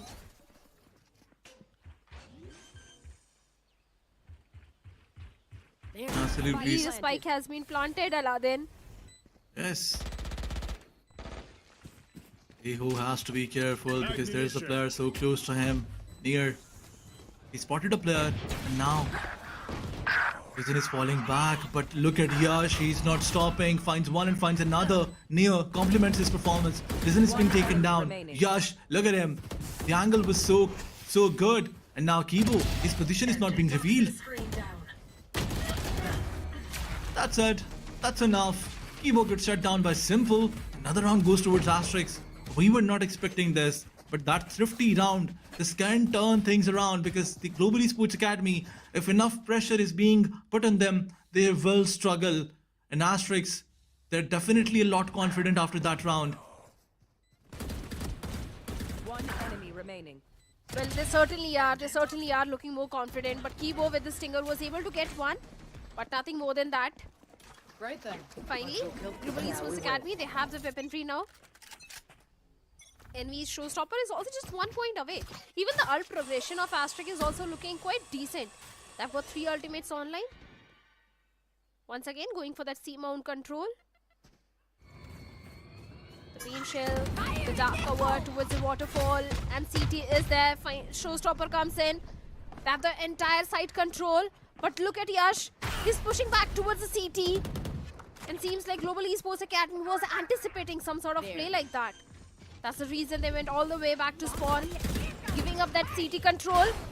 But finally, Nier is going for the plant. The paint shells are there. The utilities are there. Oh my god. The flash on the back of it. Simple getting 2. But Global Esports Academy also gets 2 of their own. A 3v3 situation now. Absolutely, but Armageddon Nier almost wasted his ultimate. He could have used for a better. He could have used it in a better situation, but now Nier is stuck. This is where the Armageddon was needed. But he still had guided salvo. Used it for now. But it's a 1v2 situation where he finds one. Smokey has to be careful. What are you doing, my man? He was sticking. He was sticking. And this was a mistake. Nier completely annihilated the team of Global Esports Academy after making one mistake. He made sure that there is no room for another mistake whatsoever. Asterisk, they're just clutching all those rounds. What is Global Esports Academy doing?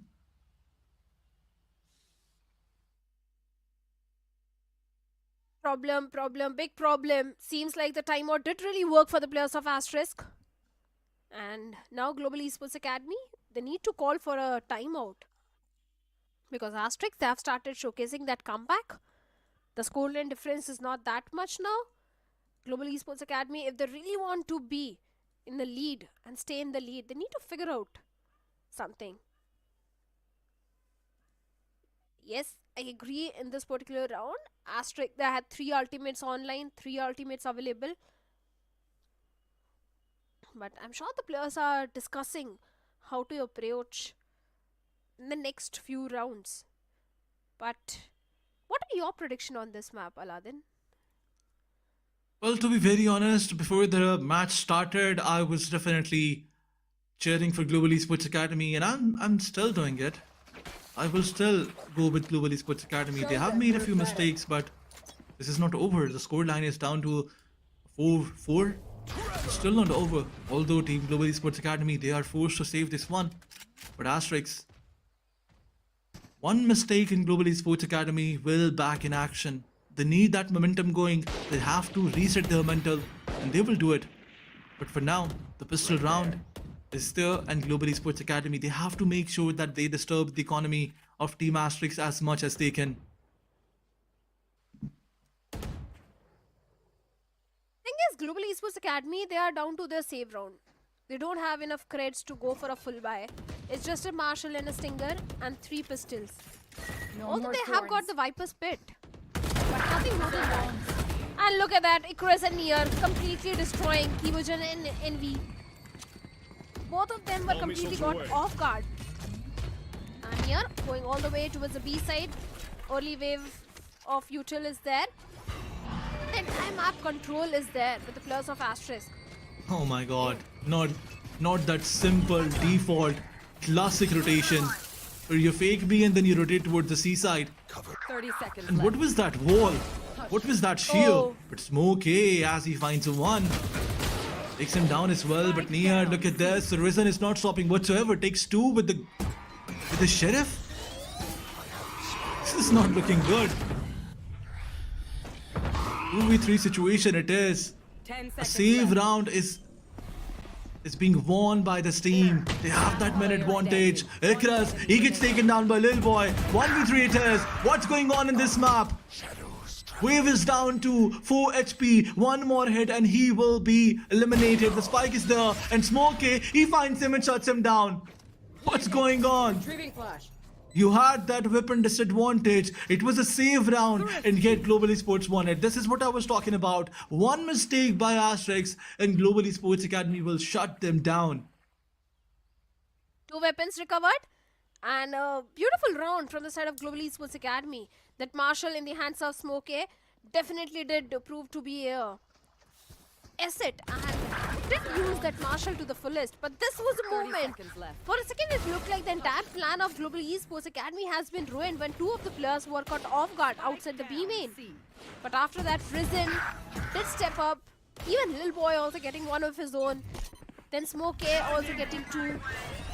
A good round competition, and once again, Global Esports Academy are back in the lead.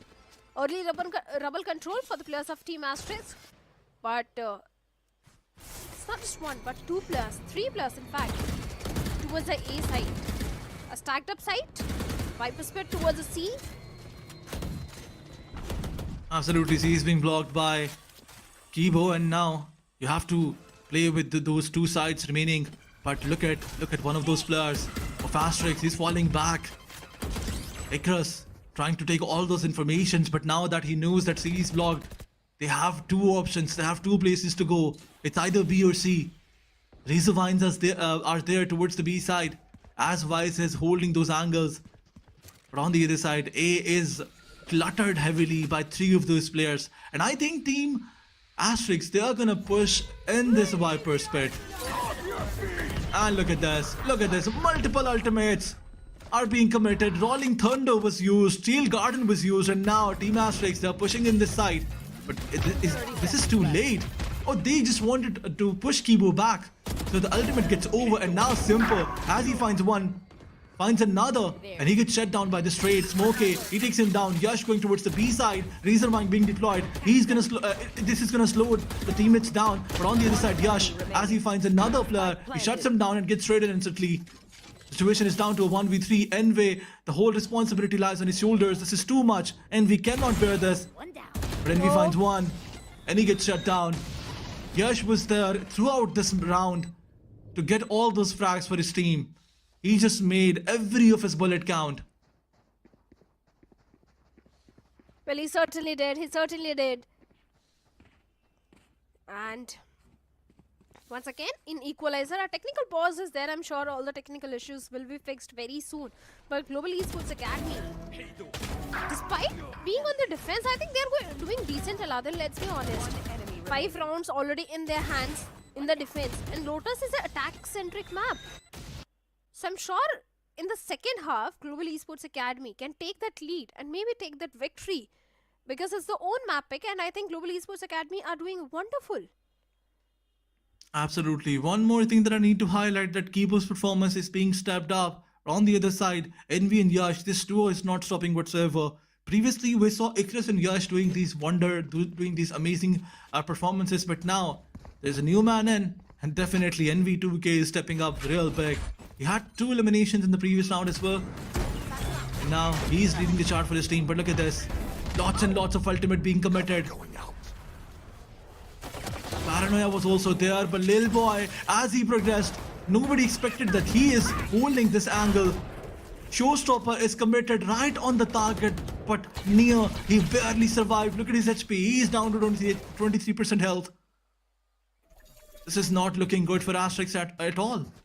Bring them down.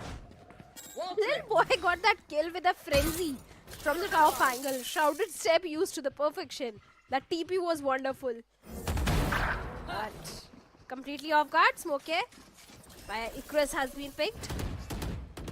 Like I said, a 3v4 situation now. And finally, Kibo swings out and deals with not just 1 but 3 player. What a spray adjustment. And a little help from the side of Envy as well. Rewards him with a 3k and the 6th round. Global Esports Academy, there is a very high chance of them going for a 7-5 swap. Absolutely, they have that weapon advantage now. Global Esports Academy, this was their mixed by round where they won it. Credit goes to Kibo definitely, but on the other hand, all the other players, specifically if we talk about Lil Boy, he played brilliantly. That Paranoia was great.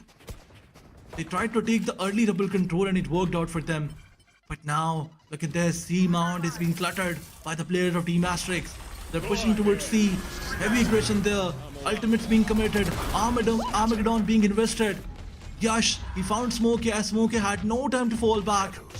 And look at Wave, he is so deep into the spawn. As a nightfall committed, Yash is also using his ultimate showstopper, but he gets shut down by Lil Boy. What's going on? All these things are going back and forth. Of course, back and forth rounds.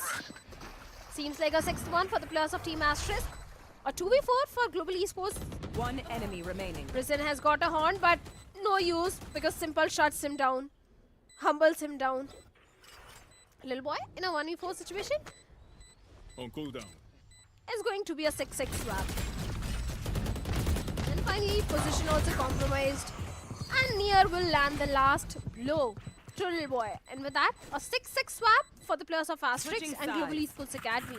But the problem is, in the second half, Asterisk are on the defensive side and Global Esports Academy are on the attacking side. And we know that Global Esports Academy, they are so good on the attacking side. Look at this. The way they use the forward line and then the ultimate on this one player, solo player who was in the side. It was nearly impossible for him to fall back. In fact, it was impossible for him to fall back. And that's where Team Asterisk hit it. They had the 6th round on the board. They have the 6th round on the board. But on the other side, where these teams have a chance to win the prize pool from the split 1, you guys also have a chance to win the giveaway of 7,000 Val points. All you have to do is scan to give the answer and get a chance to win that giveaway of 7,000 VAL points. Once again, early double control is there.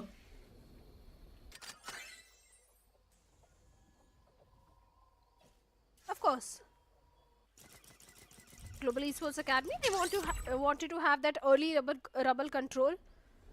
But the Dark Cover did stop them in their tracks. They have got the aim in control. And look how far Icarus did push towards the C mount. So now, Asterisk, they have the information that C side is not what Global Esports Academy is eyeing for at this point. Maybe a pivot towards the B or C side now, since the A rubble control has been completely denied. And the entirety of Global Esports is moving towards C side. Icarus, you need to be careful, my man. And finally, that Arc Rose has been destroyed and the information has been relayed. Even Wave is also coming from the waterfall. The entire setup of Icarus is not helping the plus of Global Esports Academy at all. Absolutely brilliant setup. Right time. 30 seconds Right left. time of Dark Cover's deployment. Kibo is still there. He wants to take the chances. But this crossfire is gonna work. It's gonna backfire on Team Global Esports Academy. Although they find one and instantly got traded off. But Kibo, look at him. He's slowly pushing forward. Takes down Icarus. And now this is a better situation for Team Global Esports Academy. Their attack is too good. This is what I was mentioning. Simple is low on HP. Yash is trying to take that 1v1. Slowly and steadily he's moving forward. But that high-low setup, it was just enough for him. And look at this. Kibo, he's not stopping. Another 3k from Kibo's side. And he wins this round for his team. This guy is a different breed when it comes to attacking. And once again, Global Esports, they're winning this first round of the second half. Well, certainly Global Esports Academy getting the pistol of the second half. So that means an entire eco and a save round for the players of Asterisk. Possibility of a 8-6 happening. But wait a second. A Sheriff investment from the side of Icarus is there. And Marshall from Yash. Asterisk, they're taking a certain risk and seems like that risk is not going to pay them really well as Risen deals with Yash and Wave. That Guardian is in his hands is proving to be an asset. Smoke deals with Simple. Only 2+ remaining, Nier and Icarus. Seems like this is going to be a flawless anti-eco for Global Esports Academy, Aladdin. I think they were kind of expecting that Team Asterisk is gonna do this. Look at this. So many utils, paranoia, paint chills. So much invested on one player. And definitely Nier had no other option. He got eliminated, now down to 1v5. This is so easy. Icarus looking for some exit frags. But is he gonna find anything? He has the Arc Rogue. Uses the Arc Rose, but it does not work at all. Kibo, look at this. Envy and Kibo pushing forward. He wants Kibo to get another pick, and look at this. The Phantom being used.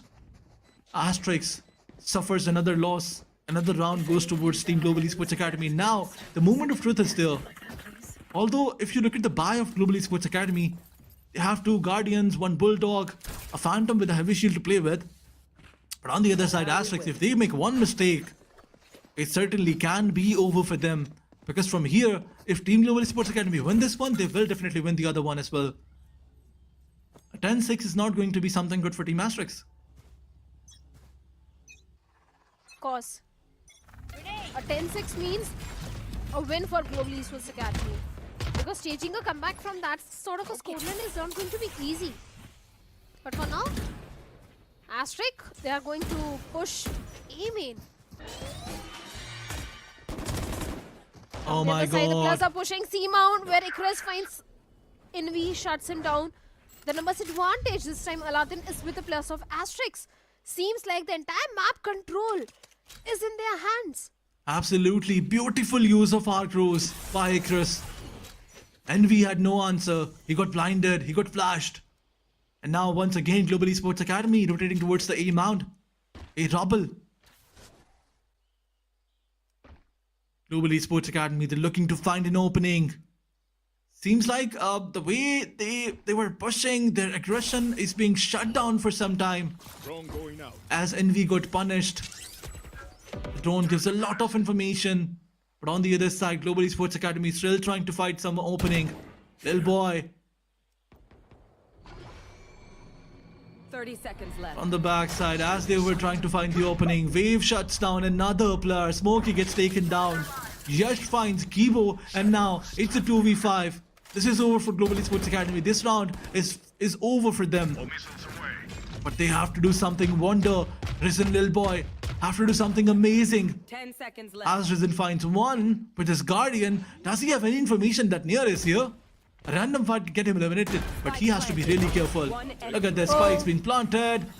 Particulars as he finds Lil Boy, the round is over. But Team Global Esports, they're happy because they got the plant. Some extra money, some extra credits to play with. Well, of course, they have got the extra credits. They have got the round. Just only one single round deficit now, Asterisk. And Yash is definitely leading the chart with 14 and 12. The entire plan of Asterisk this time was really wonderful.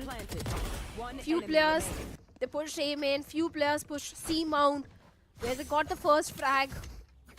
And after that, the entire map control, Icarus setup, the way this guy is using his utility to the perfection, it's really working for the team. But Global Esports Academy, this is a full buy round for them also. Out of charges. They've got a Viper Spit, even Nightfall is just one single point away. This time the Rebel control once again being denied. And the entirety of Global Esports Academy is focusing towards the C mount. But in all of this, if you notice, B side is left completely open. And Global Esports Academy, they're not even trying for the B side at this point. But Asterisk, they are also not aware about the plan of Global Esports Academy. Because look at them, two of the players already towards the B side. The Viper's wall is there on the back of it. Global Esports Academy is trying to get that trouble control. There. Absolutely, you mentioned a great point. That B is left open. Only Yash was there. And now he has been dealt with. But look at this, a rotation is gonna come. They are rotating out towards the C side once again. The Razor Wine is not there at all. Nothing is there, no util whatsoever. Wave stole instantly going towards the C side. As he have the information that Global Esports Academy is pushing here, he has to stay alive. If he gets caught in any of those utils, it's going to be difficult for this team. But look at this, Viper's Spit is being committed. Global Esports Academy, they want to confirm this round for them.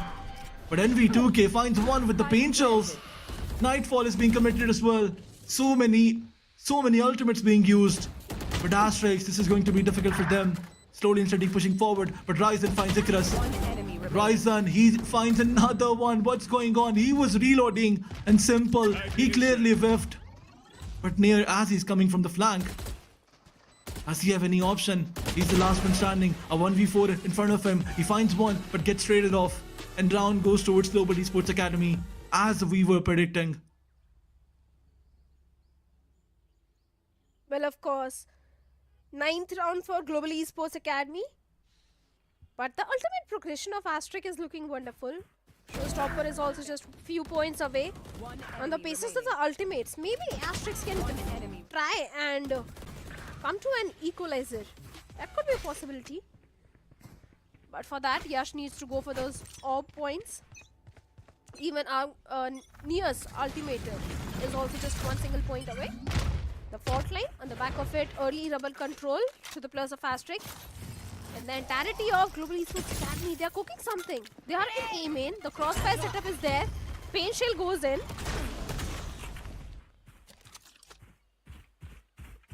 NV down to 99 HP, even Lil Boy down to 90 HP.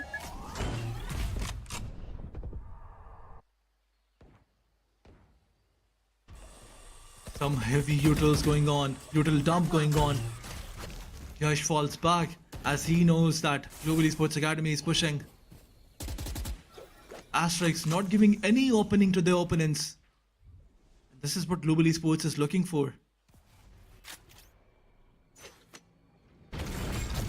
Loading strategy falling back, Near is still trying to get a pick, but as he gets tagged, he also falls back. And now the rotation is being called towards the B side.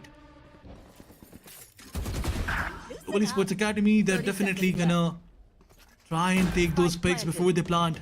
And as NV finds one, the plant is there. But look at Lil Boy. Lil Boy is gonna surprise, but he gets surprised instantly. Simple finds 1, 2, and 3. Goodbye. One enemy. What's remaining. going on? Global Esports Academy. Pressure was there, but they still managed to take it off. And now, as the Risen finds Yash, another round goes towards them. But what just happened? Simple made it look so easy. He found 3 of those players and he hit Global Esports Academy. Somehow won the round. Credit definitely goes towards Risen and Kibo.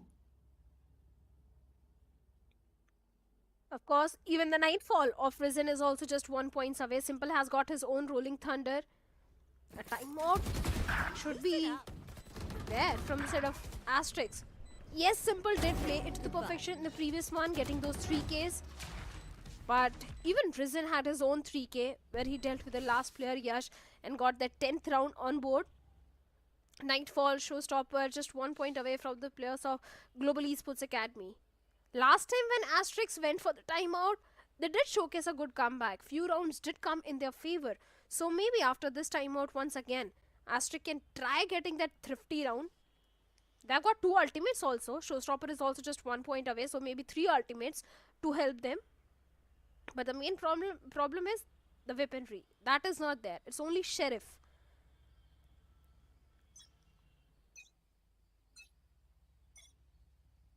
So let's see how the entire plan is going to be there. What sort of play Asterisks are going to make in this one. What do you think, Aladdin? Can Asterisk showcase a comeback? I mean, if we look at the eco rounds where Asterisk was saving, they did win a thrifty in the previous half. So anything can happen. Global Esports Academy, they cannot make this mistake. They cannot afford to make this mistake. It's a 10-7. The 10-7 score line where they need to win just one more round. After this one, definitely. But now the weapon advantage is there. But look at the ultimate of Team Asterisk. If they somehow find 1 or 2 guns, 1 or 2 players, the ultimates will be enough to get them the round. But Envy, as he finds a wave, the confidence is there. They're gonna push all in. But look at Nia. He shuts down Envy. He instantly gets traded off, but the situation is down to a 3v4. Still 2 ultimates to play with. Yash with that showstopper. Smokey slowly and steadily trying to go towards B. But the spike's being planted towards A, and Yash, he has to find someone. He finds one, uses the ultimate, finds another, but unfortunately that player survives. Lil Boy, don't make any mistake. The Rolling Thunder is being committed as well. Yash, as he finds one of the players, look at this, Global Esports Academy, what have you done? A thrifty. Asterisk getting a thrifty round and an 8th round. Only 2 rounds deficit now. They've got 3 ultimates, they've got the weaponry, they've got everything lined up to go for the 9th one as well. Nightmare's over. The early rubber control was there, where Nier was able to find one. And after that, even Yash, with that Sheriff, was able to land one. This is not the first time that Asterisk is getting a thrifty round. This is the 2nd thrifty of the day. I think this is the 3rd thrifty of the game. Okay. 3rd thrifty of the game. And 5th thrifty of the day. Okay. Once again, Team Global Esports Academy trying to take some information. The wall was there in the mid, and Yash made sure that he gives some wrong information. Or maybe just make Smokey waste his wall. Now the smoke is there, the dark cover is there. Smokey trying to play on a cheeky angle, but Asterisk, are they gonna push? I think so, but Kibo, as he opens the door, he finds one, he finds another. This is looking good. Global Esports Academy, once again turning things around, but they don't have the men advantage. Slowly and steadily rotating towards the C side, but Asterisk, simple, he finds one. Catch them. 3v1 it is. Risen, the last man standing. He's pushing forward. This is a mistake that he was about to make. But after this fault line being committed, 3 players come from the same side. Risen, does he have any answer? No, he does not. Icarus finds him and shuts him down. Another round goes towards Team Asterisk. 9-10. The score line is getting close once again. Well, slowly and slowly, Asterisks are closing in the gap. Just 1 round deficit now, and they've got Steel Garden and From the Shadows to work around with. Risen has got his own Nightfall.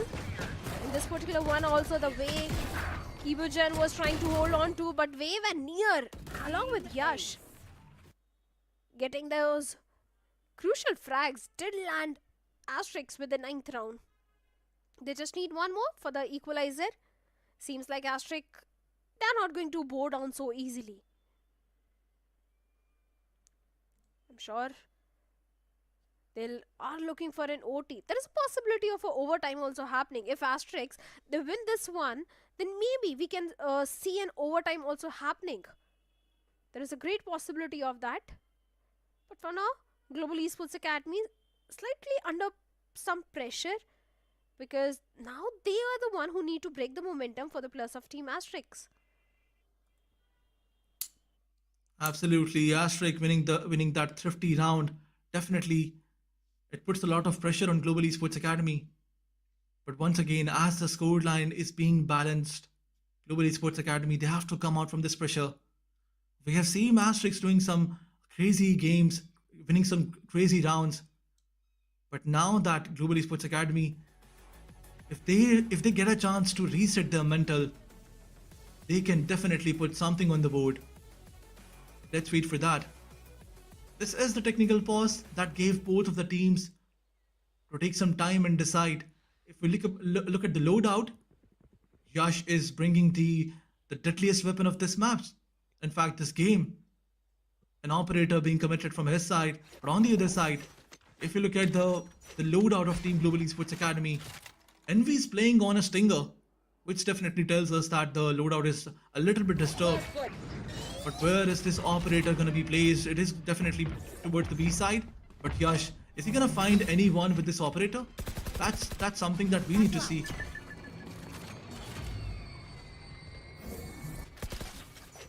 Let's see. For now, the C control has been completely denied to the players of Global Esports Academy. 2 players towards the B side, 2 players towards the C side. The entire A side control is with Icarus, who has got his own setup, and a Steel Garden as well. Wave finding that first frag onto Risen, instantly shuts him down. The numbers advantage is there, and Simple also deals with Envy. This is not looking good for the players of Global Esports Academy. Seems like there should be a pivot coming in. They did establish the C-mount control, but now a pivot towards the A side. But the problem is they don't have the numbers. They don't have the numbers. Just 1 point. Just Yes. 1 point away from his Steel Garden. Double control is there, but should be an easy plant. I don't Seems think like- so. I don't think so, because Icarus, he had his Razor Wine players all over. And as he realized that A is being committed, he instantly used his Razor Wine to get all the time, to take all the time for his team. And now Global Esports Academy, as one of the player, is behind that wall. All those other players of Team Asterisk, they're just waiting. 10 seconds left. They are not gonna let Team Global Esports Academy plant. And look at this, Icarus. Spike down. He finds a one and shuts him down instantly. Simple. He has that heighted angle. And this is it. Global Esports Academy. This was not supposed to be their round. And Asterisk, as they had the opportunity in the start of this round, they took 2 of the players of Global Esports Academy down, and they converted this one in their favor. Now I guess a timeout is being called by Global Esports Academy, as they don't want to lose another. If they lose this one, their ego will definitely be disturbed. And an easy win towards Asterisk will be seen. Let's see. Global Esports Academy, I'm sure they are not going to bow down. They're not going to give up so easily. Yes, the play which Asterisk is bringing is really working for them. And they need this win, because let's be honest, the map of Haven is not one of those strong map for Asterisk. And they don't want the series to be pushed down to an OT. So They need to have a 2-0, and that's what they are trying to do at this point. They did give a good fight to the players of OG on the map of Lotus also. But let's see if they can win this time, or Global Esports Academy, they'll get a victory on their own map pick. Absolutely. But the main problem, Aladdin, is the economy, because Global Esports Academy, now they don't have the economy, they don't have the crits. It's only Stingers and Sheriff. Yes, they've got 3 ultimates, but other than that, only Let's just kill this Stingers and competition. 1 Spectre I can see in the hands of Kivision now. So just Sheriff, Stingers and Spectre. Not ready yet. There's one thing that can backfire on Team Asterisk is leaving one player only towards A. Because look at the players of Global Esports Academy. They're just committing all in towards A. They know that they have ultimates. They want those close range fights as they have Stingers. And look at this, NV2K finds one of the players. Wave got shut down. It just trades him off. But look at this, Steel Garden being invested. Multiple ultimates being committed. Risen, he gets the time to plant. But now the situation is even. 3v3 it is. And on the other side, Spectre in the hands of Kibo. He has to make something. He has to do something. He has to take one down at least. And look at this, Nightfall being committed. They're buying all the time that they can.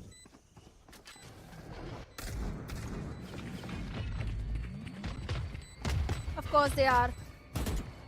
A retake, a 3v3. Time is the biggest enemy for the players of Asterisk at this point. The fault line goes in, and the back of it, Smokey finds one. Simple gets the trade onto Kibogen. Risen towards the tree. Needs to win this well, but goes for the reload, and finally a classic in his hands and gets not just one but 2. Yash and Simple both. And Risen saves the day, saves the round for the players of Global Esports Academy. This guy went on a reload, switched to classic, dealt with one of the player of Asterisk, and after that, with the same classic, dealt with the second player as well. I mean, Kudos to Simple. Risen. Yes, absolutely. I mean, Simple was just running because he knew that they have no time. But Risen, the way he bought time for his team, this was something that needs to be appreciated. Not ready Global yet. Esports Academy, they've won a round that they were not supposed to, that they had very disturbed by, but Asterisk, they're not stopping. They're just pushing all in. A paranoia being deployed towards the C side, and a close and early on aggression. Attacker spawn. Global Esports Academy, 2 of their players are shut down. And on the other side, Yash and Wave are also being taken down.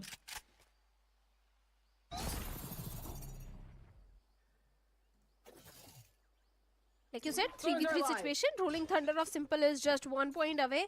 But I'm sure the last round is still haunting Simple because of what really happened. But moving on. Like I said, Rolling Thunder is just only 1 point away, and suddenly the pace has changed. Global Esports Academy, they lost on to 2 of the players. So now going for a very slow approach because they don't want to take any sort of risk. But the way they are coming out of B main, here plays perfectly, but Kibojan did anticipate that, deals with one, the fault line on the back of it, the second also comes in. Simple does find one, but it's a 1v2 situation. Rolling Thunder being invested, Aftershock is also there, but no value. And Simple Oh my god. gets one, but gets traded off, and Global Esports Academy on the match point now. Match point. Asterisk doing Asterisk things, taking all the pressure when it was not needed. Absolutely, it's never needed to take all the pressure. Team Asterisk, they played so brilliantly. They won some thrifty rounds, and even after that, when it comes to do what they were doing from the beginning of this game, unfortunately, Asterisk is struggling now. All missiles away. Losing thrifty rounds is something that we were not expecting from Team Asterisk, but now moving towards the 23rd round. Yash, Down. Attacker spawn. Yash is just crazy with this gun. He picked 2 with the Outlaw. Once again, Asterisk, their hopes are being kept alive.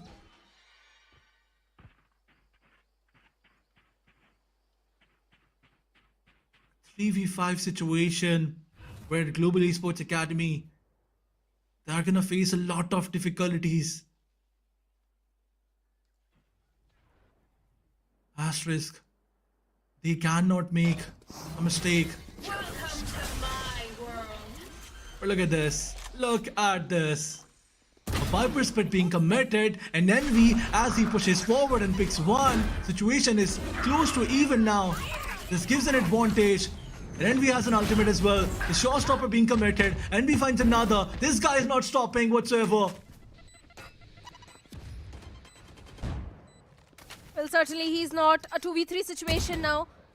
Global Esports Academy, they still do stand a chance. All they need to do is just buy some time. The Viper Spit is already there. This should be the last round. Wave gets one, but Kibo gets a trade onto Ikris. Near the last man, 1v1. 1v2 in fact, sorry. Kibo-chan deals with one, brings it down to a 1v1 situation. Yes, they don't have time for the defuse, and Kibo is still buying more time and finally swings out and deals with the last player. A 3k for Kibo and a win for the players of Global Esports Academy on their own map pick. Absolutely. Brilliant gameplay by Global Esports Academy. They did struggle, they did make some mistakes, but after all, they had the time to reset their mental and re-strategize, and that's when they bounced back. There was a time when it was looking like Asterisk is gonna take the better of team Global Esports Academy, but after that timeout, Global Esports Academy, they did not make any mistake, and that thrifty round specifically, that was something that turned the table, that shifted the win condition towards their side. Well, absolutely, the thrifty round were there, but I think more thrifty round were there from the side of Asterisk. They were getting so many thrifty rounds, so you counted it. There were at least three of those. Yes, 3 thrifty rounds which Asterisk were able to convert. I do agree, Asterisk did put up a good fight against the players of Global Esports Academy, but in the end it was Global Esports Academy who came on the top, especially the way they had a proper plan. It's one of the strong map. Lotus is a strong map for the players of Global Esports Academy, but now Aladdin, the pressure is on the players of Team Asterisk because Haven is the decider map, and we saw what happened on the map of Haven, especially against the players of OG. A 13-1, still a nightmare for the players of Asterisk. Unless and until they have got something prepared for Haven and they can get a victory on Bind and Haven, I don't see Asterisk winning the series at any cost. Well, you did mention something about Heaven previously, but in order to push forward towards the third map, they have to win the second one. Yeah. Asterisk, they suffered a loss from Global Esports Academy when it was predicted or it was expected that they were going to win, as it was so close.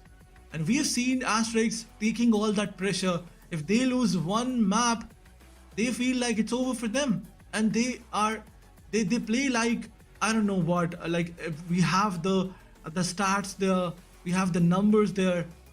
Previously, when they lost one match, the next one was a 13-1. This is something that can create a lot of pressure on them. But on the other side, Global Esports Academy, after this win, they will look a bit more aggressive, a bit more confident on the next map. Well, I hope so, because yes, they were getting Asterisks, they were getting those eco rounds, but even the full buy rounds, out of 12, they only converted 5 full buy rounds, which is not looking good, which is not a good start at all. But looking at the stats of both the teams, 12 first kills for the players of Global Esports Academy and 11 for Asterisks. The post plant is also same for both these teams. Post plant win rate is also same, 0.75. Absolutely, 11 first blood from the side of Asterisk and 12 first blood from the side of Team Global Esports Academy. On the other side, post-plant conversion is still the same. But it all came down to those last rounds when Team Global Esports Academy, they were just better. But as we talk about the MVP, it's going to be none other than Kibo-chan, who started the game with some crazy picks. On the other side, if you talk about NV2K, he also had some brilliant eliminations as he had 2 3Ks. But Kibo, he had maximum number of eliminations and won 3K in the round number 14. In this entire game, in this entire map, we saw 4 3Ks, 3 thrifty rounds in fact.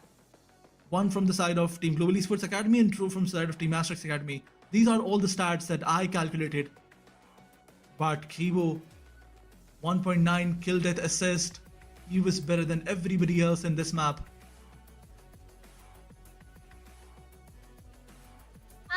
Speaking of the stats, we have the player stats as well. Where the MVP is going to be Yash from the set of Asterisk. 20 in 17, 258 ACS, 4 first kills. He was definitely getting those first kills. But from the side of Global Esports Academy, it was Kibujan with 24 in 15, 260 ACS and 1 first kill. I think Wave was not able to come much online. 8 and 18 ACS is not looking that good.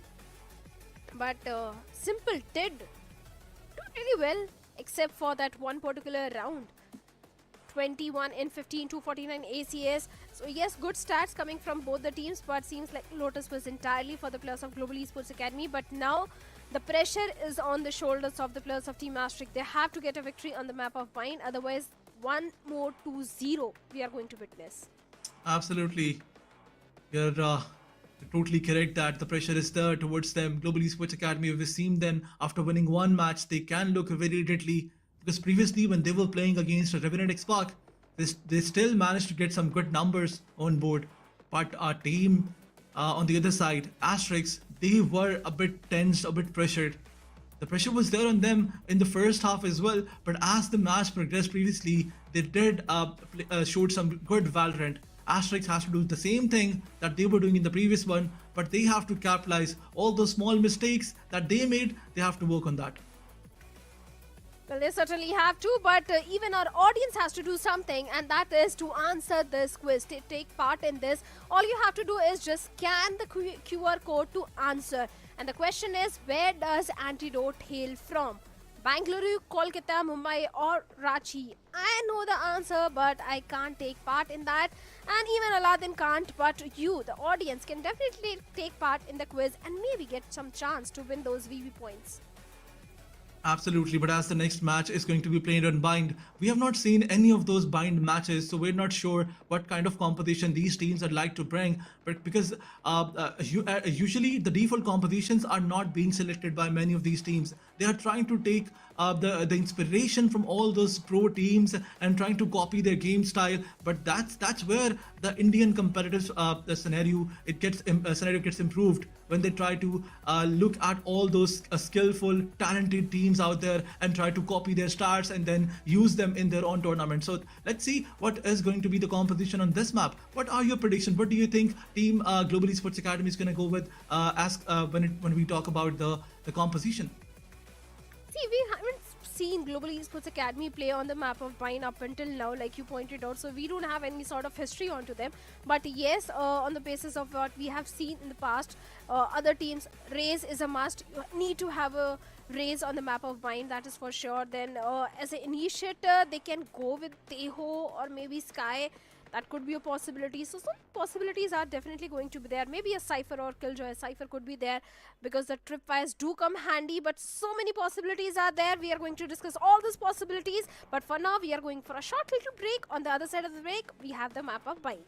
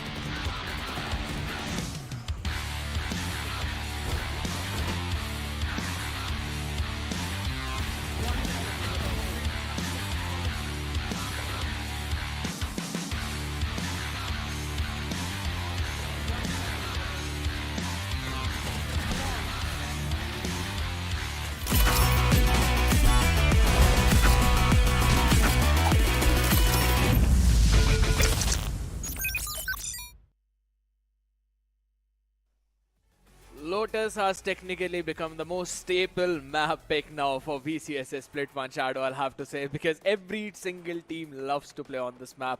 And also, the result are very close, neck and neck, 13 and 10. That's the best you could have asked for both of these two teams, but Asterisk are still on the struggling and receiving end.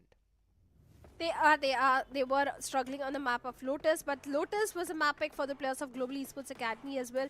So yes, maybe on the map of Vine things can change, because if it doesn't change on the map of Vine, it's going to be a 2-0. And seems like Asterisk, they were under tremendous pressure, especially during the second half of the map of Lotus. Yeah, it seems to me like whenever, you know, the sides swap, the momentum, yes, it definitely shifts, but Yeah. Asterisk are hurt by that a lot. It's more like they're always on the receiving end of the spectrum. Even in this situation, yesterday, last time when they were playing as well, they faced a gruesome defeat on one of the maps. If I'm not wrong, probably it was a 13-1. We'll have to get that.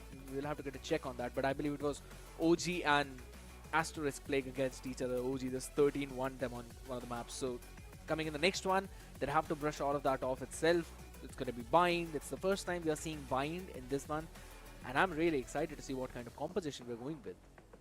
And even Aladdin was also having a same conversation with me, that what sort of composition can these teams bring on the map of Vine, because we haven't seen them play on Vine, especially Global Esports Academy also. Will they bring Teho, will they bring Vice into the picture, or will they stick with the same old composition where we used to see Sky Flashes, a Cypher and a Raze in the bigs?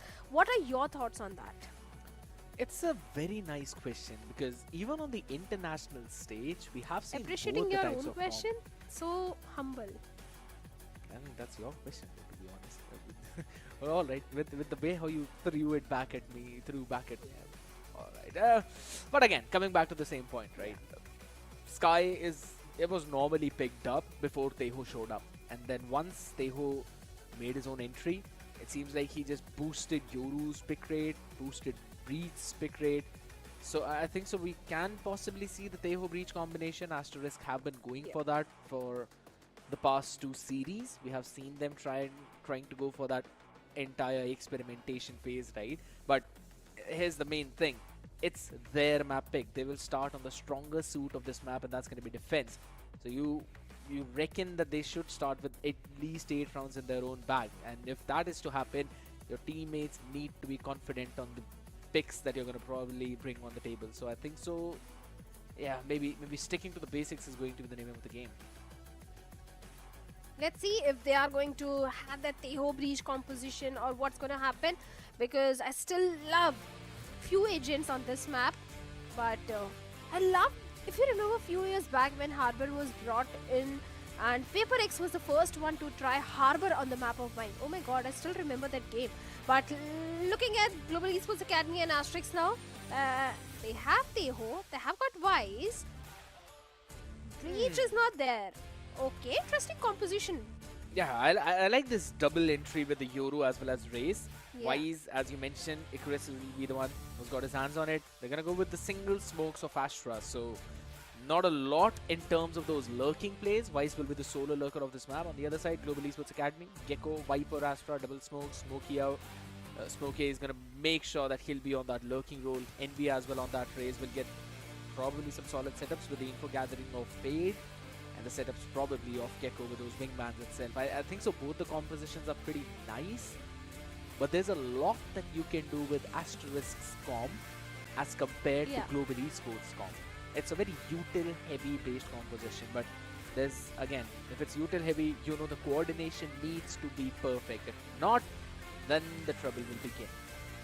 Especially that Yoru in the mix is going to give so much advantage to the players of Team Asterisk. They have got the Dimensional Drift, they have got the Gate Crash. So many things can be done with this composition. The double duelist comp of Asterisk is certainly giving a edge to them, but the composition is looking good. But the main thing is you need to execute the composition. Yes. That's the main thing. And let's see how much Asterisk they have prepared this comp. But for now, on the defensive side and Global Esports Academy on the attacking side, seems like they're going for a direct A hit. Just only single one player, Smoke A, towards the A shot, and the entirety of Global Esports Academy towards the showers. They're just just hold it down for a while though, because the grab value is used up to try and stop any kind of push. The Teho drone clears out the entirety of Suns. The answer, they're going to take the Showers control right now. Fight, breakout, Envy. First one to find the pick. Lovely Dizzy comes in. Envy with that follow-up will be able to get a 2K for himself. It's going to be the missiles coming in. Try and stop the plant for a while. Big man will fall, but so will the ones who sent those guided salvos. Simple and near. The crosses of Ryzen. My blind is Takes dead. both of them down, and it's down to just Icarus. Just a bit bruised, 3 players. Icarus should not get anything more than 1.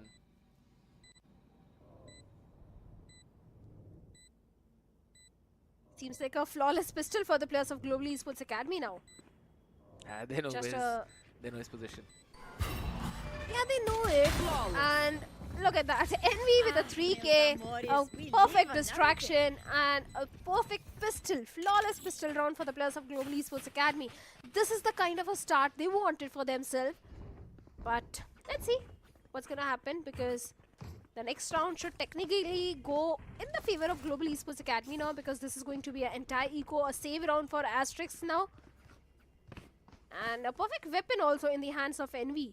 And even Aladdin was also having this discussion with me, Scared. I think you'll agree that last time when Global Esports Academy was playing against the players of Revenant Esports, Envy was really struggling. But seems like now he's performing up to the mark. He's just basically free-flowing a bit this time around. The previous competition was, again, Revenant Esports.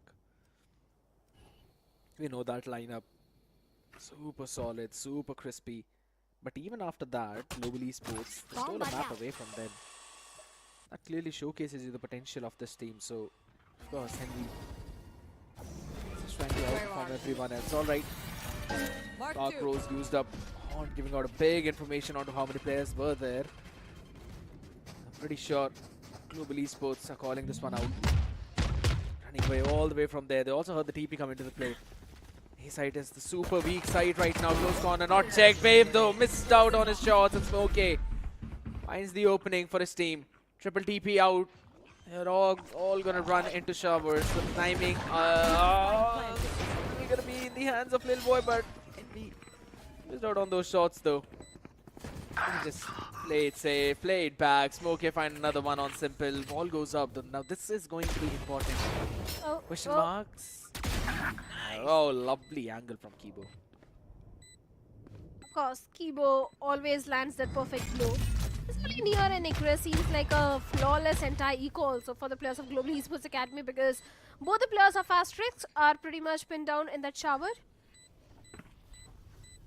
No util, nothing, just 2 classics in their hand, and seems like they have decided to go down by the spike. And Envy with that outlaw deals with Icarus, and near. Well, the flawless has been denied, nothing more than that. And the second round also goes in the favor of Global Esports Academy. Not letting one additional AW point being taken by the other side. That's a good deny. Right there. Technically, he didn't deny it. Global Esports Academy, it was only one player who was going for that shower push. And the entire team knew that the time is up, the spike is about to detonate, so they were going for the safety. Well, Lil Boy took a little too long in order to try and backstab all those players. I think so. He would have had a good opportunity, but that's absolutely fine. 3 rounds straight up is the exact same setup right now. The Sheer into the Arc Rose along with the Razor Vine over towards B. This time the Sheer is placed a bit too deep, just so they know the hit is coming. Alright, finally it's activated, it's stripped up. It's a trap setup that could have eventually play out really well. Last time in round number 1, they went in from a different side. Simple, where the Guardian gets a good headshot onto Kibo. Okay. One weaponry out. Still 2 more additional Guardians, only a couple of rifles in the hands of Asterisk. So the previous save did not really work out well for them. Grenade. This time, Global Esports, they are going for a B hit. And it's a stacked up side. Icarus' position has been compromised. The horn goes in the back of it. NV has been completely flashed and Simple gets a trade onto him. What a flash. It was so perfect and precise, the timing. Now, no paint shells, no gecko, only 3 players remaining. Seems like this round should go in the favor of Team Asterisk. What a last stand of Wave. That is just nasty. Shuts down everyone from that portion. Smokey cannot land those Guardian shots. The util dump from near with a guided salvo to support his man out. Perfect.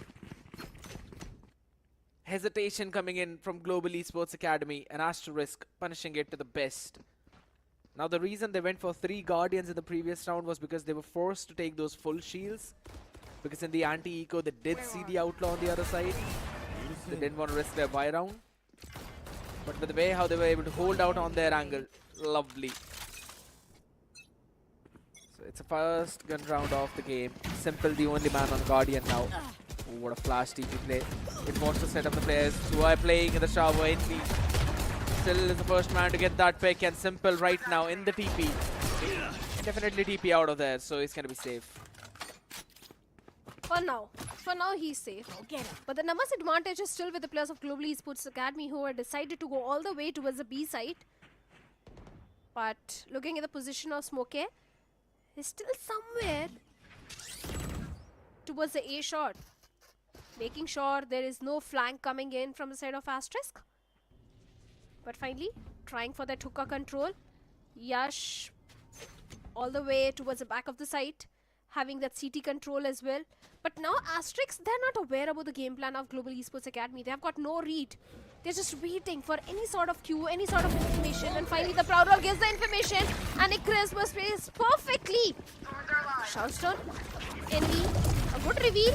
But despite that, Yash finds one more. Maybe third one also. Lil Boy also goes down. Player standing.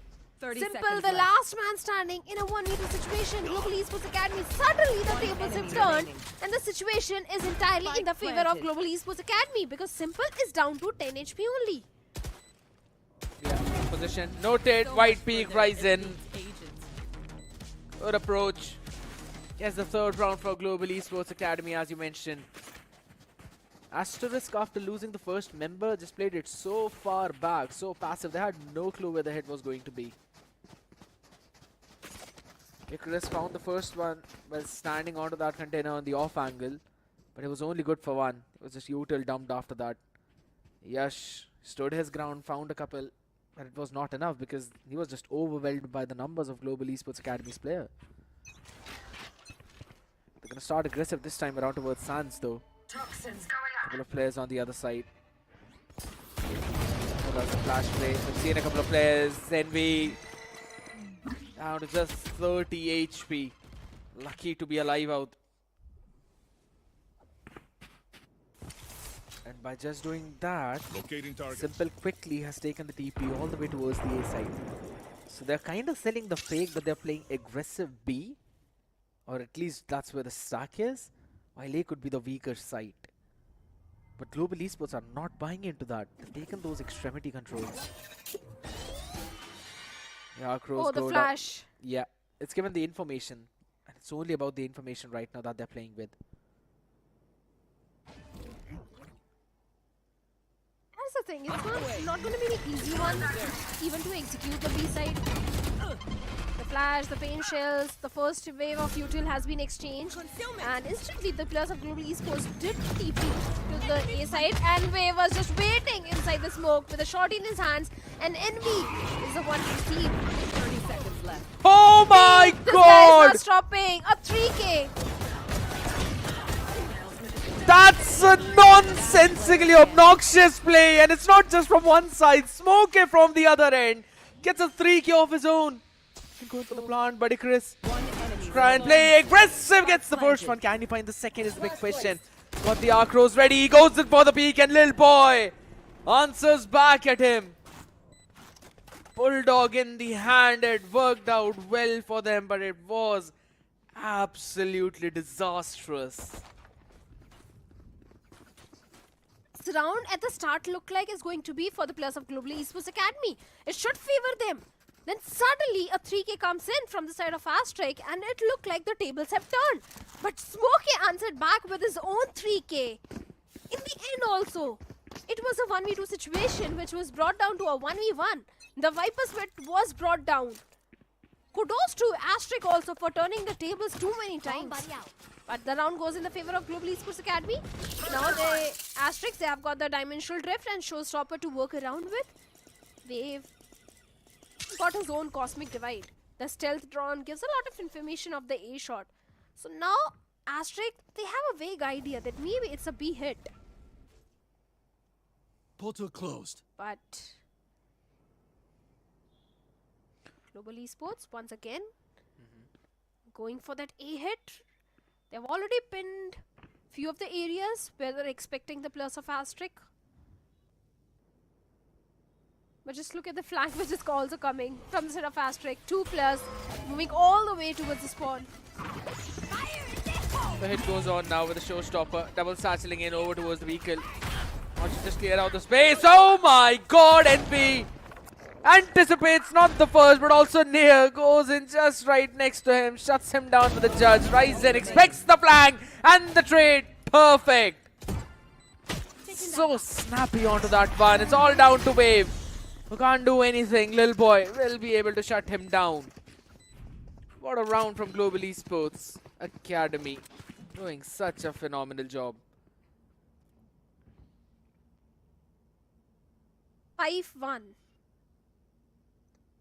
Just one single round to the players of Asterisk up until now. And once again, they have been pushed back to a save round. They've got 3 ultimates. A Thrifty is something which Asterisk knows how to pull off. So maybe once again, they can call a timeout. And yes, here is a timeout. And maybe in the timeout, coach will guide the players of Asterisk how to go for the Thrifty, which this team is known for. But on the other side, Risen has got his own Nightfall. Lil Boy's Cosmic Divide is also just 1 point away. So the ult progression is also looking quite decent for the players of Global Esports Academy.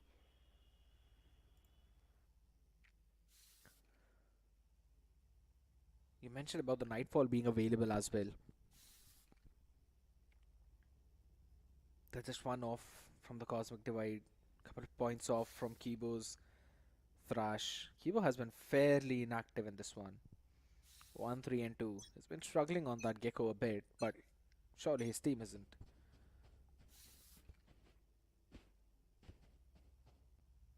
The main problem with Asterisk right now is the fact that they're not taking those extremity control.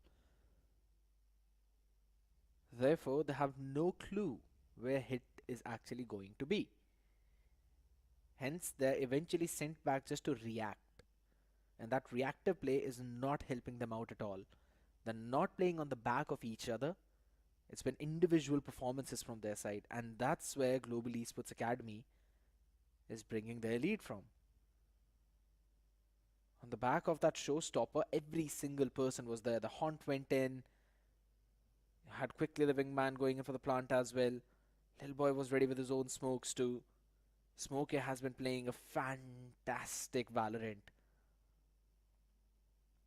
Always ready with those flank angles. Always ready to trade off his teammates. And that has been missing from the side of Asterisk. Skid, I want to ask you a question. Which is your favorite agent on the map of Bind? Which agent you think is a completely broken one in this map? It's a personal bias though, Viper. Viper? I thought you'll say Yoru. Because Asterisk, they have got Yoru. And so much could be done. I can only imagine what Fritz is thinking at this point. As a Yoru main, this guy loves Yoru in the map of Bind. And seeing Asterisk struggle so much, it's not looking really great. But why is Viper your favorite one? The timings with the wall, lurks, and nats. Come on here. As a Yoru, you can TP, you can fake, you have got Dimensional Drift. to get information. I think Yoru is a complete staple agent on this particular map. The first line which I said, Shadow, was it's a personal bias. That's why I went in for Viper. In terms of utility, Teho. With the Armageddon, yes. in terms of utility, it's always going to be Teho. Yeah, even though a Yoru one-trick player is just going to make your head go crazy. You do not know where he's coming from.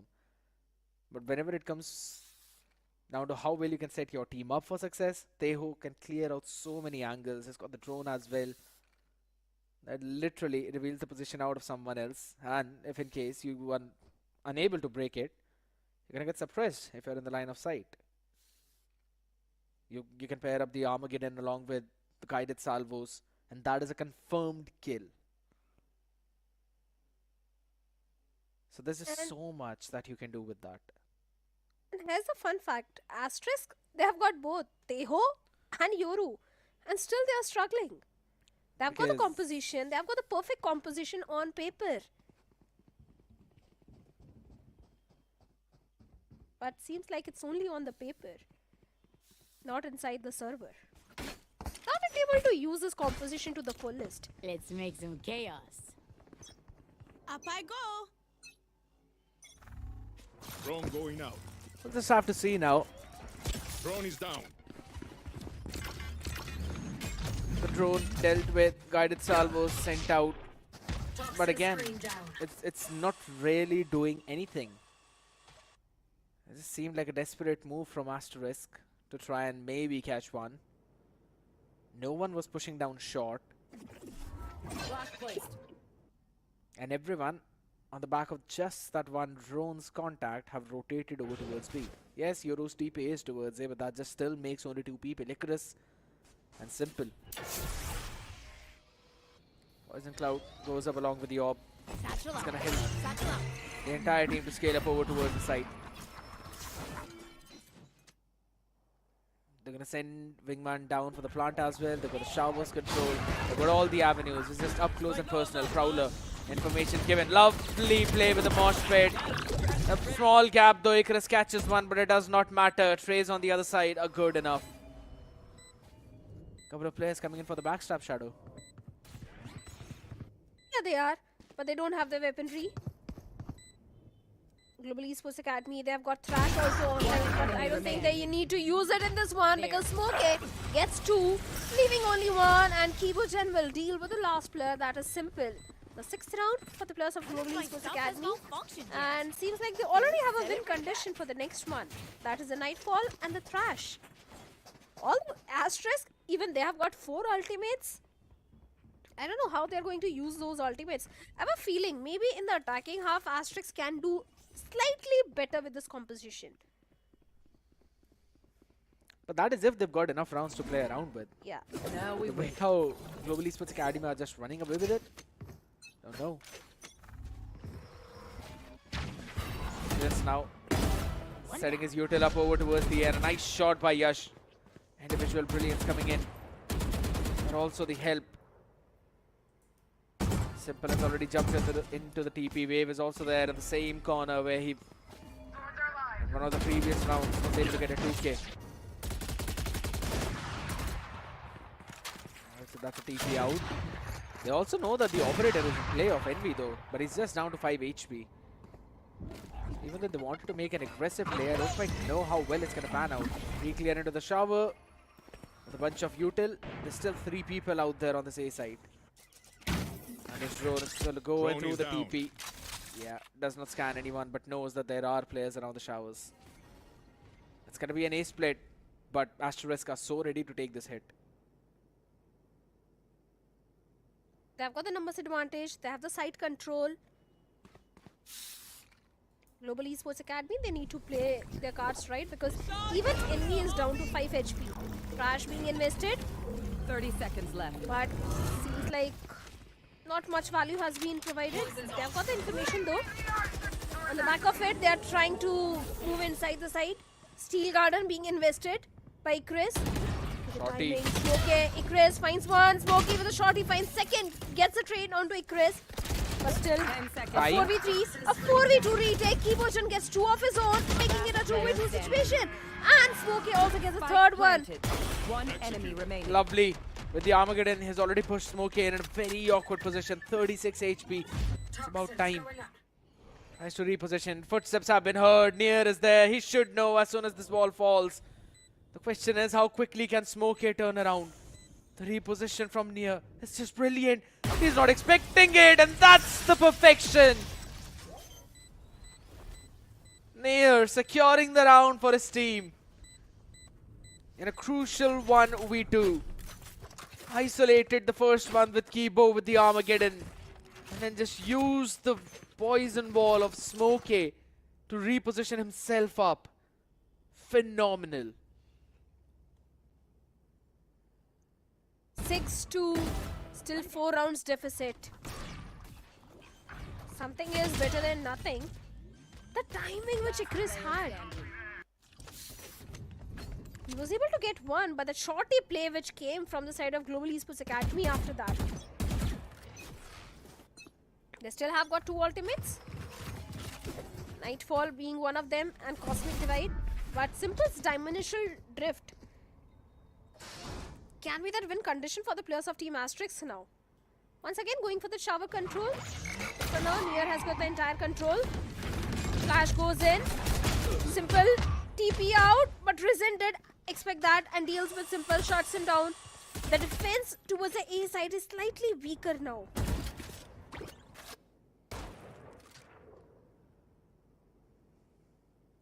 I like the idea though from Asterisk, because they've already pushed out 3 long, so at least they have got that one control now. Okay, finds 2 people and the transfer is even better.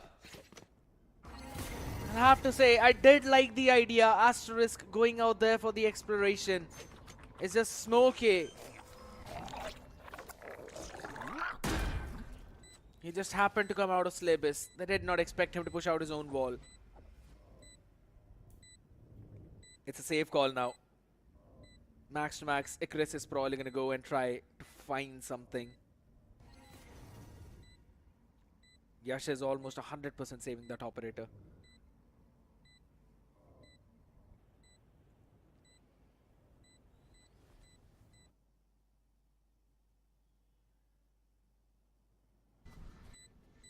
Gone here. Well, he certainly is saving the operator, but he can't save the round. It's done.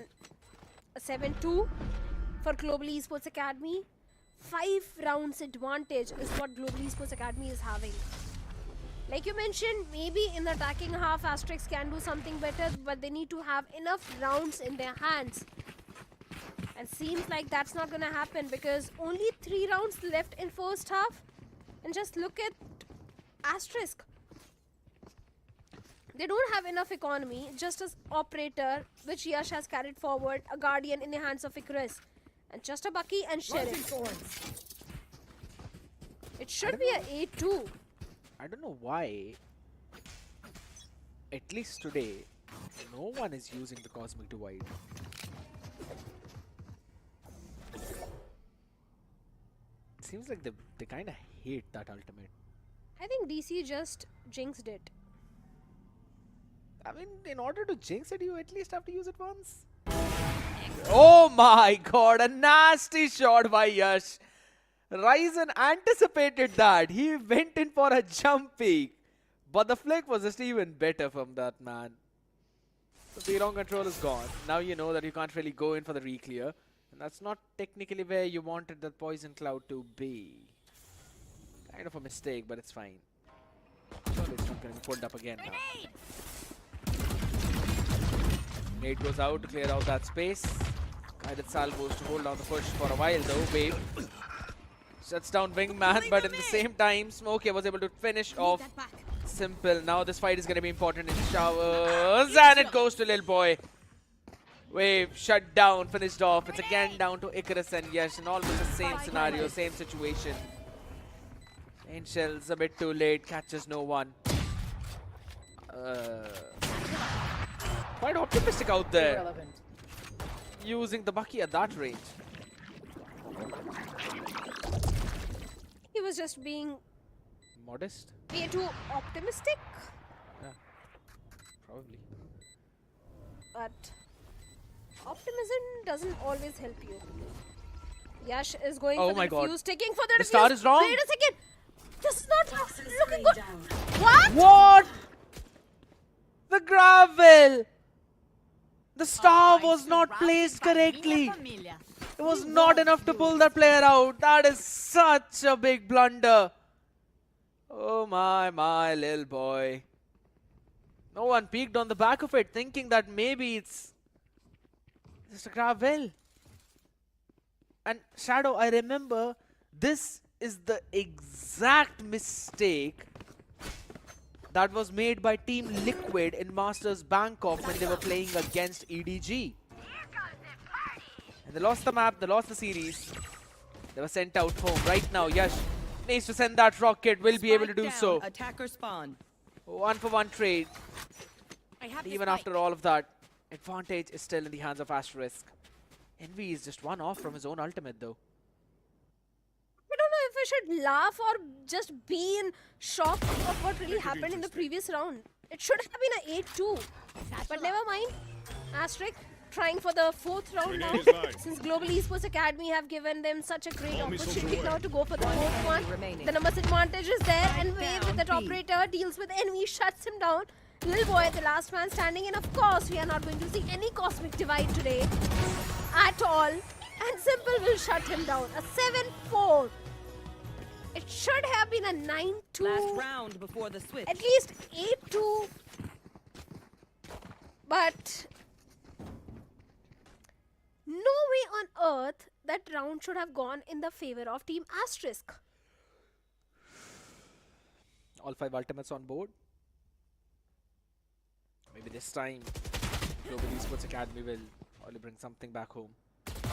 Make it interesting. A certain silly plays. Remaining. Envy as well, messing up the satchels in hookah. And just casually jumping out, knowing that there's a player already there.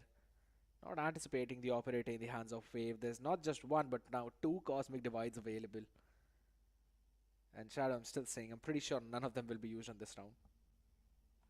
Maybe Global Esports can use it because it's their timeout. Maybe they've got something cooked up. Smoke A15 and 17, but rest of the entire team not even hitting double digits. Not just for one, but for the other side as well. 7, 6, 6, 5, 5. Not the numbers you'd want to put up. Simple has got the Dimensional Drift available. Maybe he can pull something off. Nair as well, 2 off from his own Armageddon. Kind of want to see him play for that B-long orb as they've been constantly getting that control, but this time Global Esports, they want to go towards the B side, maybe a B split. Just place the star perfectly. But for now, Global Esports Academy, they are going for a B hit, and the defense towards the B side is not that strong because only one player is there, and that is going to be Near. But finally, Simple is also there. Asterisk, they have got the info that Global Esports Academy is going for the B hit. Look Few how players towards far. hookah. Yeah, look how far Yash has pushed out the auto showers.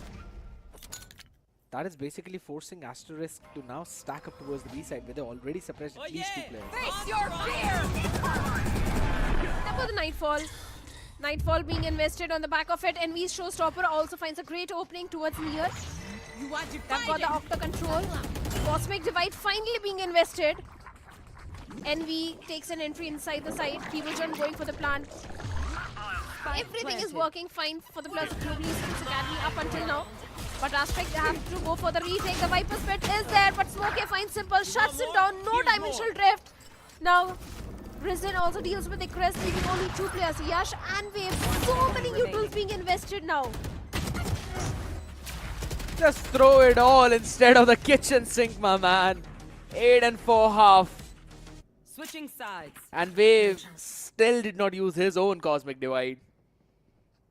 It was Lil Boy who eventually decided, alright, I believe I should. Probably had an earful by the coach.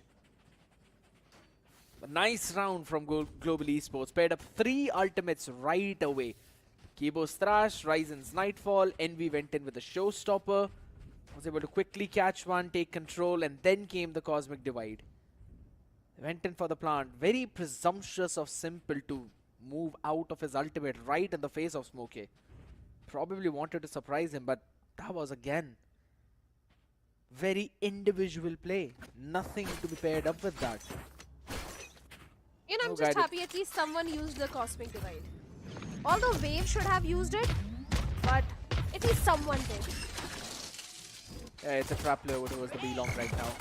After those shots, there we go. Paint Shell go in. Howler as well, but they still could not catch in the damage onto any one of them. Just a bit of a chip out there.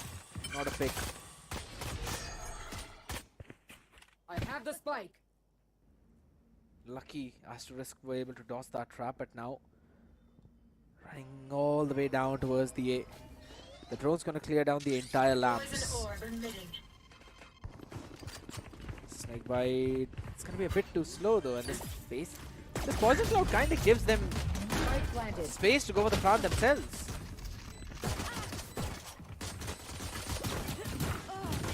Well, certainly Chris, Yash getting 3. Lil Boy is going to answer Last back player with one of his own. Lil Boy, the last man standing with just 22 HP onto him. Seems like a uphill task to convert this round in his favor. Still, he's going to attempt it, and Simple 1v3 has been brought down to a 1v2 situation. The star is there and near will shut Lil Boy down, and with that, the first pistol round of second half goes in the favor of the players of Team Asterisk. The first pistol didn't go entirely in their favor, but the second pistol went in the favor of Asterisk. A much needed pistol round, in fact. 8-4 are always just one pistol round away from being equalized. I always say that. Every single time I've seen the scoreline, I have seen the bonus conversions, and then eventually we're starting at 8-8. Let's see if this is also one of that same game. Asterisk though starting everyone towards the Shahs. Rushing down to take that space quickly. A couple of players are playing far away, maybe watching for any kind of push down from the other side. This could very well be a trap play from Global Esports Academy. Yeah, they found the players. There we go. Everyone just tried to jump out. Lil Boy, the only man who found some success. Obscuring vision. They wanted to pinch those players out there, but they've got a big weapon now in their hands. The Vandal comes into play. How well can they utilize it? Are they expecting Icarus? Does not seem to be the case. Now they do. Ryzen able to find that pick onto him. Everyone from Asterisk are now going to rotate over towards the B, and what a read from Global Esports Academy. They've got the idea as well. Running it down at the same time, but I love the fact how Wave is still holding the angle. They're going to stick the plant down. 33 more seconds for the salvos to come out. Util coming in, those right clicks down there. Decoy sent out forward as well. Everyone's going to be ignoring that. They're able to find a pick onto 30 Ryzen. seconds left. Still, the Vandal is in play.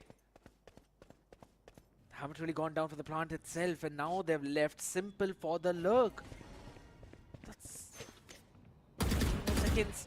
Can you deny the plant, Lil Boy? No, he can't. Last player standing. Spike Simple able to planted. take down Smokey as well. So it's now down to just one last member. You know the positioning of one. These Yoru's coming out of TP. They've doubled up in the showers while near.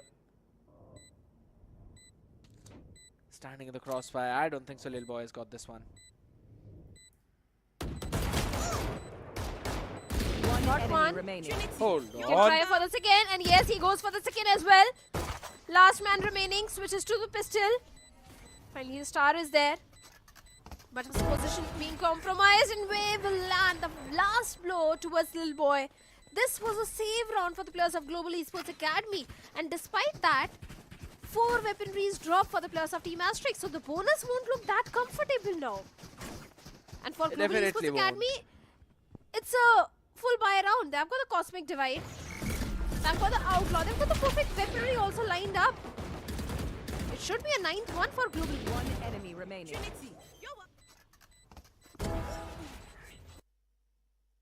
Just the timing that Wave picks up to go in for that shot right on the body.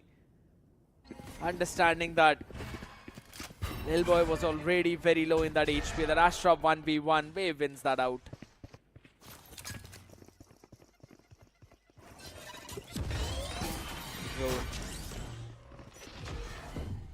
Clears out the side in the close angles though.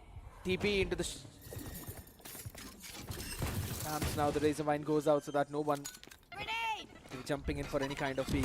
Pinchel comboing. It's perfect! Not just Envy but Kibo as well finds one of his own. Good play. Couple of players still in the lamps. How are you going to flush them out? That's the big question. With the grab well, but there's no one to follow up on it. Wingman's gonna go for the defuse. The cover is there. Kibo catches one. Smokey answering the other one as well. They know the position of Wave. And this time this Astra will not be able to win the round. It's a flawless conversion of Global Esports Academy. Of course. Flawless conversion and 9th round for the players of Global Esports. And Asterisk, this is going to be a buy round for them, if I'm not wrong. Yes. But a bucky investment. They don't have enough creds from the side of Yash. Few players still on the half shields. It's just only one Ikris with the full shield. So not that comfortable buy for the players of Asterisk also. Global Esports, if they play their cards right, this should be the 10th one coming. That progression is also looking decent. Trash just 1 point away. The Shower's control is there, but the first wave of Util on the back of it. Risen finds Simple, shuts him down. The Shower control still being maintained. 1v1 trade, and now the players of Asterisk, they have been pushed back. Once again, will attempt from the A shot. And look at the read which Global Esports Academy is having. They're just perfectly prepared. Flash placed. Not ready yet. Chris pulls it back. No idea about people. Wall tripped. This wall has been tripped, so they know that there was someone pushing out. Icarus though was able to pick up Kibo in that up close personal angle. Wave takes the TP. It's gonna be hit over towards the A side. Armageddon towards the back. Clear all of that space. They will be able to go for the plant. Can Rise and do anything. 70 HP. My man needs to run away. Knock up. End up with everything. And that's Ryzen winning the duel against Yash. An important one. Still holds the angle down. Lil Boy. It's about timing and he misses it. Icarus is the man who catches it perfectly. It's another pick on the back of it now. They just need to hold it down. Nia does not have anything for the post plant, but there's still the grab well used up. It's gonna buy them some more seconds. Holding it down from the short. Long fight. 2 people. You've got to isolate the duel. Ryzen has been given none. Lovely patience from Global Esports, but Asterisk playing their cards to perfection. They certainly are. 9-7. It is still doable for the players of Team Asterisk. But this time, Global Esports Academy, they have got 3 ultimates once again. It could be a ult heavy round for the players of Global Esports Academy. This time, Asterisk, perfect use of utilities. Everything just worked for them. Oh, once again, B side is stacked up. And seems like that is exactly where the players of Asterisk are heading at this point. 3 players all the way towards B long. The Dizzy goes in and seems like Global Esports Academy, they are going to push A long. A perfect reveal, a perfect information, and Kibojan and Envy on the back of it finds 2. Ikris finds 1 with his util. But still the numbers advantage remains with the players of Global Esports Academy and the map control as well. That reveal was so important and so precise. Adapt or die! Steel Garden now being invested to push back all the players out there. Rip and That's going to stop them from pushing any time close though. Yash quickly scaling upon that space that his teammate created. Ryzen is ready with the Nightfall. There's the tap. Thrash comes into the play. Nightfall as well. Lovely pairing up from all of those utilities. They've denied the plant though, but Yash playing inside the Nebula. Catches one quickly towards the elbow. No follow-up on the back of it. Kibo. Oh, on that HP. Long range fight. Ryzen wins it and so will Kibo. Crucial picks out there, winning their trades, and now it's all down to Wave, but this is not a big one.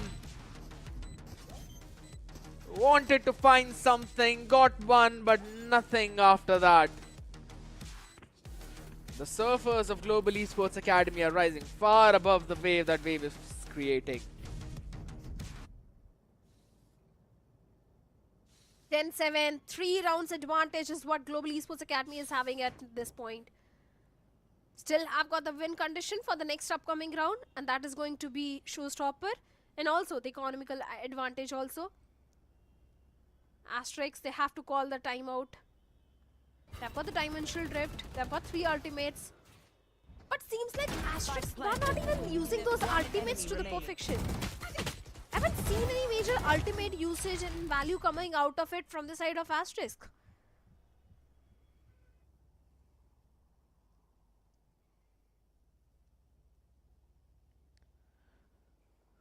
They'll now pull the brakes again, and probably for the last time now in this series, if in case they fail to convert the next few and take this map home.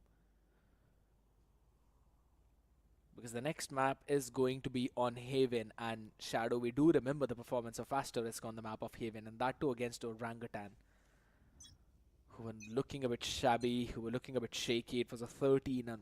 Even if the series go the entire way, I think so Global Esports are still winning out. The question is, can Asterisk do the impossible? Can they do the unthinkable? Isolate them and kill them. Going in with the Stinger, full shield. Only one Hero Vandal for Yash.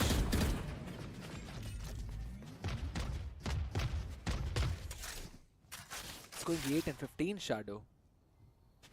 Who's next? Seems like it's just not his day.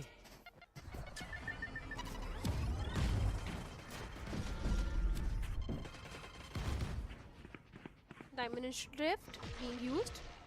But like you said, Asterisk, they don't have the weaponry. It's just only Stingers. The information has been there. But NV Showstopper gets no value at all. He's not aware about the position of Icarus, and Icarus gets 2. Completely unnoticed, unchecked. And the tables have turned. The situation might go in the favor of the players of Team Asterisk. Kibushan finds one. Yash gets a trade. But Icarus with a 3k coming in. It's a 1v1 situation. Smokey versus Icarus. Oh my god! Gets the timing onto Icarus and saves the round and the day for the players of Global Esports Academy. 11th one on the board. They sent out Cosmic Divide in a way where I think so they wanted to scale up behind it in elbow and then overwhelm the members of Global Esports Academy, but they could not scale up behind it because they probably had to go through their own wall. It was very awkward. Asterisk had an idea, but they just could not completely execute it.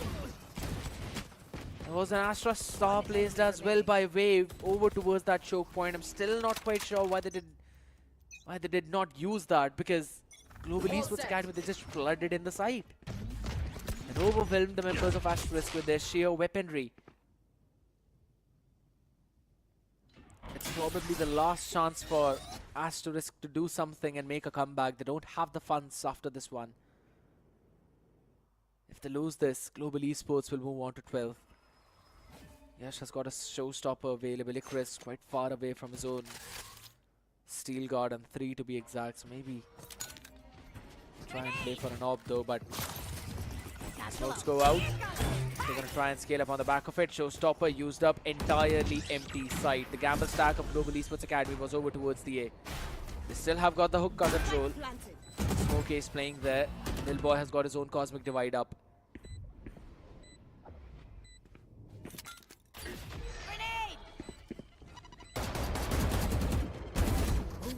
Viper Spit also there, but NV's Painshers gets a value onto Wave. Lil Boy gets one more.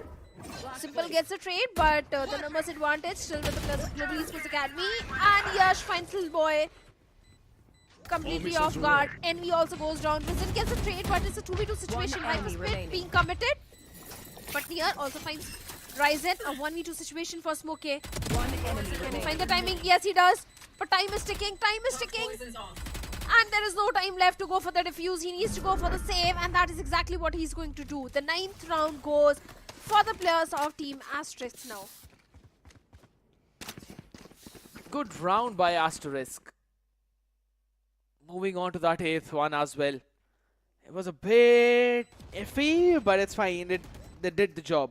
Neo was playing so far back over towards the fountain. All he needed to do was play for the post plant, wait for the tap. And as soon as it was there, No charges left. quickly sent out the salvos. It also got a pick on Ryzen, who had no clue what hit him. I'm going above. Setup changed a bit. This time towards the A shot. 3 players wanting to push out, wanting to play together. Crossing the sheer at the same time. Now they've got no information how many players are actually coming behind this backstab. Good hit. Launching Flashed thorns. out the players as well. Razor Beams comes in. They want to try and chase them down. And Envy with a nasty headshot. Catches one. They still have no clue how many people were there behind it. But that's a reaction. Asterisk quickly running it down towards the B side. There's still one more player to take care of in the backside. Ryzen will go in for the reposition over towards short. That's exactly where Nia is. And look at the super late look by Simple. Should catch one, will be able to, but Envy answers on the other side. Near low in that HP, will have to reposition inside the container. Inside the tube, standing there, Envy still doing a bit of a chip damage. A couple of shots missed out, Mosh gets one. Near still standing strong. 2 HP on this guy.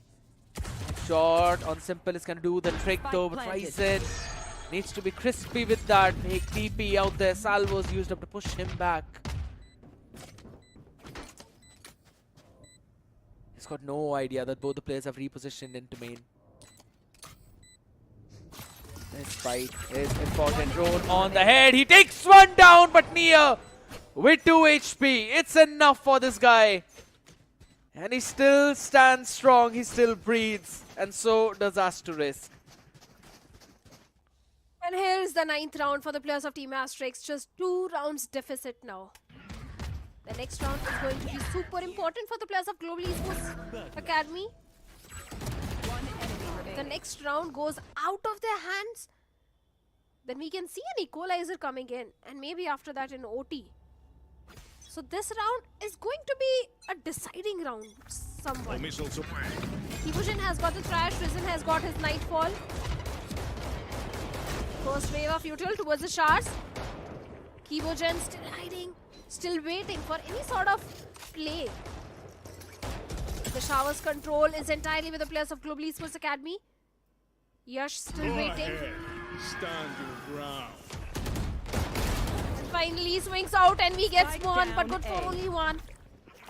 A 4v4 situation, 1v1 trades has been made, but the control of the site has still been maintained by the players of Global Esports Academy. Wave gets Smoke and Little Boy gets a trade onto him.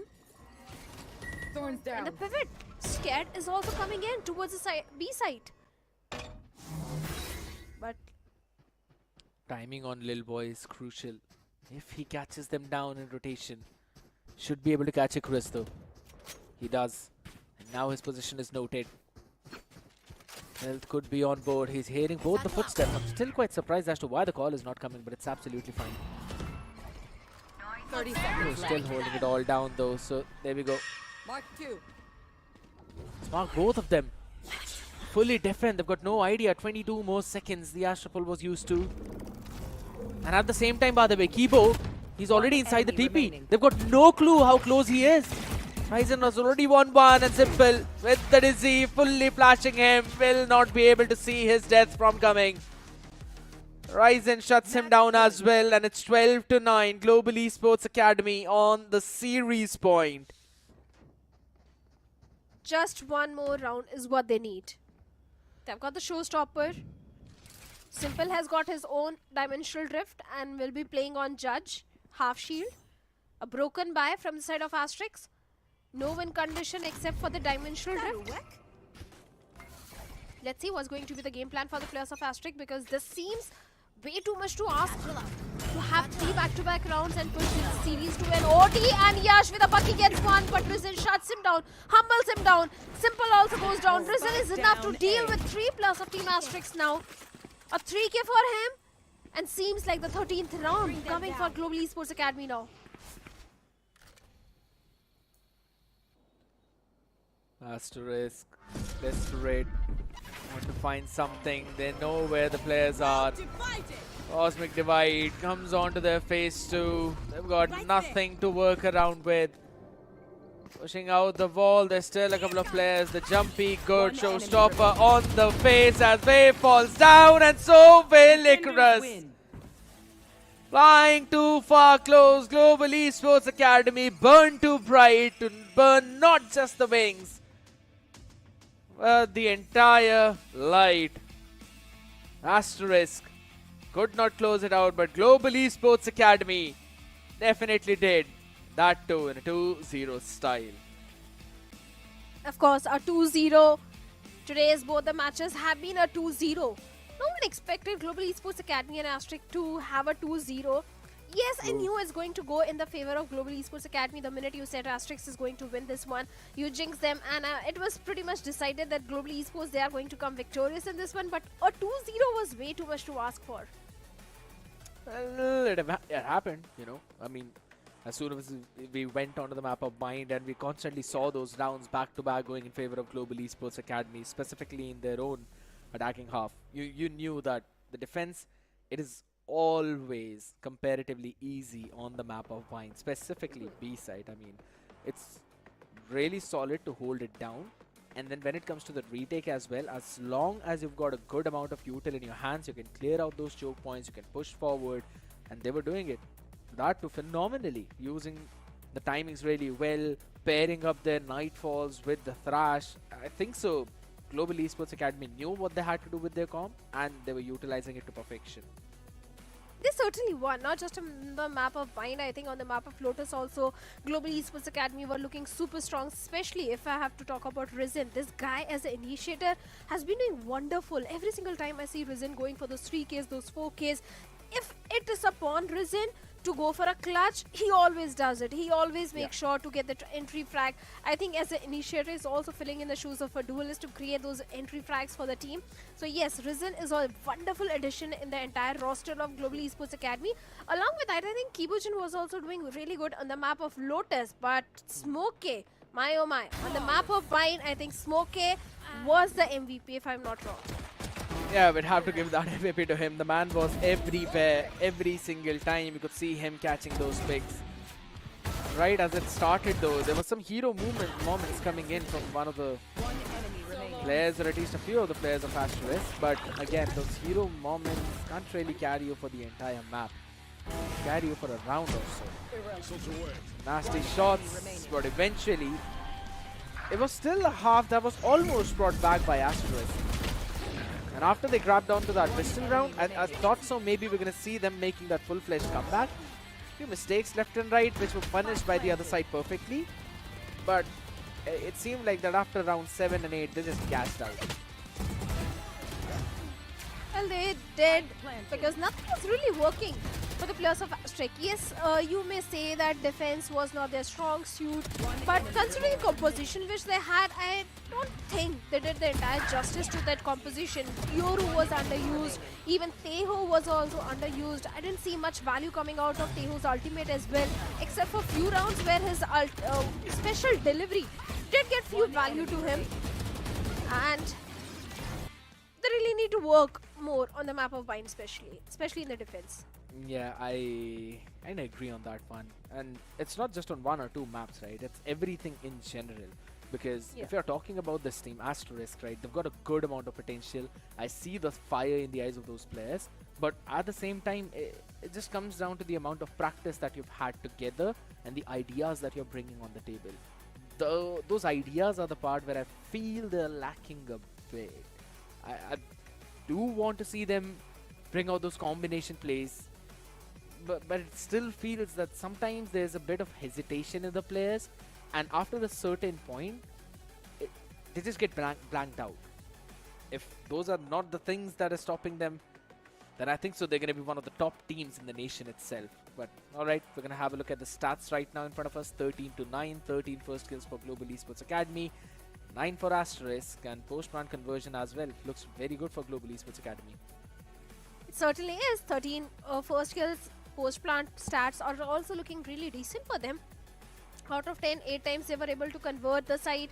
But let's have a look at the MVP also. If I'm not wrong, it is going to be Soke. And yes, he is. 2.3 KDA, 293 ACS, 191 damage per round, 25.4% headshot percentage, and 1 first kill as a Viper. Since you mentioned that your favorite agent on the map of mine is Viper, here it is. Viper is the MVP also now. Always about timing, always about the utility. Finding the trades, that's what Smokey does well. And as you mentioned, you don't want to see those first kills from this man. There are none except one. 2.3 KDA is something that, it kind of scares you a bit too. That in every other round is at least catching 2 people and then also doing a chip damage onto the third one. 21 in 12, 293. Perfect stats. Ryzen as well, not that far behind. If anything, he's got more kills in the same number of deaths and more assists.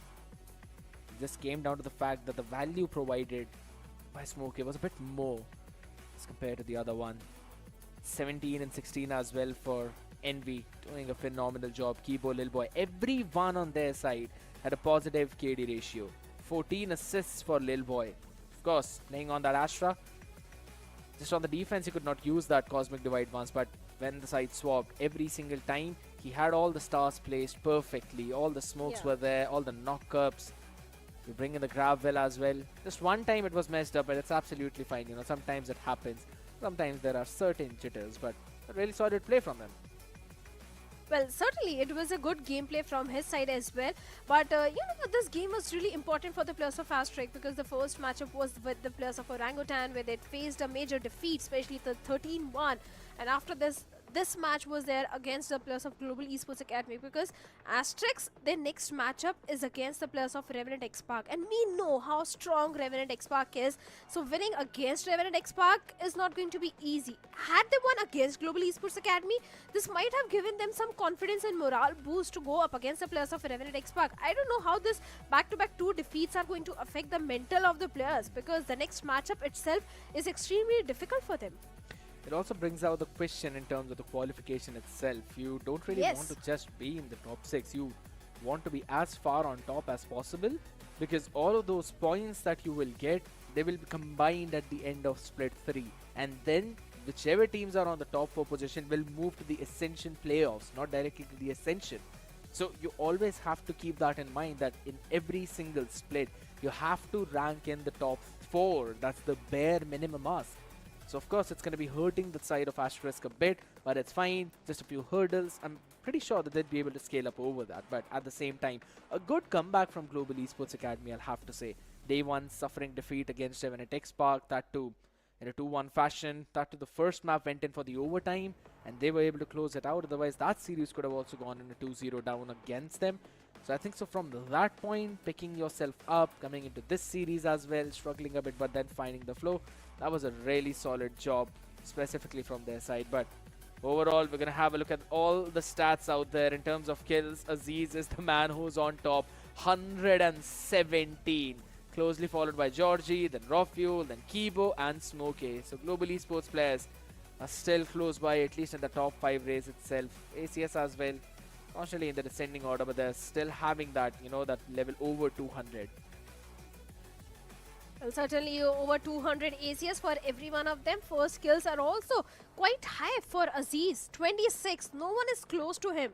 Georgie having 12, Rafuel having 15, and Smokey having only 7 first kills. Seems like Smokey is not able to have those first kills, but his impact in the game as a whole is way too much. Overall standings, let's have a look at that also. Revenant XSpark, they're on the top with total of 2 wins and 0 losses. Velocity Gaming on the second spot with 1 win and 0 loss.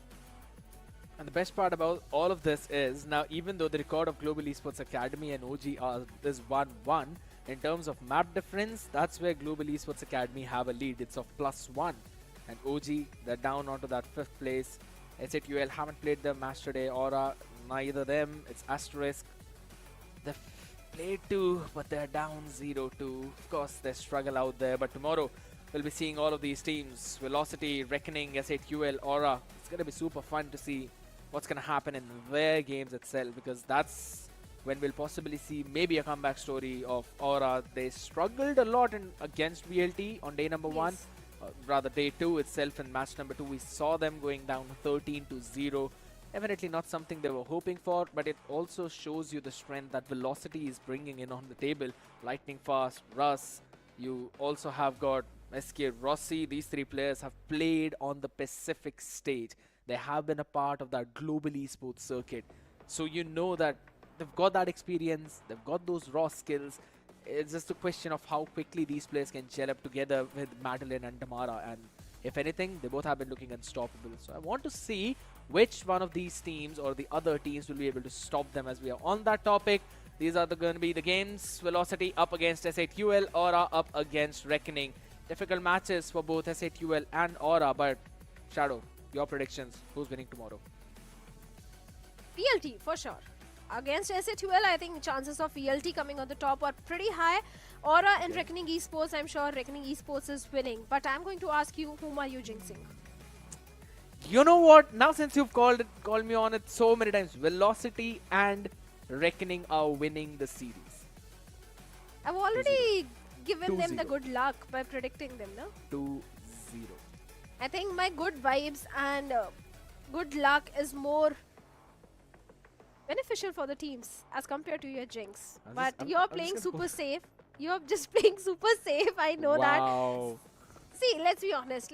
Jokes apart, yes, chances of Aura winning against the players of Reckoning Esports is quite slim, because considering the performance which Aura had against the players of Velocity Gaming, that's what anyone is going to think. They were not looking that confident. Unless and until Aura pulls off something really great, they are prepared so much, maybe there can be a chance of winning one map, but not more than that. Not an entire victory. Velocity Gaming, UL Esports, you have already mentioned it, that Velocity is one of those teams which has got the international experience. They've got so much experience. So yes, that's why VLT. Here's the big thing, you know, I was also thinking about the similar lines, and then again, BGG is also there. He's also the man who's been bringing so much more experience out there. But ladies and gentlemen, it's all the talk for tomorrow, as again, tomorrow's day is going to be super fun. And in order to catch those matches, you have to stay tuned to the stream. It's me, Scared Yet, with Shadow. It was a fun day today. Some good matches ending up in 2-0 itself. Maybe tomorrow we're going to see those third maps. In order to find that out, make sure to join us tomorrow. Have a good night.